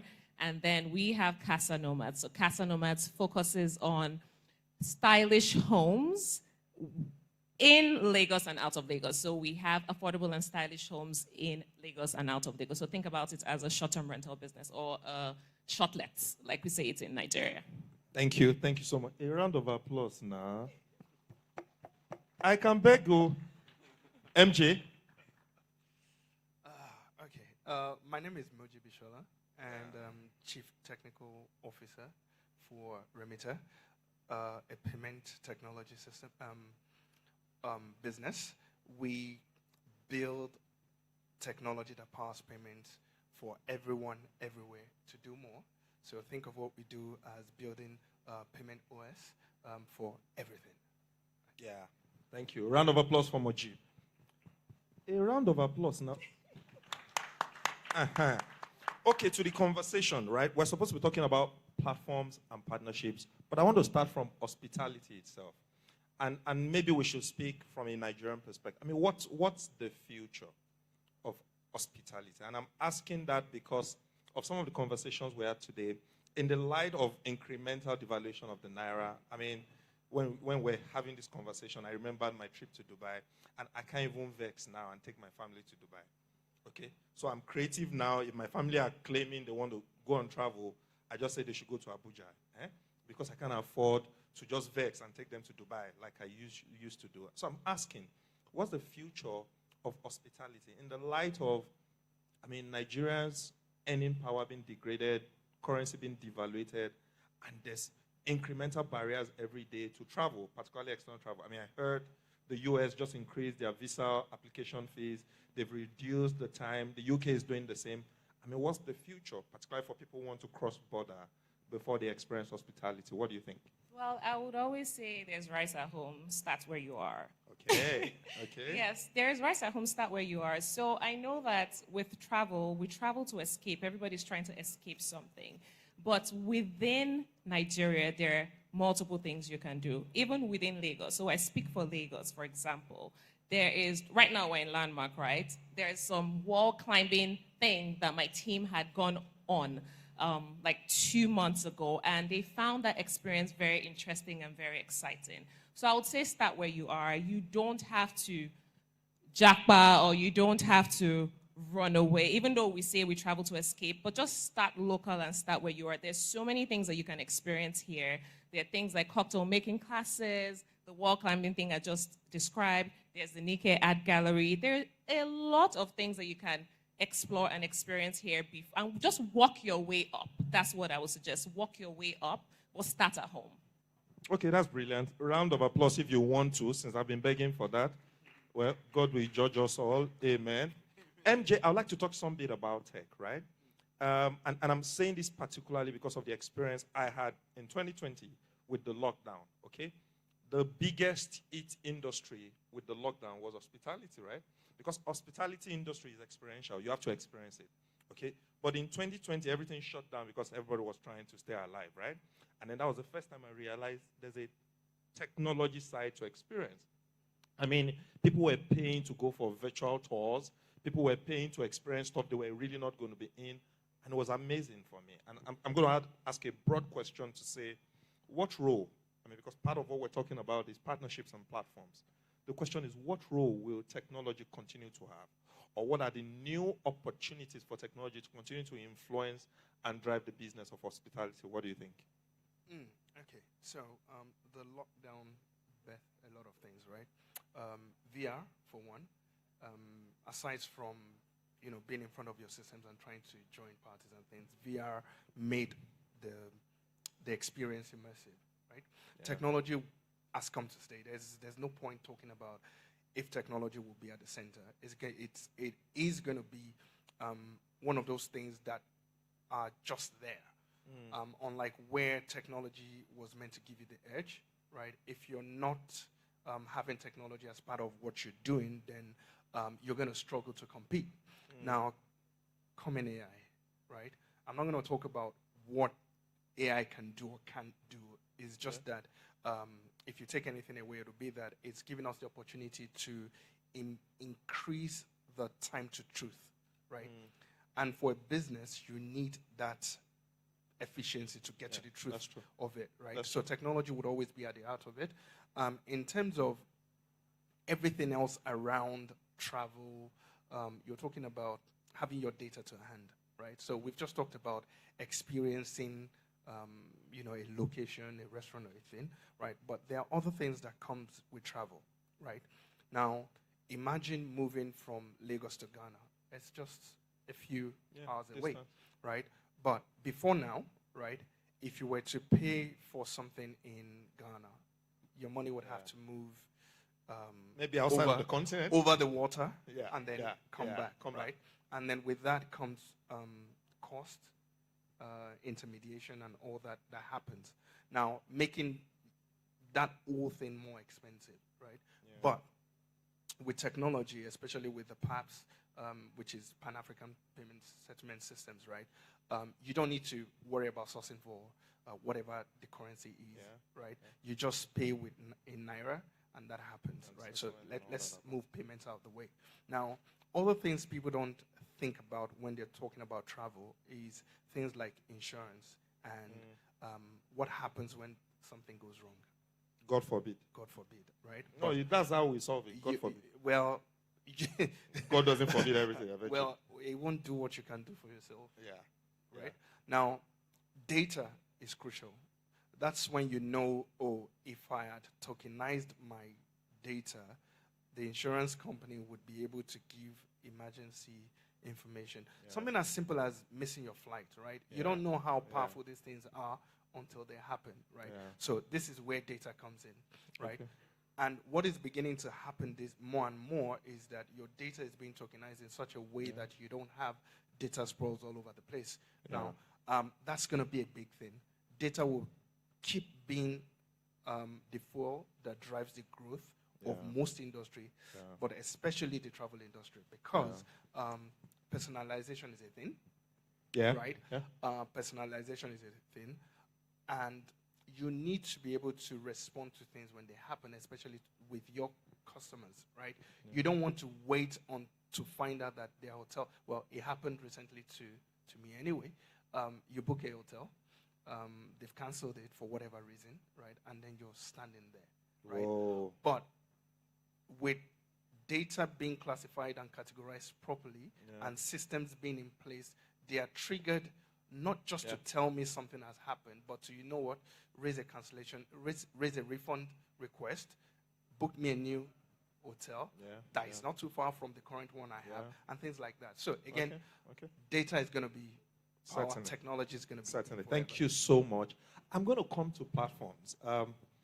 If you asked me, maybe my best, most qualitative conversation at this program was with you. Eh? Oh, thank you. Seriously, it was exciting. And when you were telling me how you built your business from a passion, it got me giggly. I'm like, this is not working. This babe is not working, right? She's having fun. And it's important because there's nothing sustainable you build without platforms. And when you were telling me how you've built your business from the Instagram platform and how you've built the whole underlying prism of the business on the platform of your own maybe blog, could you tell us how that is being built from a business perspective?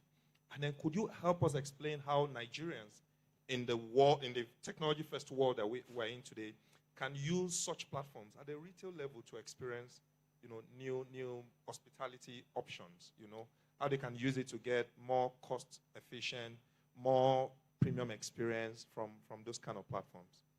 Yeah. So, yes, our conversation earlier.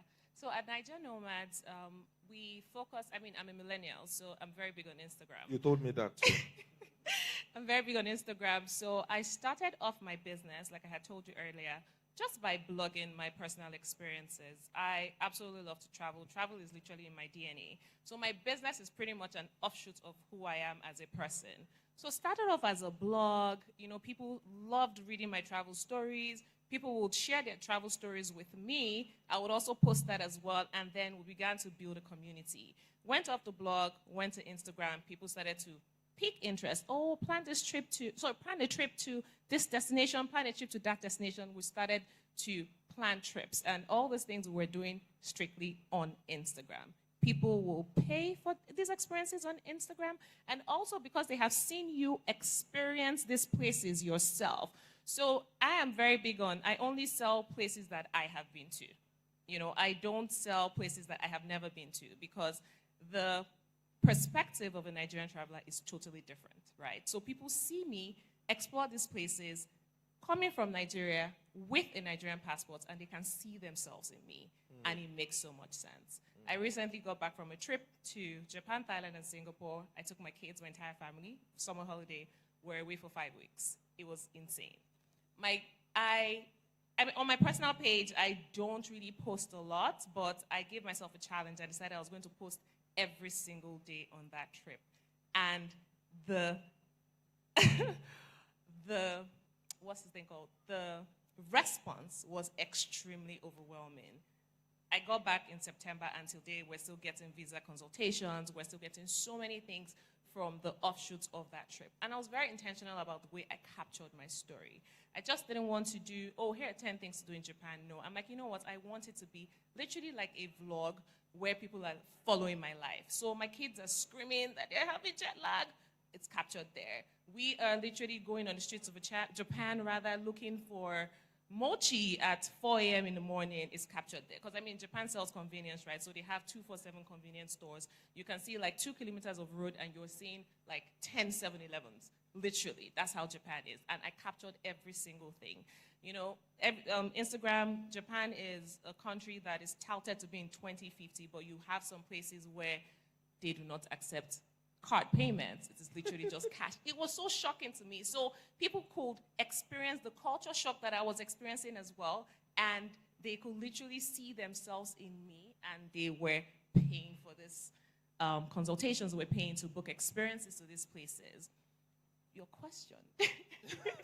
No, that was brilliant, because you've talked about how platforms have powered your business. The second part was how could individuals, listeners and guys online, how could they use platforms to experience new vistas in hospitality? It's pretty much just sharing. No, so how could they experience? How could they experience? Well, but for me, I'm also a consumer as well. So in as much as I sell products, I'm also a consumer as well. So for me, like Instagram, for example, I use it as a research tool as well for my own experiences, and use it as a research tool for my customers' experiences. I, for example, am a very adventurous traveler. My husband likes shopping. My 3-year-old likes the zoos. And my older daughter likes more interactive type spaces. So I used Instagram, YouTube, TikTok to be able to create our itinerary. You know what I mean? So I created our itinerary just by researching. I'm talking neck deep into research. So I'm talking, I had to consume at least 100 to 150 different types of content to be able to create that wholesome itinerary for my family that will make each and every one of us have an enjoyable trip. I'm talking, we traveled for 5.5 weeks. Wow. So I tell my team that same vim that you can see the head nomad using to plan her family holiday, that is the same vim you use to plan your client's family holiday. So, yeah. I mean, that's a good point to cloud now. These people know the cloud. Bro. Anyway, MJ, I'm going to come to my last question because of the time, and it would be nice for us to take a question or two if there's enough time. But I want to come to payment, because we're mixing it together. I mean, she's talked about a payment experience in Japan, and maybe we have different pressures with payment here. First, disposable income don't disappear. Okay? Secondly, the payment experience is not particularly convenient in this part. And when your payment generates error, you need God and the ancestors to help you. And so my question is, from a payment perspective, how could we make payment easier, better, more convenient? I'm not just talking convenience. I'm talking about the fact that I would like to travel. I mean, I earn only 300K. My disposable income is 50K. I'd like to put 20K together for a while to experience something else. I mean, what are the options out there? Not just from a consumer perspective, but also from a player. What are options that can help us to, because payment is maybe the biggest barrier many Nigerians, not even Nigerians, even businesses. Myself and my co-founder were discussing a problem yesterday, and we said, you know what, if we raise our fund, finish, this problem no going to be a problem again, right? So some of the biggest problems we have is with funds, like we say on the street. So how could payment eliminate, reduce some of these problems, make this lifestyle that we all want a bit more easier to aspire to and achieve? What do you think? There's a lot of options. There are options out there. I think payment should just not be the only thing you worry about when you're traveling, right? You're talking about planning. But since we're coming back to payment, you have buy now, BNPL, right? Buy now, pay later. You've got credit cards, right? There's a lot of access to credit cards. In these parts? Yes. Okay, there's cool. access to credit card. There's access to targeted loans. So the real issue is, what is the cost at the end of the day, right? So you need to find platforms that allow you view all these options and make the decisions for you. One of the things we've noted on, especially on our platform, what we do is people target different things, right? So they would save 10K here, 5K here, 2K here, right? But at the end of the day, right, people are wanting to go get loans, don't understand there are alternative ways to prove their incomes and what, their credit worthiness, right? Because that's one of the problems that we have here. So if you're going to do all these things, which, people in other climes, that's what they do anyway. Yeah. Holidays are paid for on either credit cards or, they're paid instrumentally, right? Is how do you prove, as a young man trying to travel the world, right? Or even just to Ghana, how do you prove your credit worthiness, right? But what we've done is our platform kind of like opens up the data for people to be able to see, definitely with your consent and stuff like that.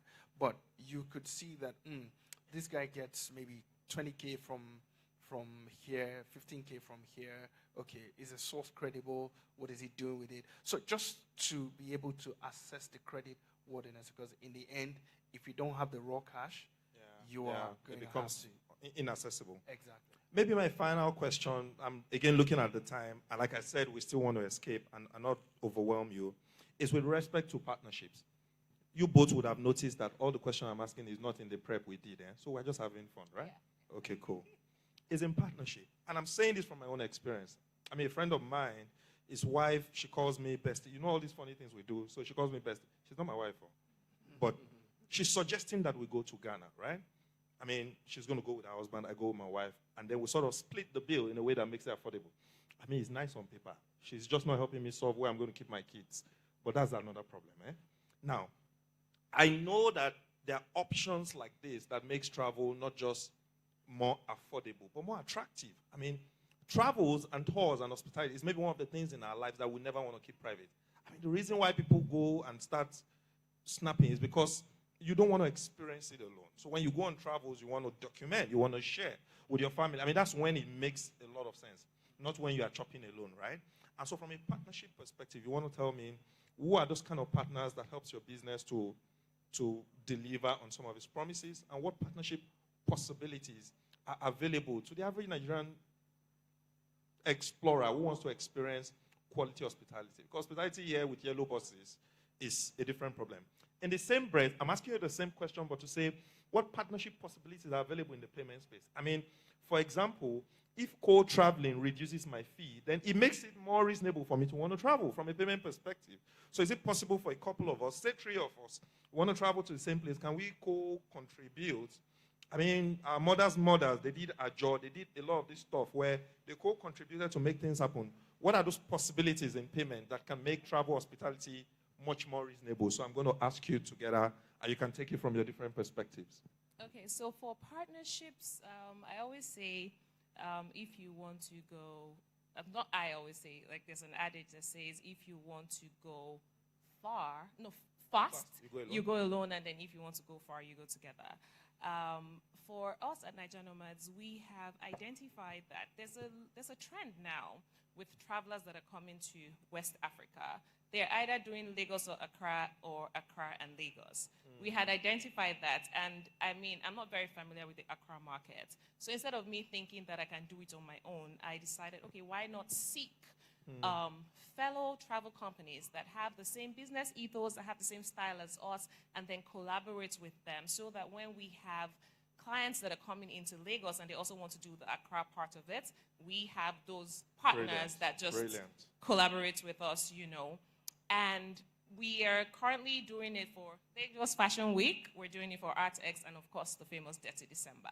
And it has just made things like so much easier and so much better. Because the truth is, when people come to you, they just want to talk to one point person. And you know how foreigners just feel like Africa is just one big country. So they're like, you're in Lagos, you can figure out Accra. I'm like, oh no, it's so different.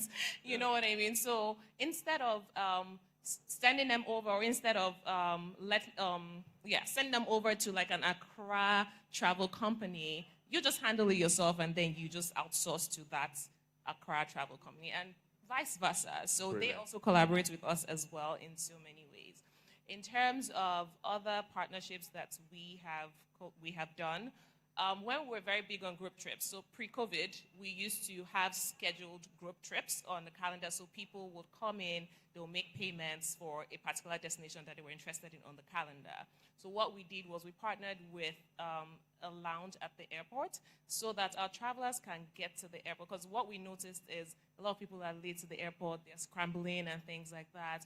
So just to avoid that, we partnered with a lounge at the airport and gave our travelers free lounge passes. So they can come in an hour or 2 hours earlier, they're sitting in the lounge, having drinks, having chit-chat with fellow travelers, and it just made travel like more seamless and just easier for everybody.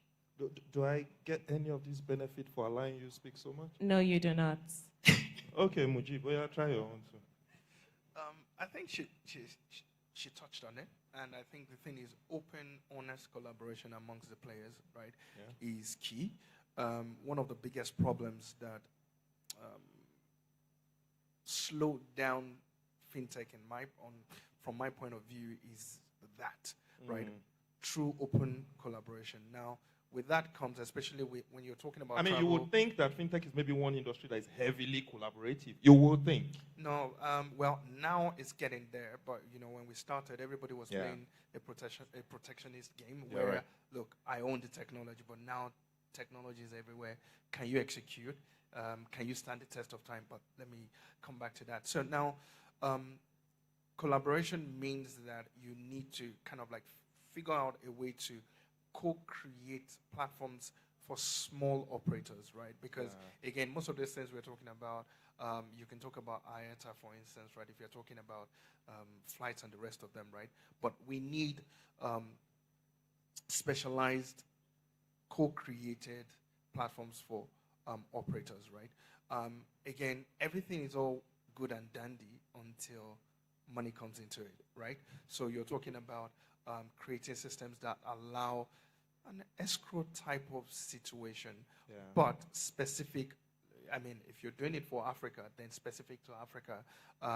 What works in the UK, May not work here. for the ones that know Jet2 holidays, it won't work here, Mm. right? So we need to co-create for small players that works. We're talking about access to credit from the platform, talking about escrow type situations, and then bringing users together in a way where user-curated content is also available. So essentially, let's build a small thing that works in an open, collaborative manner. That's brilliant. I mean, because of the time, and again, because we want to escape, I'm going to see if we can entertain just one question, enough for us to feel like at least people were listening to us since you refused to clap.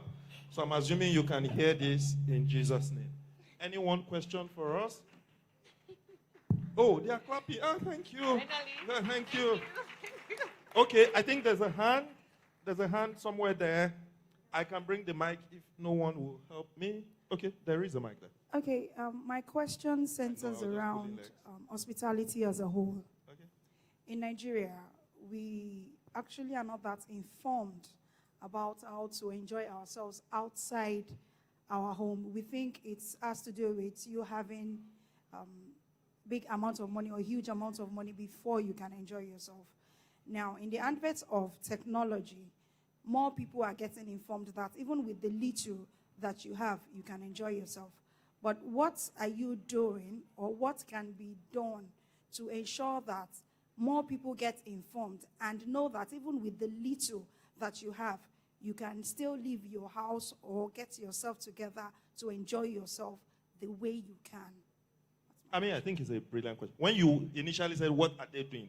I was confused myself because I thought I was having the Minister of Tourism. But I'm glad that you asked that. I think our question is more around what more can be done. I think some of what you've said are contextual, but if you want to add any more context, I think it helps. What more can be done to help Nigerians understand that experience, travels, hospitality is not going to take your... We know it takes their money now, but let's act like, just...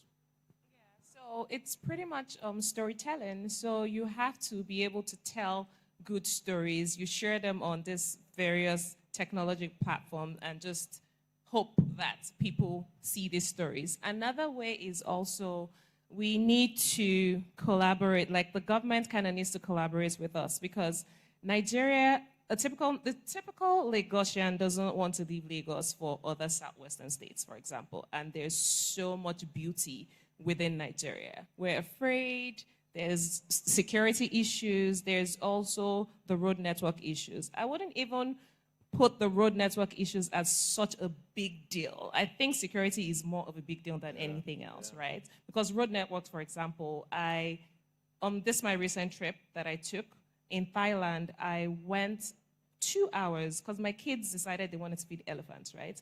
And where we were staying was 2 hours away from the elephant sanctuary. So we drove 2 hours to somewhere that literally looked like my mom's village. And I'm like, why am I here? I can literally, my mom is Igbo, she's from Ore. So I'm like, I can get this in Ore if we had elephants there. But I felt safe. And we didn't come back until like 8 p.m. at night. My kids didn't feel unsafe. They were all dandy, they were excited and things like that. So I feel like if a security challenge is not addressed and is not worked on, it'll be very difficult for us to explore locally. Yeah. I mean, that's spot on. If, God forbid, you have contributed on the family WhatsApp group for a family member that has been kidnapped recently, even if there were elephants in Owerri, you won't go. No, I so won't. God bless you. You want to add any thoughts to that before we leave? So I kind of have a different take on this. Okay, please shoot. And yes, things are dangerous, right? But I tell everybody that wants to hear me, I feel safer in Lagos, right, than I felt when I was in the UK. Now, different strokes for different folks, right? But the question is, what can we do? What more can be done? We need to tell the stories differently, right? Cool. We need Cool. to tell the stories Cool. differently. And we need to tell ourselves that sitting in a pub or a club somewhere is not Luxury. is not the all Yeah. of we have to enjoy. Now, what can we do? We have local governments that are supposed to be in charge of these things. So let's leave traveling outside the state for a second, right? There's Oniko Stadium. There's the there's the Moson Center. There's a lot of things around Oniko, right? We need to speak to our councillors, our local government chairman, to say, hey, this is getting deteriorated. We need you to do something more. Or, A, we want to organize X, Y, and Z, right?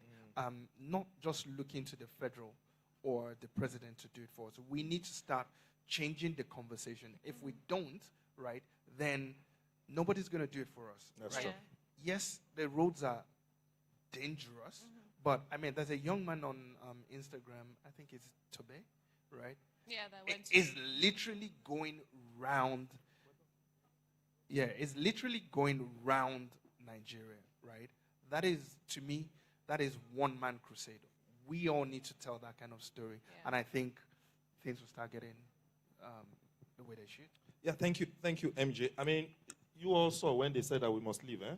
So just before we leave, I think it's important to say that, you know, a lot of the time, part of what I was telling YJ, if you allow me to use that, is that today, there's a world where payment dominates our country and is not out of place. But if you look at the possibilities and potentials, lifestyle hospitality is maybe 10, 20, 100 times bigger than payment. And so the more we all continue to contribute, talk about some of these things, and pay and experience them, the more we'll be able to get the benefit from it. So thank you for your attention and time. And to MJ and YJ, thank you for your time also. God bless you both. Thank you, guys. They clapped when we were going. Thank you. You don't want them to stand? Okay, please stand. Thank you, MJ. Thank you, YJ. Thank you, MD, the moderator. Thank you.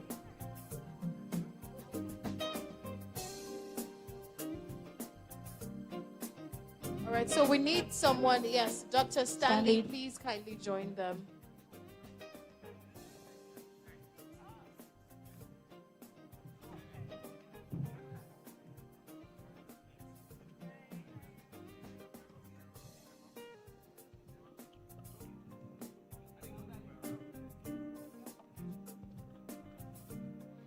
Ladies and gentlemen, let's give them a round of applause as they're taking their pictures. Now, while we are doing that, we are still in the breakout ensembles. And while they're taking their pictures, I'd like to welcome to get ready to come to the stage next, the unit head of assets and liabilities at First Bank. Can we please give a round of applause as he comes to the front, Stephen Olusa. Thank you.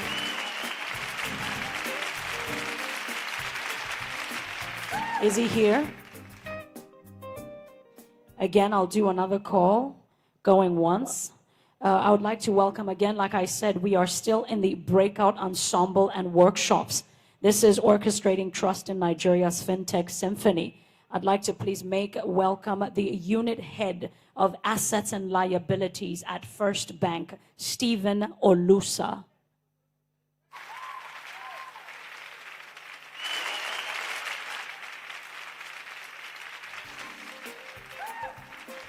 Going once, going twice, sold.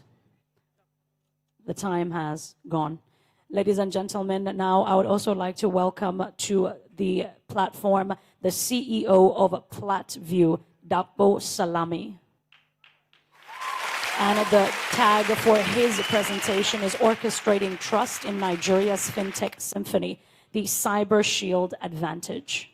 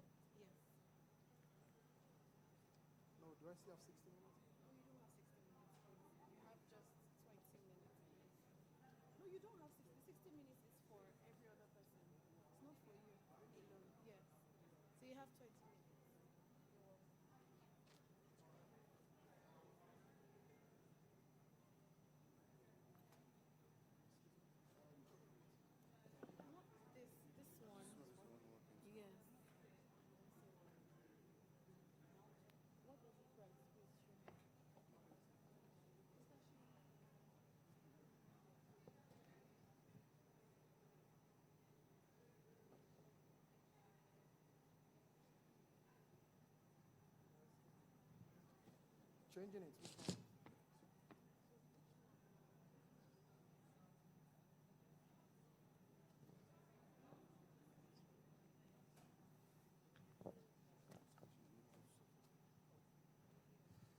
Good afternoon, everyone. It's been a great time to be here, and I appreciate the opportunity to stand before you.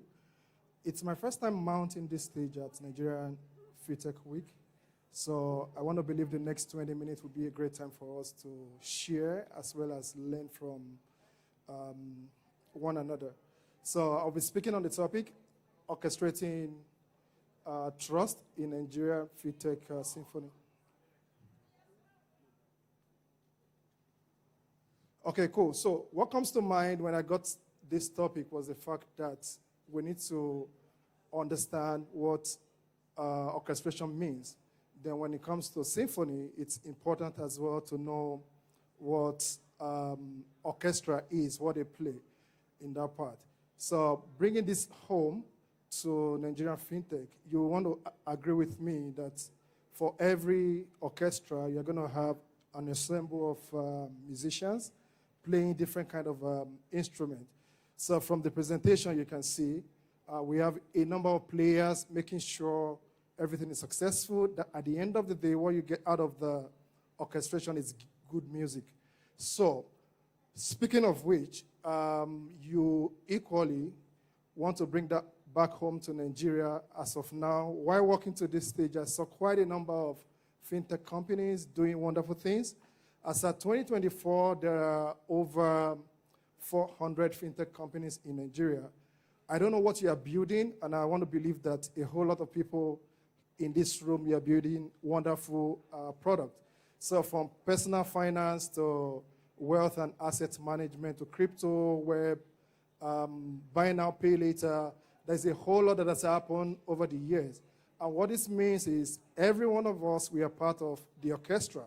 And doing that, we are making sure that we are solving a major problem, which is financial technology, financial inclusion, as well as financial literacy. As of 2025, we've seen enormous growth when it comes to fintech in Nigeria.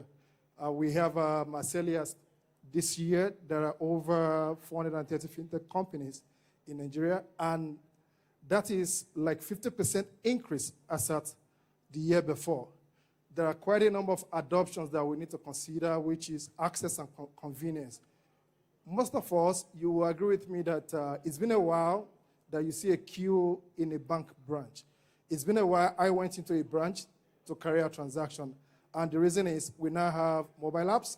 We have mobile phones that can easily carry out our transaction. So that cuts the need or take away the need to go into branches. Right, your bank is now a mobile app. And when you do that, all you need to do is to download the app and start using it. So with all of this, it has driven the adoption far more beyond what it used to be. Currently, Africa has the highest number of young people. And with that ratio, with that number, it accounts for the fact that there is a whole lot happening in Africa. So Nigeria being a subject matter in Africa creates a market dominance. So we have, I think, as at the last population, we are about 250 million people. So this could equally account for the market dominance in Nigeria. So in Africa, Nigeria is a powerhouse, and with industry leaders like Moneypoint, Paystack, Palmpay, Paga, Kuda, Lemfi, then I want to believe someone here as well would in no time become an industry leader, right? So we are leading the discussion, we are leading the conversation when it comes to fintech, all right? Talking about trust, this is like the heartbeat of fintech success. And we have some historical challenges that are before us, right? So one of such is the fact that anytime you go into a branch and you're not able to withdraw your money, then your heart starts beating, meaning, is there a problem with this bank? And that way, you want to double check. You have a cousin, you have an uncle, or you have an aunt that works in the bank. You want to double check with them and be sure. Is anything wrong? I don't have problem. I don't have access to my money. What could be wrong? You want to ask questions. Eroded confidence. If you open your app and you're not able to sign in, or you're not able to carry out your debit or credit transaction, it becomes a source of worry. So with that, trust is being eroded gradually, and nobody wants that. NDIC is a challenge. I will not be able to mention names. A bank went under recently, and the next thing was NDIC said, the best coverage you have, regardless your deposit, is how much? 2 million naira. Meaning if you have 20 million, the best you can get out of it is 2 million naira. So all of these are the reasons why fintech is on the rise. Right now, you don't have to go to a bank, and you really don't have to do much to have access to your money. So you just want to make sure that you're banking with the right one. Regulatory landscape, there is no way you would have fintech of up to 500 in a country like Nigeria without the regulator making sure there's a possible and plausible trust framework. So one of such is sandbox license. If you check recently, we have open banking, right? So open banking is one of the ways through which the regulator is trying to drive adoption of fintech. And one of such way is to make sure that license is given to people to be able to play in that field. Then the next thing is KYC. Some months back, I think this year, there was some fintech companies that were shut down for registering new customers. Why? Because they do not have strong KYC framework. So this is the part that the regulator has to play to make sure that there is sanity in the industry. Then strict licensing. The entry, there must be a barrier. Not everybody is allowed to play.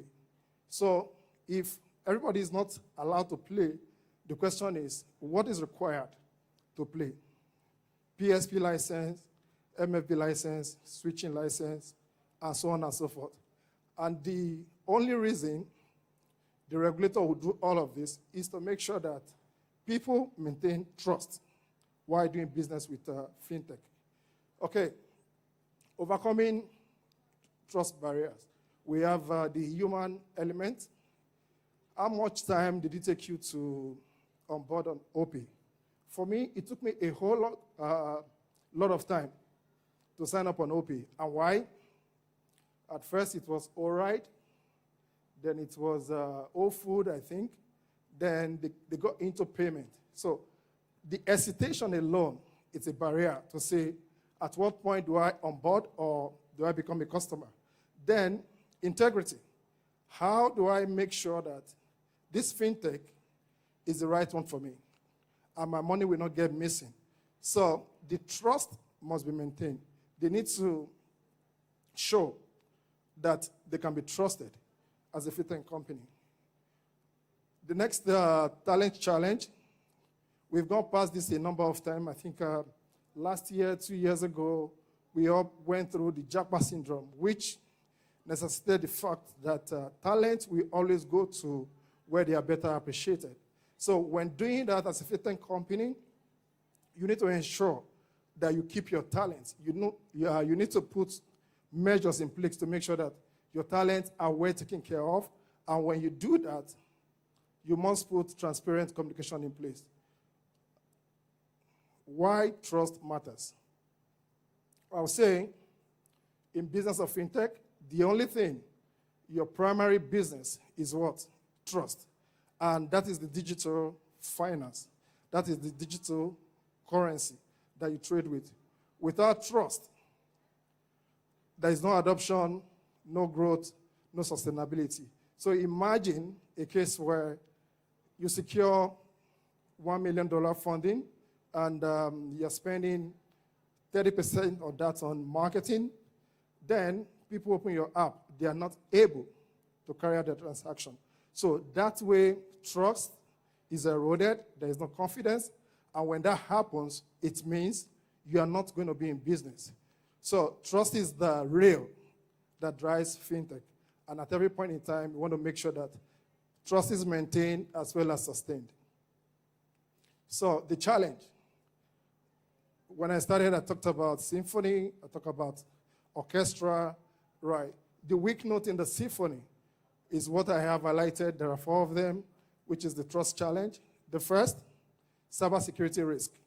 So when it comes to cybersecurity risk, it could form a major element in how much people trust or how people don't trust your brand or your fintech, right? So when it comes to cybersecurity risk, phishing, hacking, identity theft. So I tell most of my customers these days to say, now, identity is now the new currency. What is your identity as a fintech, and what identity do you have for your customers on your platform? Data breaches, loss of consumer confidence. The moment your news is out there to say you are suffering a breach, the next thing that happens, your customer will start doing what? Withdrawing their money. Because they believe too well, for every reputational damage to your brand as a fintech, you want to make sure that money is secured and equally you secure consumer confidence. Fraud. One of the oldest schemes when it comes to banking, when it comes to fintech, is fraud. A whole lot of people are bleeding. A whole lot of companies are bleeding as a result of fraud.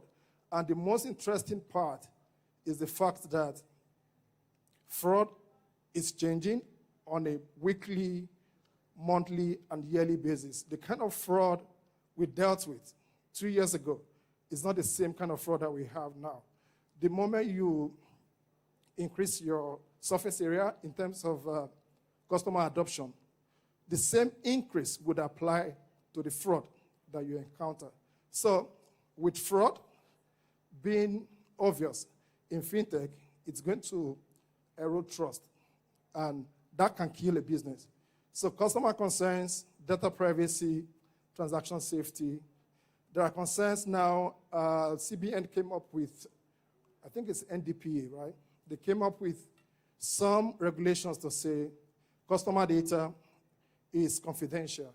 So if you go take money from a platform, a lending platform, and the next thing you don't pay up, and they start sending your pictures on social media and say you are owing them, that is a breach to your privacy, right? So these challenges are there, and they are equally obvious to reasons why adoption will succeed or as well as fail. About CyberShield, which is why I am here. My name is Dr. Salami, and all the challenges that we've been talking about, we are here to restore it, to sustain, and equally maintain those challenges. So CyberShield is a cybersecurity company. We provide managed security services for organizations. It's obvious most fintechs, very few will be as big as First Bank, and very few will be as big as a Zenith or UBA. What it means, these big brands, they have the budget and they have the depth to put security in place. But when it comes to fintech, you are limited in terms of how many people you can recruit or you can maintain on your payroll. Then when it comes to cybersecurity, you want to make sure that as fintech, you focus on your area of expertise. And that is what fintech, not cybersecurity. So with CyberShield, we help fintech sustain trust across board. Then challenges that we help fintech companies solve, lack of skilled technical resources. Like I mentioned, there was a year or two ago where there was jackpot syndrome, people were leaving, nobody was staying, they were going to UK, even Russia, China, right? When people leave, they leave with knowledge, they leave with skill, they leave with domain expertise. So when it comes to cybersecurity, which is the foundation of trust for whatsoever you're building as fintech, you no longer need to be in a position where you worry about who your security people will be or who will help you secure your product. So with Cyber Shield, we have a pool of people that can help support your services and provide cybersecurity. Then, SOC processes. If you're familiar with fintech and you are licensed, CBN has cybersecurity framework, which specifies that you must do 24/7 monitoring. You must have a SOC. A SOC means Security Operations Center, meaning you are monitoring everything that is happening in your network. So your network this time around is not your physical network. This is your cloud, what you have locally or you have in the cloud. You have to keep monitoring them. Why do you want to do that? CBN will come knocking. There was a fraud in your system. How did it happen? Give an account of how it happened. So when that happens, with a SOC process in place, which comprises people, technology, and processes, you want to show CBN that you did everything that is required of you by law to secure customer data. All right? And that being said, when an incident happens, what do you do as a fintech company? How do you make sure that you restore confidence? So we equally offer incident response service, which means at every point in time, there may be an incident, but when it happens, how do you respond to it? So we provide incident response as well. Our approach, we follow NIST, so which is a National Institute of Standards and Technology framework. This is being adopted globally, and it's not just limited to Cyber Shield. So NIST framework says identify, protect, identify, detect, protect, respond, and recover. One of the things that we tell people is the fact that you cannot protect or defend. Hello? Okay. So you cannot protect or detect what you don't know as an organization. The first thing is, what do you have as a fintech company, right? What are the things that form the pillar of trust in your process? Is it your core banking application? Is it your database? Is it your software services? So once you are able to identify, that will inform your decision in terms of how to detect. Detecting, are there vulnerabilities? Are there backdoors that hackers could take advantage of? Then those tools will give you idea of what needs to be protected, right? So in terms of protection, you put tools in place to do protection. Respond. How do you respond? Is it a ransomware? Is it a malware? Is it an attack that is 0 day? So that is what will determine how you respond. Recover. For every attack, there's a phase where you need to recover. When you recover means you are going from position where you suffer an attack and you are going back to your status quo where you need to be as an organization. So this is our approach that we use in securing and maintaining trust for fintech companies. Mean time to detect and mean time to respond. So most of what we do with Cyber Shield is the fact that there is a war going on, right? How long does it take you to detect an attack? And how much time does it take you to respond? It's a lot more important to know that you are being attacked, right? You need to know, first of all, and once you know that you are being attacked, then the question now is, detection can kick off. So it's not enough to even know. How long, how many days, is it minutes, or is it hours or months? So from the stats that I have on the screen, which is breach detection duration, containment, as well as resolution.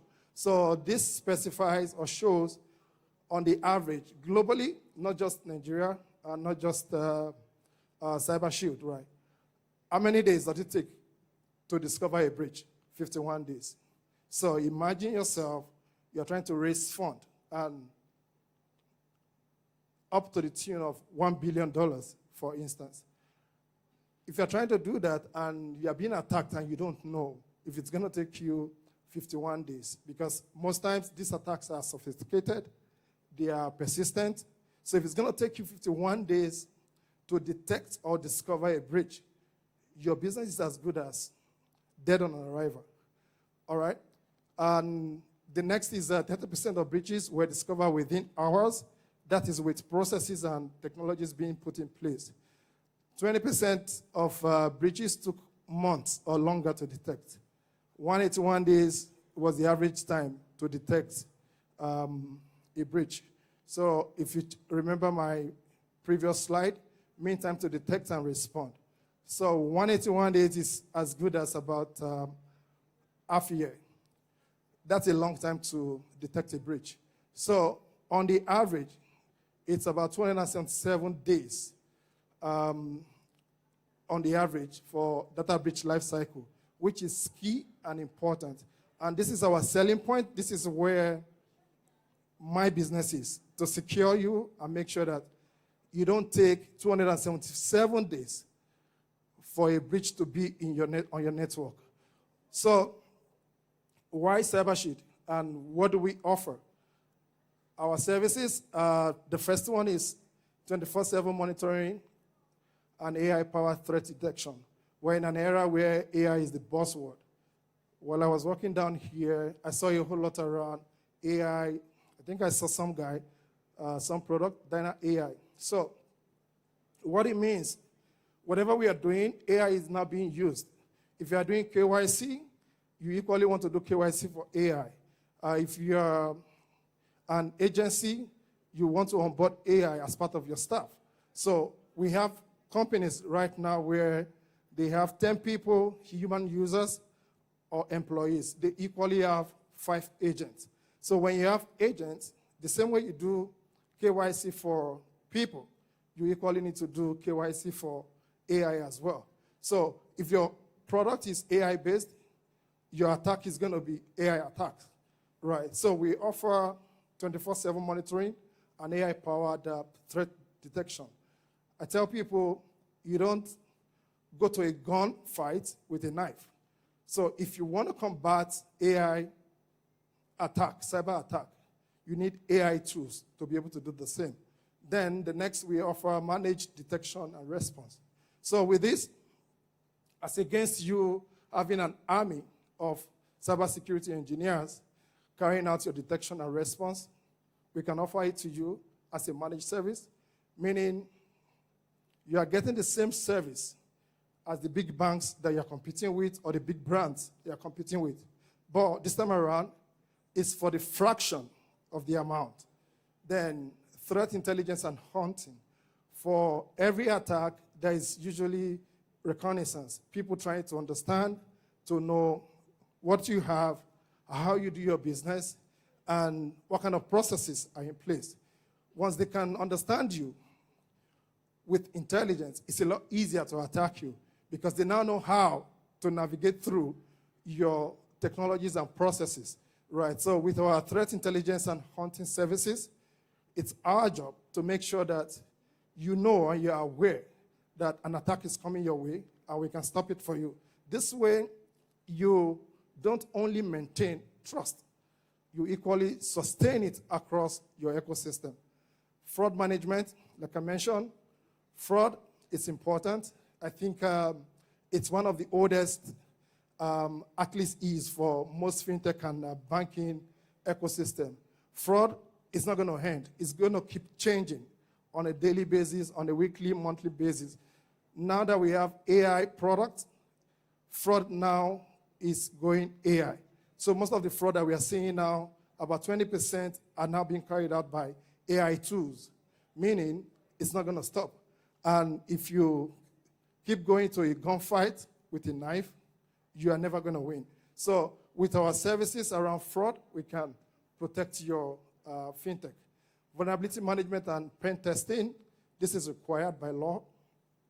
You must always have VAPT in place. So with this, we help organizations carry out vulnerabilities, meaning we want to know, we want to scan your ecosystem.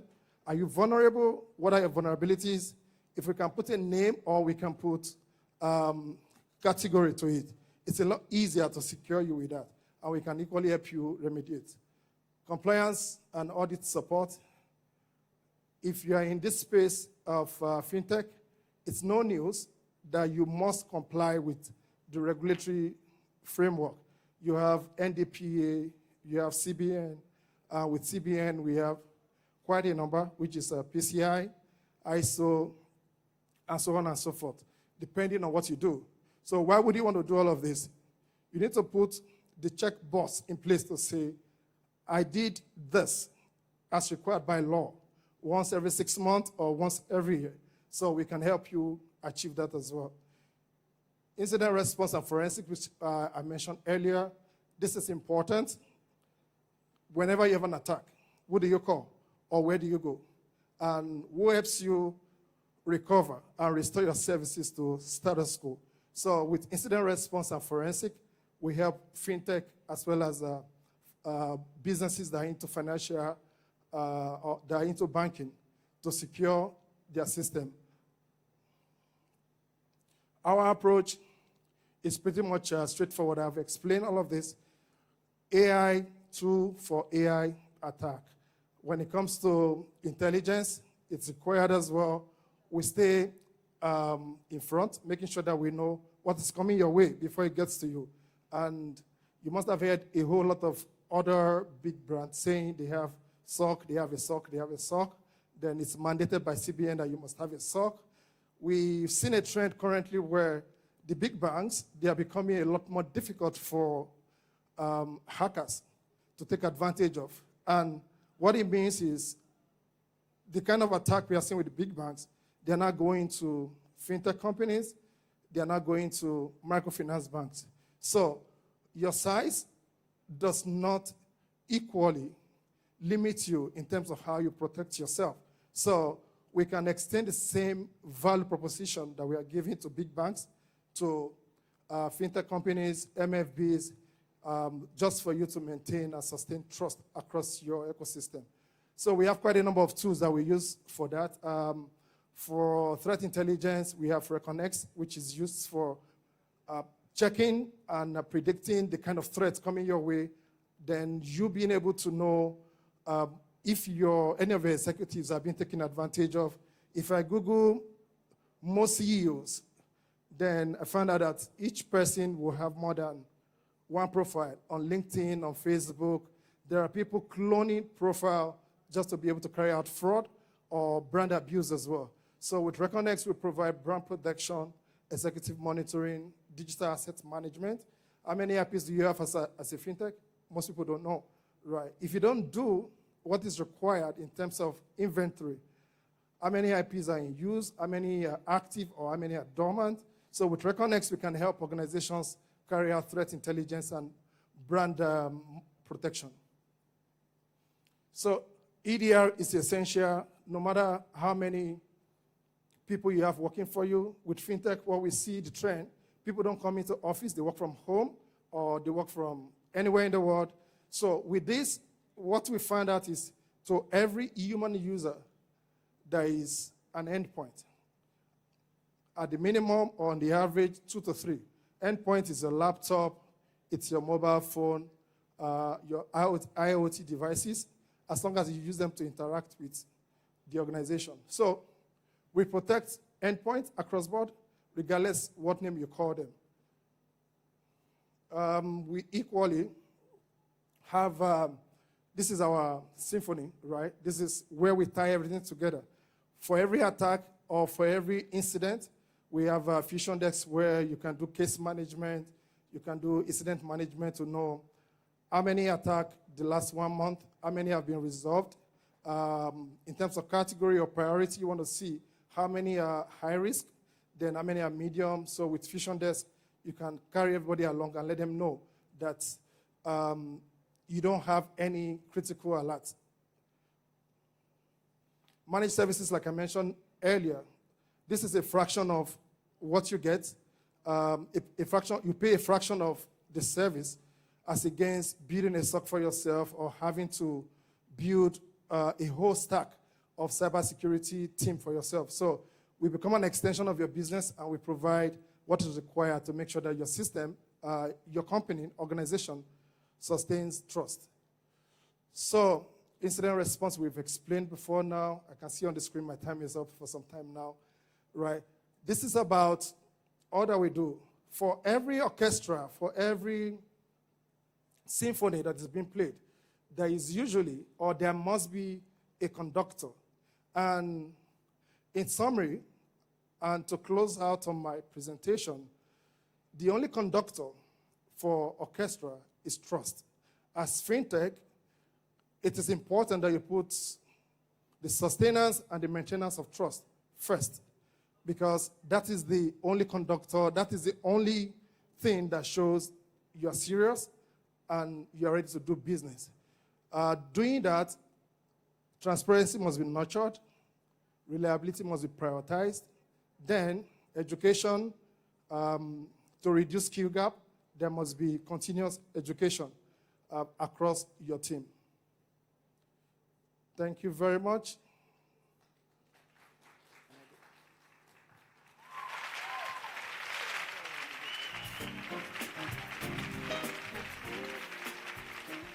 Can we give him another round of applause?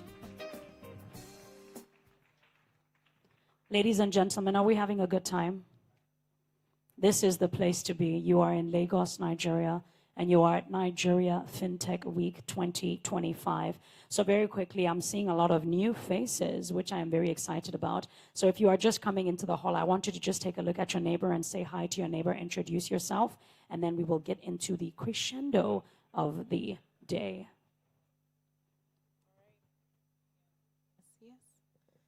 Yes. Have you said hi to your neighbor? Fantastic. All right, we understand that everyone is in the hall, and it's beautiful to see everyone in the hall now. And we trust that you had an impactful breakout session. Yes? Was it impactful? Have we learned a lot? Nobody is responding on this side. What's happening? Did we learn a lot from our breakout session? Fantastic. On this side, did we learn a lot from our breakout sessions? Great. That means we are in sync, and what we're doing here today is not a waste. So very quickly, we're going into the last panel session for today. Mm-hmm. Ladies and gentlemen, again, these are the breakout ensembles. You are at the Maestro Hall, like Victory has said. This session is called the Youth Showcase. It's actually a mashup of multiple sessions, so you can definitely expect to find thought-provoking conversations, questions, and an opportunity to take in and soak in and allow great minds to pour into you. So like Victory said, this is a very interesting one. Like I said, it is a mashup of two sessions. This one is tagged dating. How many of you guys are single? Nobody wants to answer. You're shaking your head. Are you married? I can't see any ring. All right. All right, but we know that most people here are single and in the market. Or somewhat ready to mingle. You know. I'm not sure. But yes, like I said, this one is tagged dating, from likes to livelihood, turning digital presence into wealth for Nigeria's youth. Yes. All right. On this panel, would have amazing panelists. And I understand that some people came in because of this panel, and we are ready for you as well. This panel will be moderated by Uchechi Ugwehi Daniel, the media strategist and consultant. Please, a round of applause for Uchechi Ugwehi Daniel as she comes up stage. Now, she will be joined by the CEO Microfundery, Darlington Onyagoro. A round of applause. And as Darlington makes his way to the stage, I would like to invite the co-founder of Rise Vest, Tony Odiba. Okay. Would also like to join them upstage, the head of product, Bamboo, George Imodeme. And we also have joining them the head of sales and business development, Park First Group and the Park Pay Technologies, Mr. Chukwudifu Ugu. And just before we call up our next set of speakers, this side is Digital First, Wealth Next. So this conversation is going to be filled with empowering Nigeria's youth with smart investment tools, monetizing digital presence through social fintech tools, and of course, safe and smart digital dating in a cashless world. Can we give them a round of applause? We have one more person joining this panel when we're talking digital first, wealth next. Please join me welcome Yarens Abraham, the founder and CEO, MetArt Africa. Yes. All right, like we said earlier, it's a mashup. And we're talking about dating. So everyone has a say. We have men on this panel. And it's interesting. All right, join me welcome our next moderator for this panel, Joba Adejumo, the Chief Innovation Officer of Apollo Global Innovation. We have Mr. Joba here. All right, as Joba comes up, where we attempt to find him, can we please bring to the floor the founding partner of Lofty Inc. Capital Management, Idris Bello. We also have joining them the independent finance consultant, portfolio CFO, and angel investor, Mariam Abdurrahman. Please, a round of applause for Mariam. Last but not least, we've got the board director at Velcap Africa, Philip Sonibare. A round of applause for all our panelists and moderators. This is going to be quite interesting. Yes. We're looking at how technology has influenced dating and even helped dating as well. There are many dating sites and apps now. Are you on Tinder? I'm excited for this conversation. Please, another round of applause as we leave the stage for the moderator. We're not clapping, are we? Clap, clap, Can we clap, give them clap, a round clap. of applause? Thank you. That's better.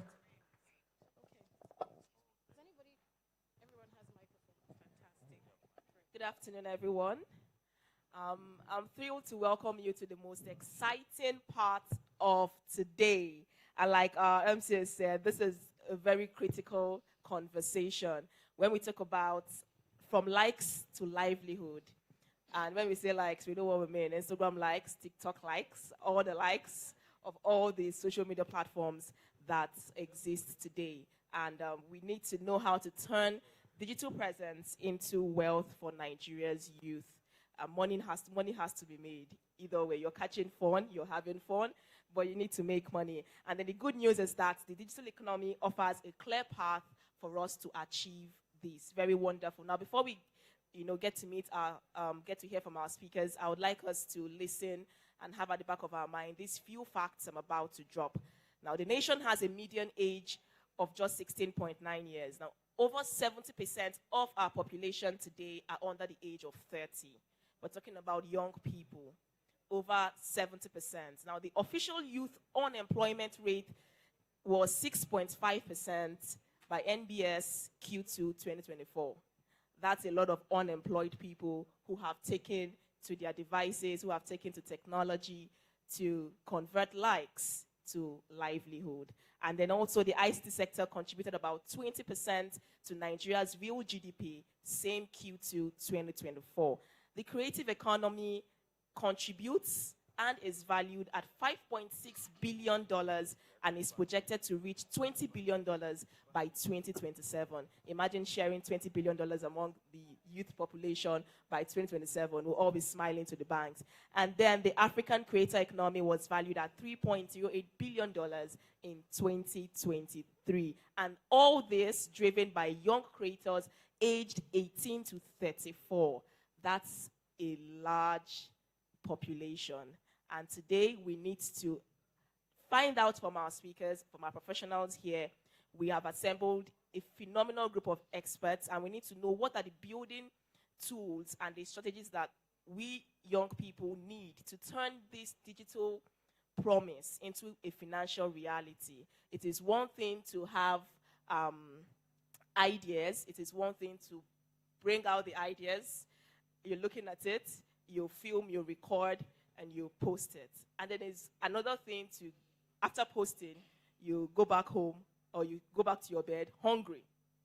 And it happens day after day, night after night, and the circle continues.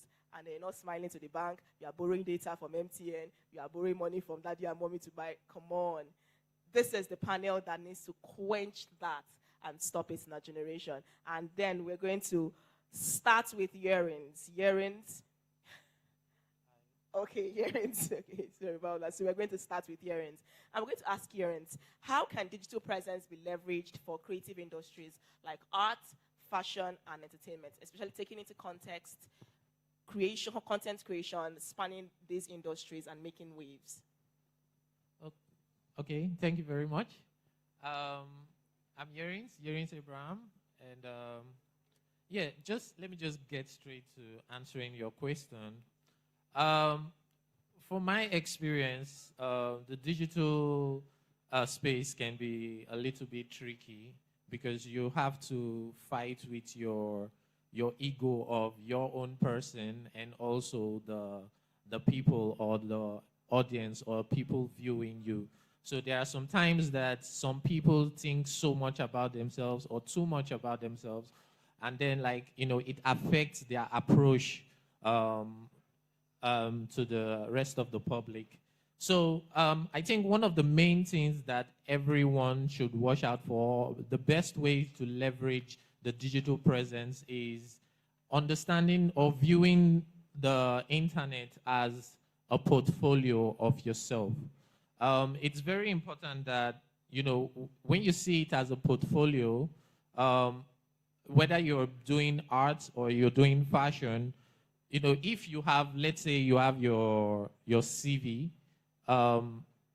you don't care how many people view your CV as long as the right people view your CV. So let's say in a year you have 10 people viewing your CV. In fact, it's not something that comes to your mind. But when it's now in social media and you're doing maybe art and you see it like, oh, if more people see it, that's only when, it holds value. But no, if you see it as your portfolio, you'll make sure, just like the way CVs are, you'll make sure that its content is good. Maybe your art, your fashion, or whatever technology you're building, you make sure that its content is good and you build your portfolio around that. So, just see it as, don't think too much about, the following around or the likes it gets and all.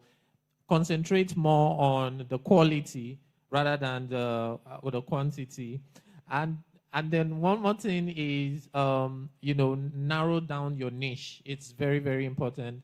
I think just like every human thumbprint is different, every human has his own unique niche or his own unique approach, because our environment, our society, our experience are different. We can look at one thing and see it in a different way. So use that, reflect how you view the world to the rest of the public, and your uniqueness will, talk for itself. Yeah.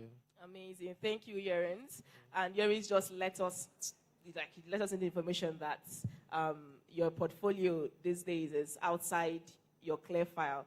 How many of us remember clear file? When you're looking for a job that year, you carry the clear file and put in all the papers and all the certificates you've acquired. These days, well, if you don't have digital presence, it seems like your CV is not complete. And that takes us to our next question for Darlington. We need to ask you, so you can help us, shed more light. Why is digital presence the new CV for Nigerian youth today? Okay. Hello, my name is Darlington. I'd like to give a practical example. I mean, when I got the job I got with OPay, I was working in a microfinance bank, and I never applied for that job. That was when OPay came into Nigeria with $100 million, and the Chinese guys didn't know what to do, and they were trying to recruit some of us as Nigerian directors. I just got a call from one guy in South Africa and said, would you like to work with Opera in Norway? And I said, I never applied for the job, and imagine somebody earning some certain amount of money and they're not calling dollars. And I was like, the guy said, how much do you want to earn? I was thinking that the money I called was very big. When I mentioned it in dollars, he said, that's done. And that was so, but what I'm trying to point is that I never submitted a physical CV. I mean, they found me, they headhunted me from LinkedIn. They saw my profile, and maybe by the grace of God, they liked my profile. They called me, and I got the job. So the point I'm making is that the era of physical CVs are over. So your portfolio is actually your digital presence. And I keep telling people, keep fine-tuning it. In fact, I learned that thing from one of my colleagues in a microfinance bank. The guy was telling me that every 2 weeks he was getting called to move from this microfinance bank to different jobs. Banks were calling him. So I said, can I see your LinkedIn profile? He showed me. By the time I saw his LinkedIn profile, I copied it. I just copied everything. When I say copy means I took the same format. Because his own was much more, more robust than my own. Mine was scanty. And I realized why people were calling him. So same thing too. Your Instagram profile, your X profile, your LinkedIn profile, and the communities that you belong to matters a lot. And sometimes I tell people, also be very careful what you post on your profile. If you are too religious, sometimes keep your religiosity and a little bit away from your profile. Or if you are a political extremist, keep all your political convictions somewhere else, because people are going to check you out before they give you a job. So today we're moving away from paper CVs to digital CVs. Thank you very much. Let me stop there. Awesome. Hi, everyone. So I will just do a quick reintroduction of our own panel. Now, this is where we come in, right? So the topic of our session is from idea to MVP, rethinking pre-seed and seed funding in a cautious market. And very interestingly, of course, we have the one and only Idris Bello. If you don't know Idris Bello and you are in the startup ecosystem, I'm wondering what you know. And of course, we have Miriam here and Philip joining us virtually. So I believe it's no longer news that in the last few years, the funding climate has been quite cold, right? Startups have had to prove a lot more before they can receive funding. So that's a lot of things we're going to be talking about. And I will be starting with Idris. So now, Lofty Inc. just closed the $43 million fund, and the fund, of course, included international LPs. So from your vantage, from your own point of view, what are early-stage investors prioritizing in 2025? Is it, is it traction? Is it team? Or is it technology? Okay. Thank you very much. All right, it's a pleasure to be here. And this is the first time I'm in a two-in-one panel. So there's always a first time, right? And just a disclaimer, like I said, Lofty Inc. raised $45 billion, not me. So just being clear. LIRS, FIRS, it's not me. So to your question about what are investors prioritizing, is it team, is it tech, is it traction? I think it's what I would call traction of thoughts and traction of users. And what I mean by that is investors are looking at how deeply do you understand your consumers, your customers, and how attractive is your offering to those customers. Do you have people who are willing and interested in using what you have produced? So when at Lofty in Capital, when we look at those three things, tech, team, traction, the way we resolve it is we say tech is an enabler. It's not your moat. It's an enabler. And a lot of people forget that. They fall so much in love with their tech, right? Tech is simply an enabler. It's not a moat. Then your team is the engine, right, that drives that. But traction is the truth, right? At the end of the day, it's what actually shows that you have something that people want to buy. And that's the simple way that we look at it. Yeah. Okay, since it's busy, I'll continue. So again, at the end of the day, it's about no matter how early you are, if you're able to show that the customer love for what you're building, right, you will find the right funding, the right investors. And so the key thing is about obsessing about customer adoption, right? And if you're able to do that and build a team around that, then you show traction and you'll be fine. And tech just enables you at the end of the day. Amazing. I mean, I like what you said, as with tech being an enabler, right? The team being the engine, and of course, traction being the truth. And I'd really love for startups here in the room to really note all of these things down. Your tech is only an enabler, never a moat, really. I found startups who are saying that, who have said rather, that because they are technology enabled, that's their differentiator. Of course, everyone has tech. Everyone even has AI now. You can build anything you want to build without, having to do much. But, just to ask as a follow-up, right? How do global LPs, now those are your own investors, how do they view the pre-seed and the seed market in Africa, right? Of course, I'm sure it took a lot of convincing, a lot of, here and there lobbying to raise the fund. How do they consider pre-seed and seed investing in Africa? So we're lucky. So for those who, so Lofty Capital is an early stage VC firm. We're on our third fund. We are privileged to have institutional investors, sovereigns from Nigeria, Egypt, Saudi Arabia, and Dubai, and IFC, FMO, Popako, and a host of others, right? And so when they look at investing in Africa, I think what they see is they see the variance in opportunity and also risk, right? So they see the potential that's there. And even though later stage opportunities are more predictable, they understand that where you find alpha, where you find the highest outcomes are in the early stage. But the way you do it is by backing disciplined founders. And so if you're a global LP looking to invest, you look for VCs who have boots on the ground and not fly-by-night VCs or what we call tourist VCs, right? You just pop in and pop out. So boots on the ground, who are disciplined, who bring in governance, who bring in structure, who can really drive growth, right? And that's really who you back. And I think that's the way we see, that's why we have those LPs backing us, because they understand the opportunity, but they realize they can't do it themselves, so they need trusted players on the ground who can do it. And if you do that well and find disciplined founders, I think the outcomes are going to be great. Amazing. I'll just go quickly to Philip. Philip is joining us virtually. Just to be sure, are you with us, Philip? So we can't hear you. Hello? Yes, we can hear you now. We can hear you. Awesome. Sounds good. Great. So, of course, Philip, you're a board director at VelCap, right? So from your own perspective, how are investors balancing the whole idea of caution, right? And also with the need to take that risk to, still back bold ideas? Because it's a balance. What's it looking like from your perspective? Okay, you're right to call it a balance. I think I look more at it as being more positive than negative, as being more precision-like. So the way investors are looking at it right now is that, can I put that fund of mine in a sector, in a business that can generate money at the end of it, that can generate profits at the end of the day? So gone are those days when you just want to put on just because there's a dream.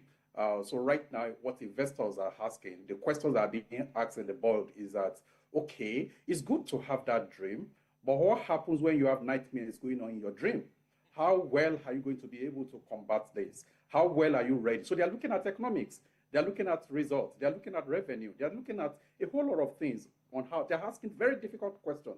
If I give you this $1, how far can it take you? If you run into a whirlwind, what will you do with it?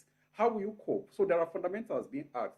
So if you ask me, it's not more of caution that leads to stagnancy. It's more of precision. Invest in opportunities that can grow, that can deliver the results, both for all stakeholders, not just for the investor, even for you as founders. So those are fundamental questions that are being asked. Thank you very much. Today is a day, or this panel session is one that has a lot of dollars flying around. We are all trying to earn or invest in dollars. Amazing. Now, picking from where we stopped, and Darlington said we need to use our digital presence as our new CV, as young people, as creators. And now to you, Tony Odiva. How can young people turn social media influence into sustainable incomes? Just before you speak, let's also remember that not everybody that has a CV, hard copy, gets a good paying job. So now we need to know that if you're not telling us to throw away the CVs that are not giving us the good paying jobs, this digital presence, how do we turn it into income? Okay, so digital presence is good, right? But for sustainable income, what you actually need to offer is real value. Now, what I see is that a lot of people see their digital presence or their social media influence as the mental model they usually have is that they are digital landlords. So what they're doing is that they are renting access to their audience to people to, sell some good or service. But I feel like they need to have a mental model shift how you should be thinking is, how can I be a digital asset owner? What that means is, are there goods and service that I can actually sell to people, right? Now, if you have digital or social media presence, what you actually have is distribution. Anybody that's built anything worth value will tell you that distribution is just as important as having the right product, right? You need to have good distribution. Now, you can leverage that distribution for yourself by, using or creating those digital assets that I mentioned, right? Courses, ebooks, even a community that you nurture and then, that's around your sphere of influence, and maybe sell weekly newsletters to people that are interested in what you're doing, right? Or another thing you can actually do is partner with someone. There are people that are creating products around your sphere of influence that are in the nascent stage that might not have figured out distribution. So if you partner with them, you can then, in tandem, create something that you can then grow, and when it starts generating revenue, you guys can split it and earn some income from there. Yeah. Okay, thank you, Tony. An amazing one. And this discussion it's graduating. They've told us that it's important to have digital presence. They told us we can now use it as our CV. We can use it to make money. Now, the important part is one thing to make money, and is one thing to still go broke. You can make money, and the money would definitely not multiply. And this is where you come in, George, head of product Bamboo. Since digital creators have fluctuating pay, like I'm a creator, and if you have creators in the house, you can agree to disagree, but I think you would agree with me that it doesn't pay every time. So some months are very, lucrative, and some other months are not, which means it's fluctuating. So when we have this kind of seasons, what simplified educational tracks and targeted investment products can Bamboo offer to help creators confidently manage and grow their high growth but volatile earnings? Let's take note of that word, volatile. Yeah, thank you so much, Uchechi, for having me on the panel. I think that if you really take a look at the Bamboo product at its core, it was designed for this segment primarily. And this is why I would say so. So we started out by supporting US stocks. And we're one of the very first to have support for notional orders. What that means is you can buy shares in fractions. So if you look at what you have today in the local stock market, you can only buy like whole shares. So if I wanted to buy MTN, I can buy like 2 units, 3 units, but I can't just come and say, what I have is 50,000. Give me 50,000 naira worth of it, which could end up being fractions. So you see that we sort of like designed the product from the beginning, keeping in mind that we were going to run into situations like this, right? Where people would end up. So bringing this back to your question, the point is that with Bamboo, what you need to do, especially if you have like undulating income, is just to say to yourself what percentage of your income you want to commit to investing. And not necessarily, have some sort of like a threshold that you must hit before you can invest. So if you wanted to be able to buy maybe 1,000 units, for example, I give a practical example. So Netflix today is about $1,000, maybe $100 per unit. And let's say you are a creator, last month you earned $5,000. So you could put aside maybe like $1,000 for investing. But this month, that dips to 500. All you simply have to do is tell yourself, I want to put aside 20% of my earnings every month. So if it drops from 5,000 to 500, you are still able to buy Netflix for $100 on Bamboo. So these are like some of the things that we've put in place to be able to support, this kind of like demographic. And I think that is very important. And then when you also, look at some other tools that we have, for example, like talking about maybe like DCA, which is like dollar cost averaging. I think it's also like a very powerful tool that, creatives can be able to consider, because what it does is you don't have to do all the complex maths of when do I get into the market, when do I come out of the market. What you do is you just set it. There's a consistent redeem and say at XYZ interval, I want to be able to buy, like certain shares and grow your portfolio and build wealth. Yeah. Thank you very much. Thank you, George. And like I said, I'll keep saying we are graduating. So now we have learned how to invest our fluctuating income, and then to help us not to go broke. So once we are not broke, we can now start dating And this comes to Mr. Chukwudifu. How can digital dating and fintech intersect safely in a cashless, trust-driven world?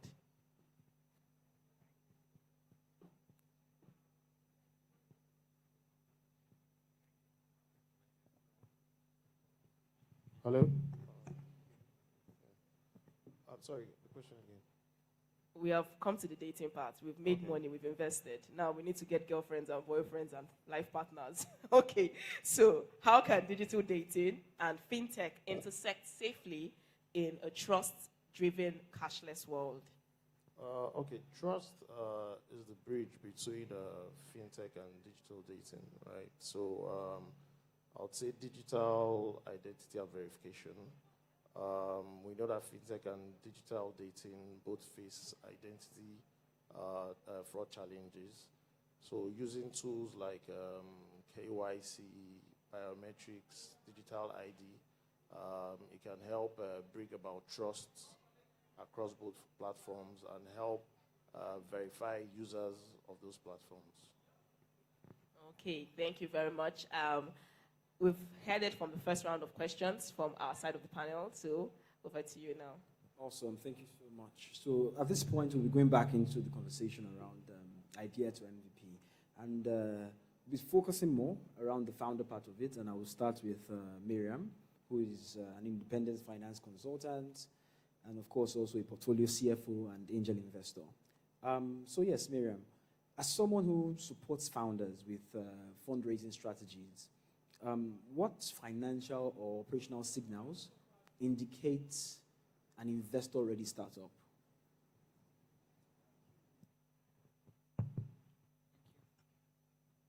Thank you for your question. So I think the financial signals that would signal an investor-ready startup would be, I mean, there are a few, but I'd start with, first of all, the startup perhaps having run a pilot and has been able to find customers that are willing to pay for the product, right? So proof of a revenue stream. So that would be the first one. I think, secondly, the sort of signal that an investor would be looking at is to ensure that the unit economics of the business are strong, right? Unit economics could be represented with strong KPIs like your customer acquisition cost, the lifetime value that the customer is going to be bringing into the business, and also cohort retention, right? So I would say that would be the second. And then I would say it would be good also, I mean, there's so many, but I'll just speak to three.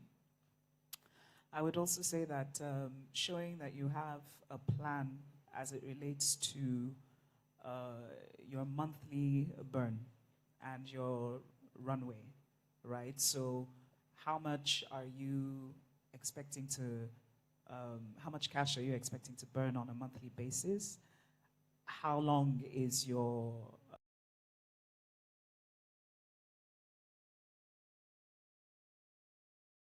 to take you in order for you to meet the next milestone, right? So, and then in addition, I think they would also want to see use of funds, like how are the funds being allocated across, say, building out your MVP, your go-to-market strategy, compliance, and the like. So that speaks to the financial signals. Then for the operational signals, again, I would say I'll just speak to three as well. Customer acquisition channels are a big one. Are you able to hone down, 2 or 3 channels, maybe agents or merchants that can help you scale your product? Then I would say another one would be your operational and compliance procedures, your KYC. Can you automate that, or can you delegate it to a partner? because you're looking at scale, right? So as you scale, how is your infrastructure going to be able to support your business? And then again, I would say the third one, which is a very important one as well, is what sort of compliance roadmap do you have, right? You need licenses from regulatory authorities. You need to partner with, I would say, you need to partner with other institutions like banks, telcos, maybe integrate with a sort of a payroll platform in order to create that multiplier effect, right, for your business to scale. So I'll stop there. Awesome. So speaking about, because now we're really talking about how founders can really secure funding, right, from the idea stage all the way down to MVP.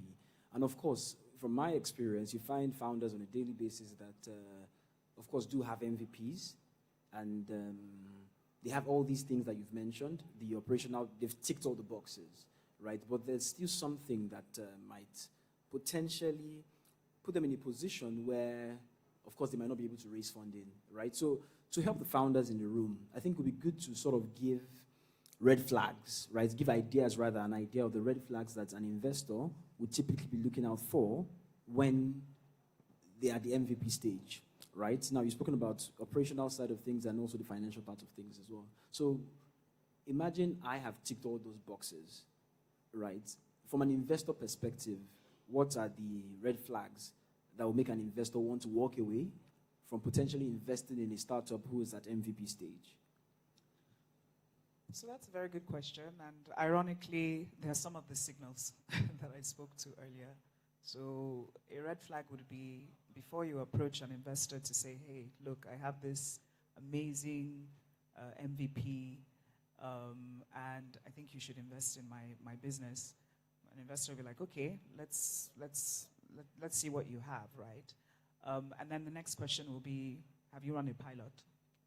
Do you have customers that are willing to pay for your product, right? Or you may have run a pilot and you have customers, but is that being monetized? Are you able to actually convert them exactly? So that would be a red flag. Another one would be, I would say,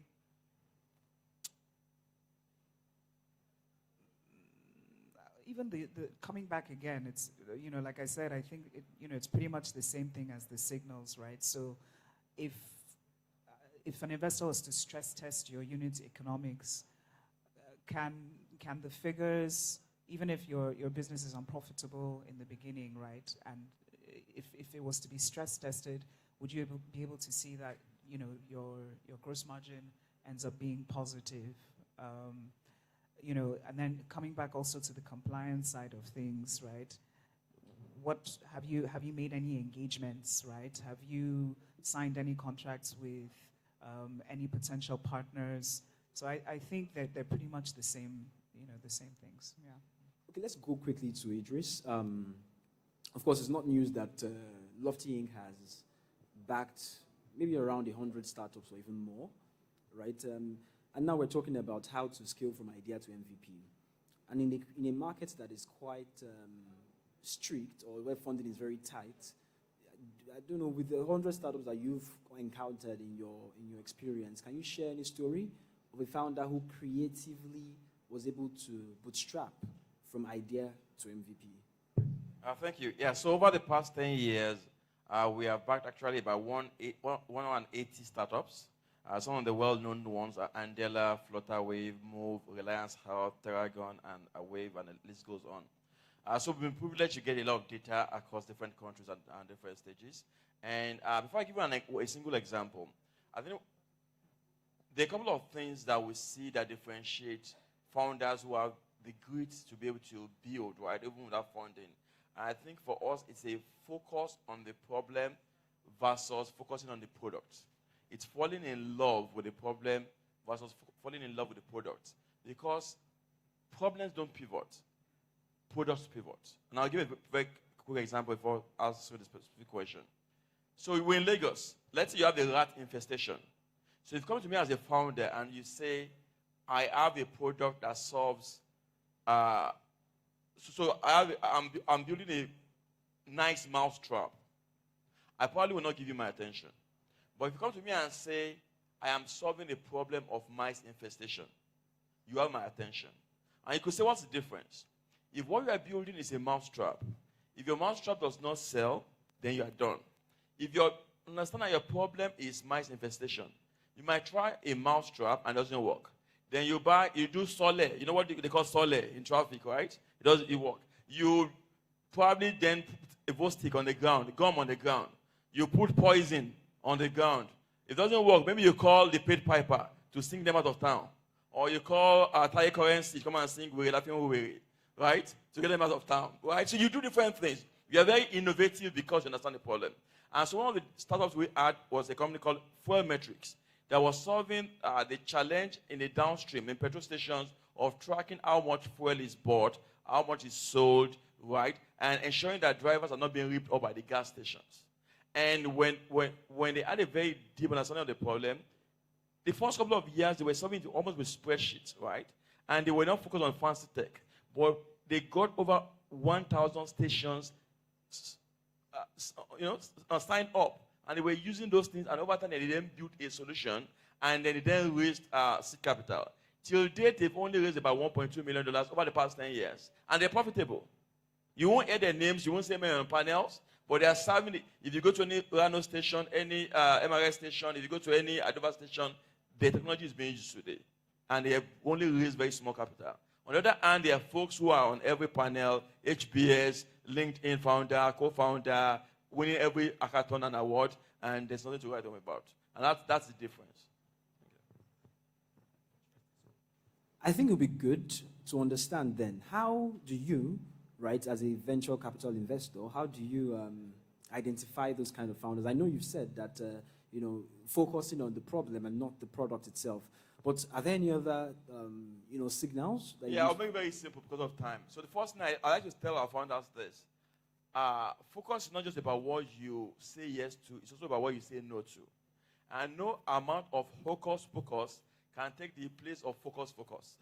Sounds very funny, but you can go look it up. I bet it's correct English, right? So no amount of hocus pocus can take the place of focus, right? So it's about customer obsession, right? You should spend more time talking with your customers than with investors. People are chasing me about. You want to talk to your customers. If you have customers, I will chase you, right? So customer obsession is very key. Clarity of focus is very key. Capital efficiency. Can you turn $1 to $3? I make it tell stories. If you can do those well, it is we investors that will be chasing you. But a lot of founders are doing the other one because you don't have traction. You don't have customers. You must be able to show me that there's someone who is willing to sacrifice their naira for your product, or their time, or their trust. It might not even be paid customers. But if people are crazy about what you are to stop, we, the investors, will chase you. So if there's anything you take from here, as a founder, go and obsess about your customers. If you're obsessed with your customers and they validate you, we will chase you. You don't need the capital validation. I know it's nice to go on TechCrunch and TechCrunch and announce, but those things don't validate you. It's your customers that validate you. If you have those things, we will chase you down, and that's all you need. What you said is very, very, very key, right, for founders to understand. Obsession about the product, about the problem, rather, and about the customers as well. I think those two things, obsession, and you find so many founders just always all over the place about whatever it is they're building. I've done this, I've used AI, I've done that, So just before we hand over to the next panel, one question quickly to Philip. Is Philip still with us, just to be sure? Is Philip online? Yes, I'm here. Awesome. So I want to talk quickly about alternative capital pathways, right? We are aware, of course, of how VC funding is so hard right now to raise VC funding, right? And of course, not every startup, not every business rather is venture backable, meaning that you might be running a particular business that is doing well, but you might not be able to raise venture capital funding, right?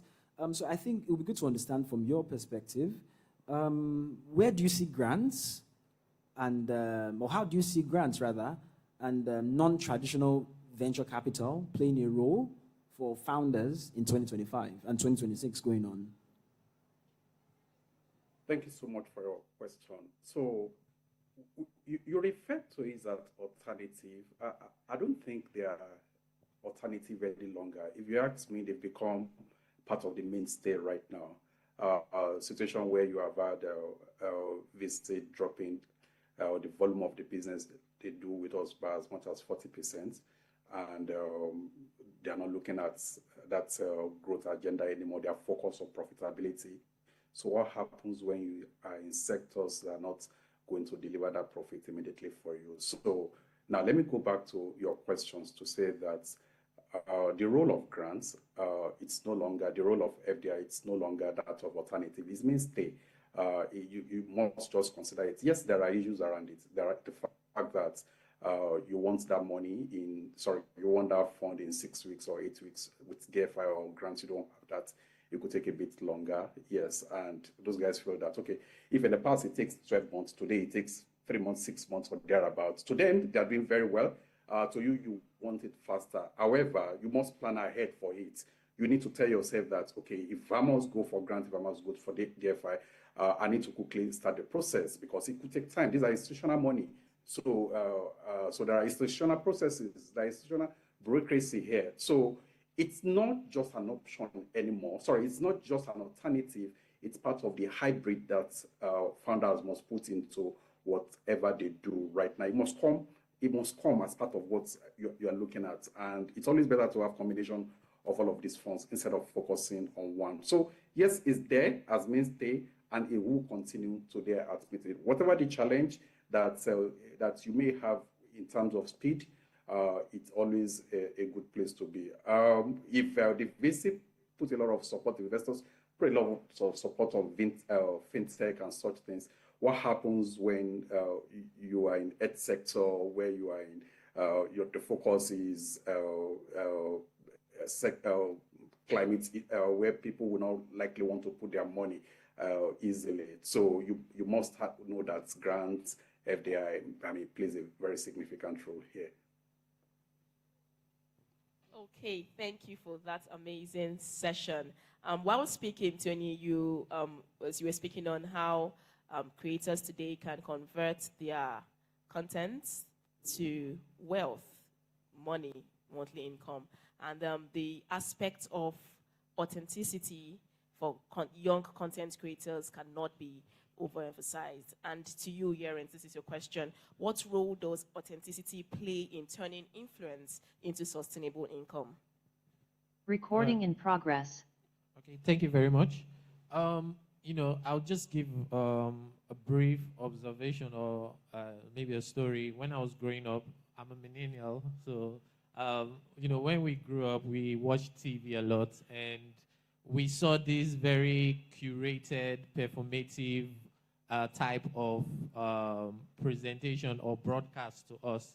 So when we hear the news or when we hear about stories or jokes, comedy, and all that, it's always very curated. And when the social media or the digital age came, you see people on social media and they are the respective platforms. When we started seeing people be themselves, there was this connection we had. There's this like, it's normal, like we are watching TV. It's more like we are seeing the person in front of us. And that built a level of trust that people did not even anticipate. So, yes, to your question, I think the main thing is being yourself and making sure that people trust you while being yourself. And the truth is, like, you can be anything. I won't say you should be like bad, but like you can just be yourself. Let your life, let what you've been through, let that show. And you will be surprised that you will have a community of people who relate to your uniqueness. And that is the main thing concerning authenticity. It's just you being yourself, and you growing. It always grows followers to community, always. And yeah, it was every time. Thank you very much. Okay, thank you, Yerens. To shed more light on that, Tony mentioned other avenues for creators to make money, and he said you can partner with brands. And I know definitely that that's an aspect rather that authenticity needs to come out more, especially in our age and time today. We have creators who are representing brands that either they don't use or they don't even trust the product that's in the market as at that time. But because it is monetized, because they get paid to film that ad and post it, they just do it. And in the long run, there's this saying that the internet never forgets. This industry we are in and we're making money in, you take one wrong step and your career that you'd probably resign from your place of work and threw your job at your employer because you felt you've hit the big pot, you'll go back to that job definitely, because once you take one wrong step, your entire career that you have built on Instagram, on LinkedIn, on TikTok just comes crumbling down. And that's the role, one of the roles I believe that authenticity, comes out to play. If as creators out there, you have to resonate with whatever you put out there, as long as it is you and it carries your face, it carries your name, it carries your designation. Don't just do it because, yes, we're talking about you turning it into wealth, but then allow the wealth last. Let joy come in the morning. Don't just do it, get the money that time, and then the following day, you're in tears. And now this brings us to Mr. George. Mr. George, now that we have talked about turning these things into wealth, what do you suggest young creators, either delve into to sustain this wealth that has now been created? Okay, sorry, Mr. Darlington. I was looking at him. Mr. Darlington, please, that's your question. Okay, so after turning into wealth, how do we sustain the wealth? That's like some. Okay, thank you. One of the ways to sustain wealth is to codify your skill, all right? Codify your skill or your talent. Likes does not pay rent. If you have 1,000 likes, your landlord will still come and knock on your door. I was telling somebody that was a book I was trying to write 20 years ago. The first iteration of that book, it took me weeks to write that book. But when I said I want to write that book, because when I wrote that book, I lost the manuscript 20 years ago. Now, I wanted to write the book again a few weeks ago. I wrote that book in less than 3 days. And then designed it. I posted it on Gumroad and Seller, and I started selling 3,000 naira a copy. So I can sleep, and people are buying my book on Seller. So today, apart from just being an influential person or being an influencer, which is actually the tip of the iceberg, you have to find a way to begin to monetize your influence. And one of the ways is to create communities that people can subscribe to. You can create books, and then those books can sell 1,000 copies while you are sleeping, all right? You can create apps that people can subscribe to. So these are ways you can actually create generational wealth, instead of just going for the likes and so on and so forth. I met a woman on YouTube. All this woman does is take Christian quotes, biblical quotes, and convert them into images, and then goes to Etsy and sell those quotes on Etsy. And she said, she has made thousands of dollars from just Christian quotes. She gets a quote on the Bible from ChatGPT, designs it into an image, and sells it on Etsy. And while she's sleeping, ordinary quotes, she's making money from quotes. So AI has made it very easy for us to write books, to write templates, to write ebooks, and you can make that same money several times. So instead of just waiting for, like you said, seasonal income, create something that people can buy from you while you sleep. And that way you can actually sustain the income, and so on and so forth. Thank you, Mr. Darlington. The beautiful thing about our industry is you have it all around. It's either you're giving value, you're selling a service, just one thing, or even a product now. It's talking about books. You just have to do something in the social media space. Okay, Mr. Chukwudifu, now we've talked about all this, but we want to understand what are those promising fintech innovations that could unlock new income streams for Nigerian youth, for the Nigerian youth that has listened to all this and still decides that he or she is not camera friendly. I still don't want to do content creation. What are those promising fintech innovations that they can still delve into and still, make some income? There's digital investment. Hello? Can you hear me? Okay. Digital investment platforms whereby it allows youths to save, to invest in stocks and crypto in small amounts, thereby building wealth and also creating wealth through low barrier entries. There's also, can you hear me? Can you hear me? Okay, there's also creators payment gateway for influencers, for digital content creators, whereby they monetize their funds through local and cross-border payment systems. Okay, thank you very much. For you, George, what specific features in a smart investment tool are most critical for helping young creators build real long-term wealth?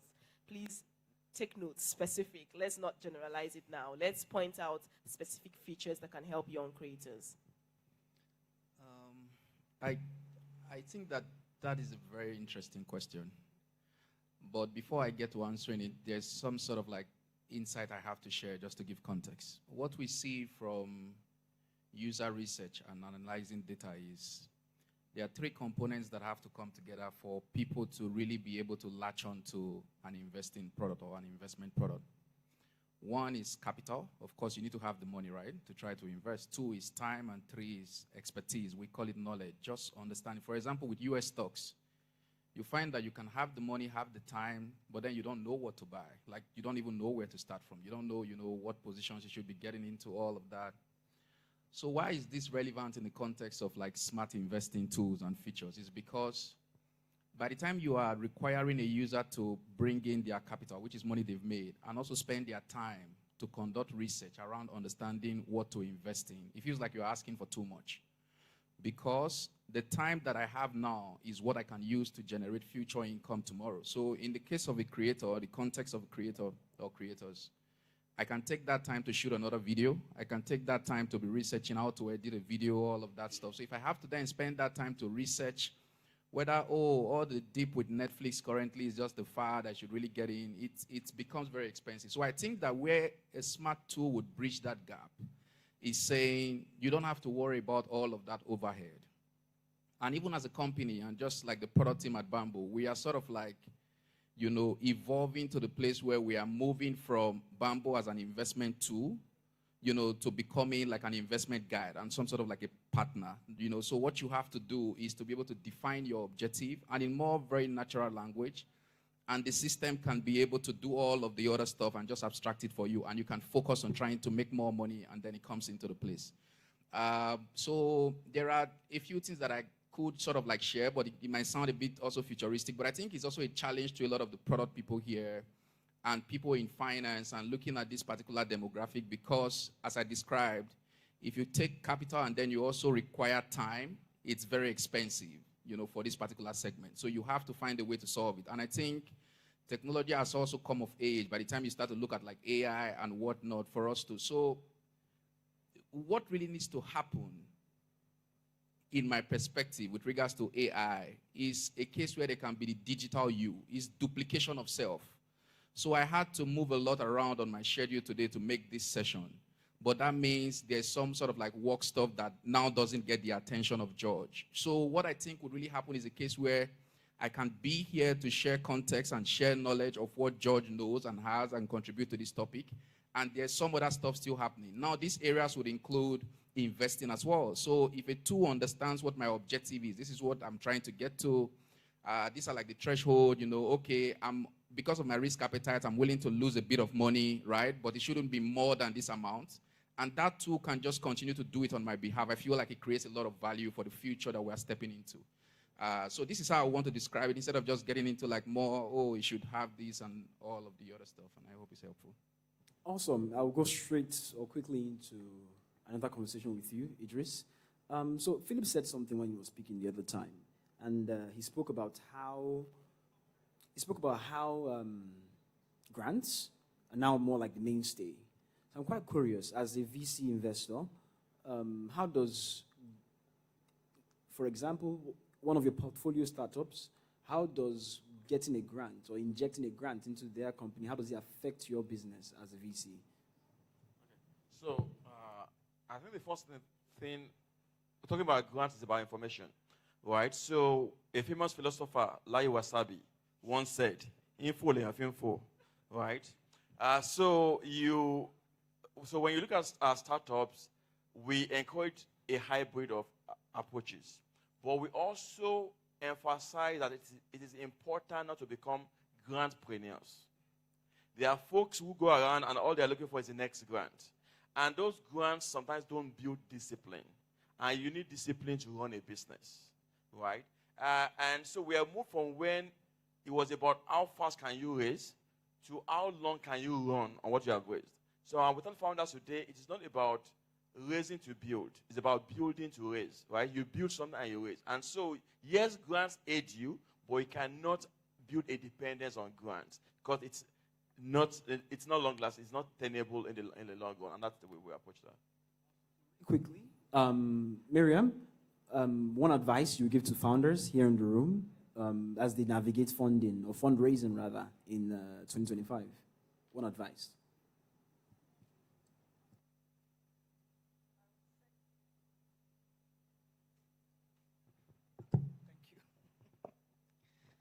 I would say, so speaking specifically to founders, raise funding to clear a pathway or to reach a milestone, right? So for example, let's say you raise like $200, that's your, not $200,000, and that's your ask. Raise $200,000 to buy you 6 months, to reach 1,000 customers, to reduce your customer acquisition cost by 30%, and partner with a corporate. That's what I would say. Amazing. Let's go to Philip. Philip, one advice you would give to founders in the room as they navigate fundraising in the rest of 2025 and 2026. Is Philip with us? Okay. Yes, I'm here. I'll say that try and find a real problem that you intend to solve. Don't build solution to solve a problem. First find the problem. When you have found this problem, validate that there's a business, there's an economics behind it. And there are a few ways to validate. Just get traction, get some of customers, see whether you can get revenue from this. Then after you have been able to validate it, then you can go pitch to get fund. Don't go look for fund while your business is not yet validated. Don't do it. Build first, validate it, and then go pitch for it. Your chances of getting funded is high. Your chances of building a successful business is higher. Thank you. That would be all for me. Okay, thank you very much, our dear panelists. As part of your last words in the panel session, Tony, please advise youth on how they can avoid scams and risky platforms while trying to earn online. All right, so I feel like we should adopt a healthy skepticism mindset. To speak freely, I feel like Nigerians feel like we're very sharp. We're the sharpest guys in the room. But you have to understand that the same way you feel like you're sharp, the other platforms that are running these scams are also sharp. You can't time some of these things. So just be a healthy skeptic, right? Anything, I mean, it's cliche at this point, but anything that seems too good to be true, oftentimes is too good to be true, right? You have to remember that the race is not for the swift. It's a journey. Just take your time. If you want to build wealth, if you want to do anything, just be long-term minded and just stay consistent. And yeah, don't rush. Thank you. An amazing session. Please let's give all our panelists a round of applause, please. If you know you definitely enjoyed this. So our takeaway from this session, now we're merging investments, we're merging products, and we're merging creativity is every young person seated in this hall, we want to admonish you to say that your digital talent is a powerful asset, but it requires creativity. I think the product guys will agree with me. It requires strategic financial planning. And then it requires a commitment to leveraging the robust fintech tools that are now available across board. And I think I speak for everyone when I say that that's like our takeaway from this panel session. Are we good, guys? Okay, thank you very much. It was awesome being on this panel session. I'm moderating it. Thank you.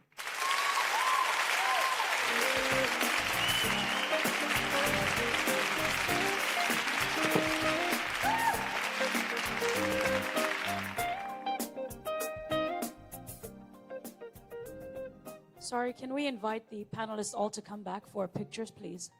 Yes, can we please do it on the stage? Dr. Stanley, please come up stage for the pictures as well.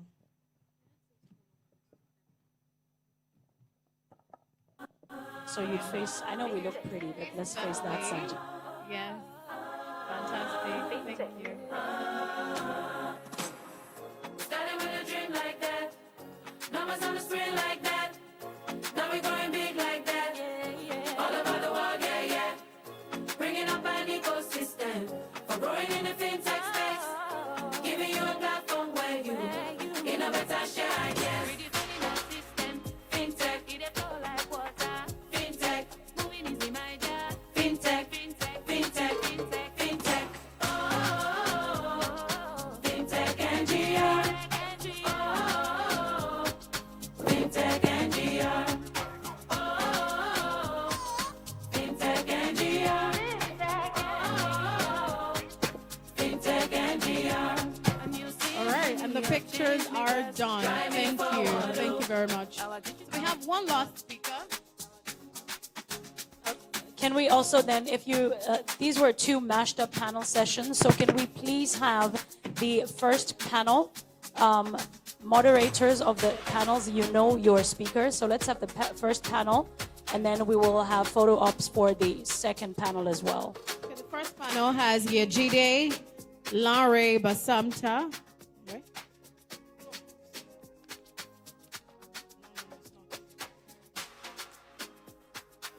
So the first panel has Darlington, Mr. George, Mr. Tony, Earrings, and Chukwudifu. And then can we have the second panel? This was... The second panel, they've just had their picture. So we're calling the first panel now. Uchechi Ogwehi Daniel, Darlington Oyagoro, George Imodeme, Tony Odiba, Yerens Abraham, Chukwudifu Ugu. Please come back up stage. Thank you.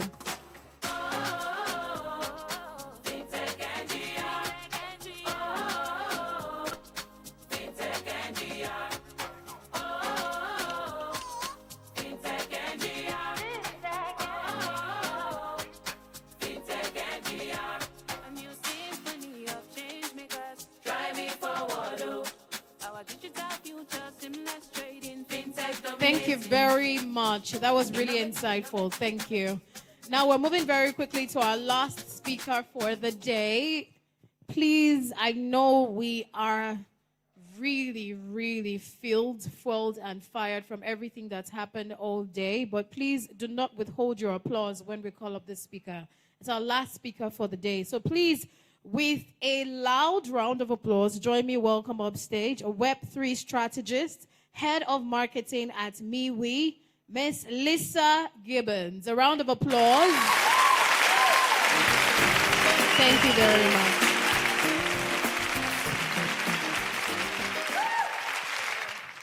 Thank you. Can everybody hear me? I have come all the way from Dublin, Ireland, to see you guys and to be here at Fintech Week Nigeria. I am so honored and delighted to be part of the conversation. Let me tell you a little bit about me, a little bit about MeWe, and then a little bit about the power of connections, because that's what we're all doing here, connecting with each other at the conference. So me, I have a background of technology, 15 years, mostly in Web3 blockchain consulting, been around the world, consult mostly in the US, and have my own agency in Ireland. And MeWe is a social networking platform. If you haven't heard of it, please join me on MeWe. We have 21 million people on platform. We're in 200 countries, and we are in 20 languages. the difference between MeWe and some of the other social networks that you are familiar with and that are probably on your phone today is that we are privacy-based. So we value your privacy, we don't track you with algorithms, and we don't harvest your data. So we don't sell your data for profit. So the idea about MeWe is you log in and you choose your interests, anything you like, food, music, dance. There's every type of group on MeWe. We have over 700,000 groups today, and we are delighted to be growing in Nigeria. So we have 20,000 Nigerians already on platform, so why I'm here. So a little story about the power of connection and MeWe and the conference is 2 years ago I was at a conference in Berlin, a blockchain conference, and I was sitting in the audience and I was giving out about, the speaker on stage was giving out about, he had no users for his apps. So he had all these tools and infrastructure and complicated blockchain products that he had built. And he was saying, oh, there's no users for these amazing tools. They're much better than Facebook. They're much better than anything else that's out there. And I was in the audience, and I was sitting beside someone, and I turned to the person, and I said, but they haven't built anything that's easy to use. They haven't built anything that's fun or that's entertaining. And he said, oh, well, I have something. We have a thing called MeWe, and therefore, he gave me a job. From the conference, I secured a role at MeWe, and I've been with MeWe for 18 months now. So it's the power of connection, the power of conferencing, and also the fact that MeWe recognized that there's an opportunity to transform social media as it exists today. We don't really need to be slaves to the algorithm. We don't really need to have all of our data harvested all the time. We can have real authenticity, real content, and real connections through social media. So I invite you today. I only had a few minutes of time, and I know everyone is very tired after a long day, but I invite everyone to connect with me on MeWe and join 20 million people on platform. I look forward to seeing you there, and hopefully I will bring more people back next year to the same conference. And I love Lagos and Nigeria. Thank you for having me. Thank you very much. Thank you. That was short and Swift. impactful as well. Thank you so much. Thank you. We've had a fantastic day. We've had a fantastic 2 days, I must say. That's right, I agree. Yesterday we started the symphony, and now we got to the crescendo. We've gone from ta-da to I was here. Yes, we did. And it was really beautiful. Did we enjoy our time here at Fintech Nigeria Week? Did we enjoy our time here at Nigeria Fintech Week? Yes, fantastic. Please give the organizers of this program a round of applause. Ladies and gentlemen, also as we're giving them a round of applause, we are ending the day, but we are not ending the week. There are still conversations on blockchain and other, I think, exhibition booths as well that they said would be on display tomorrow. So though we are closing this specific stage, it's a week. So tomorrow you are welcome to come back here, engage, go through the exhibition booths. Some of the things that you weren't able to see today and experience, we invite you to come in tomorrow and have those conversations and visit all of those exhibition booths. Yeah, all the questions you wanted to ask all our speakers, some of them will be available as they have their stands at the exhibition area. So please be here tomorrow for blockchain conversation and the exhibition. Without further ado, we would like to bring up the president of Nigeria Fintech Week, Dr. Stanley Jacobs, for his closing remarks.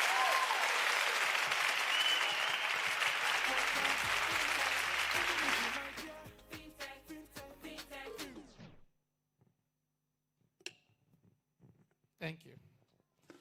Everyone is busy. It's been an amazing, long time today. At some point, I was struggling with how to balance this session and the amazing sessions happening out there.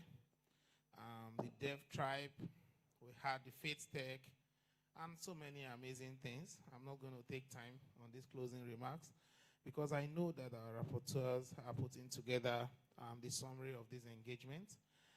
Just to thank everyone and to say we'll close this out tomorrow, and we look forward to seeing you tomorrow morning. Thank you very much. Please get a picture with the president. Yes, because you've taken pictures with everyone except the MC. And you so can give it's us a our round turn. of applause as we do that. Starting with a dream like that. Numbers on the screen like that. Now we're going big like that. All over the world, yeah, yeah. Bringing up an ecosystem for growing in the fintech space. Giving you a platform where you innovate and share ideas. Fintech. Fintech. Fintech, fintech, fintech. Oh, fintech NGR. Oh, fintech NGR. Oh, Thank you very Thank you so much. much. Thank you.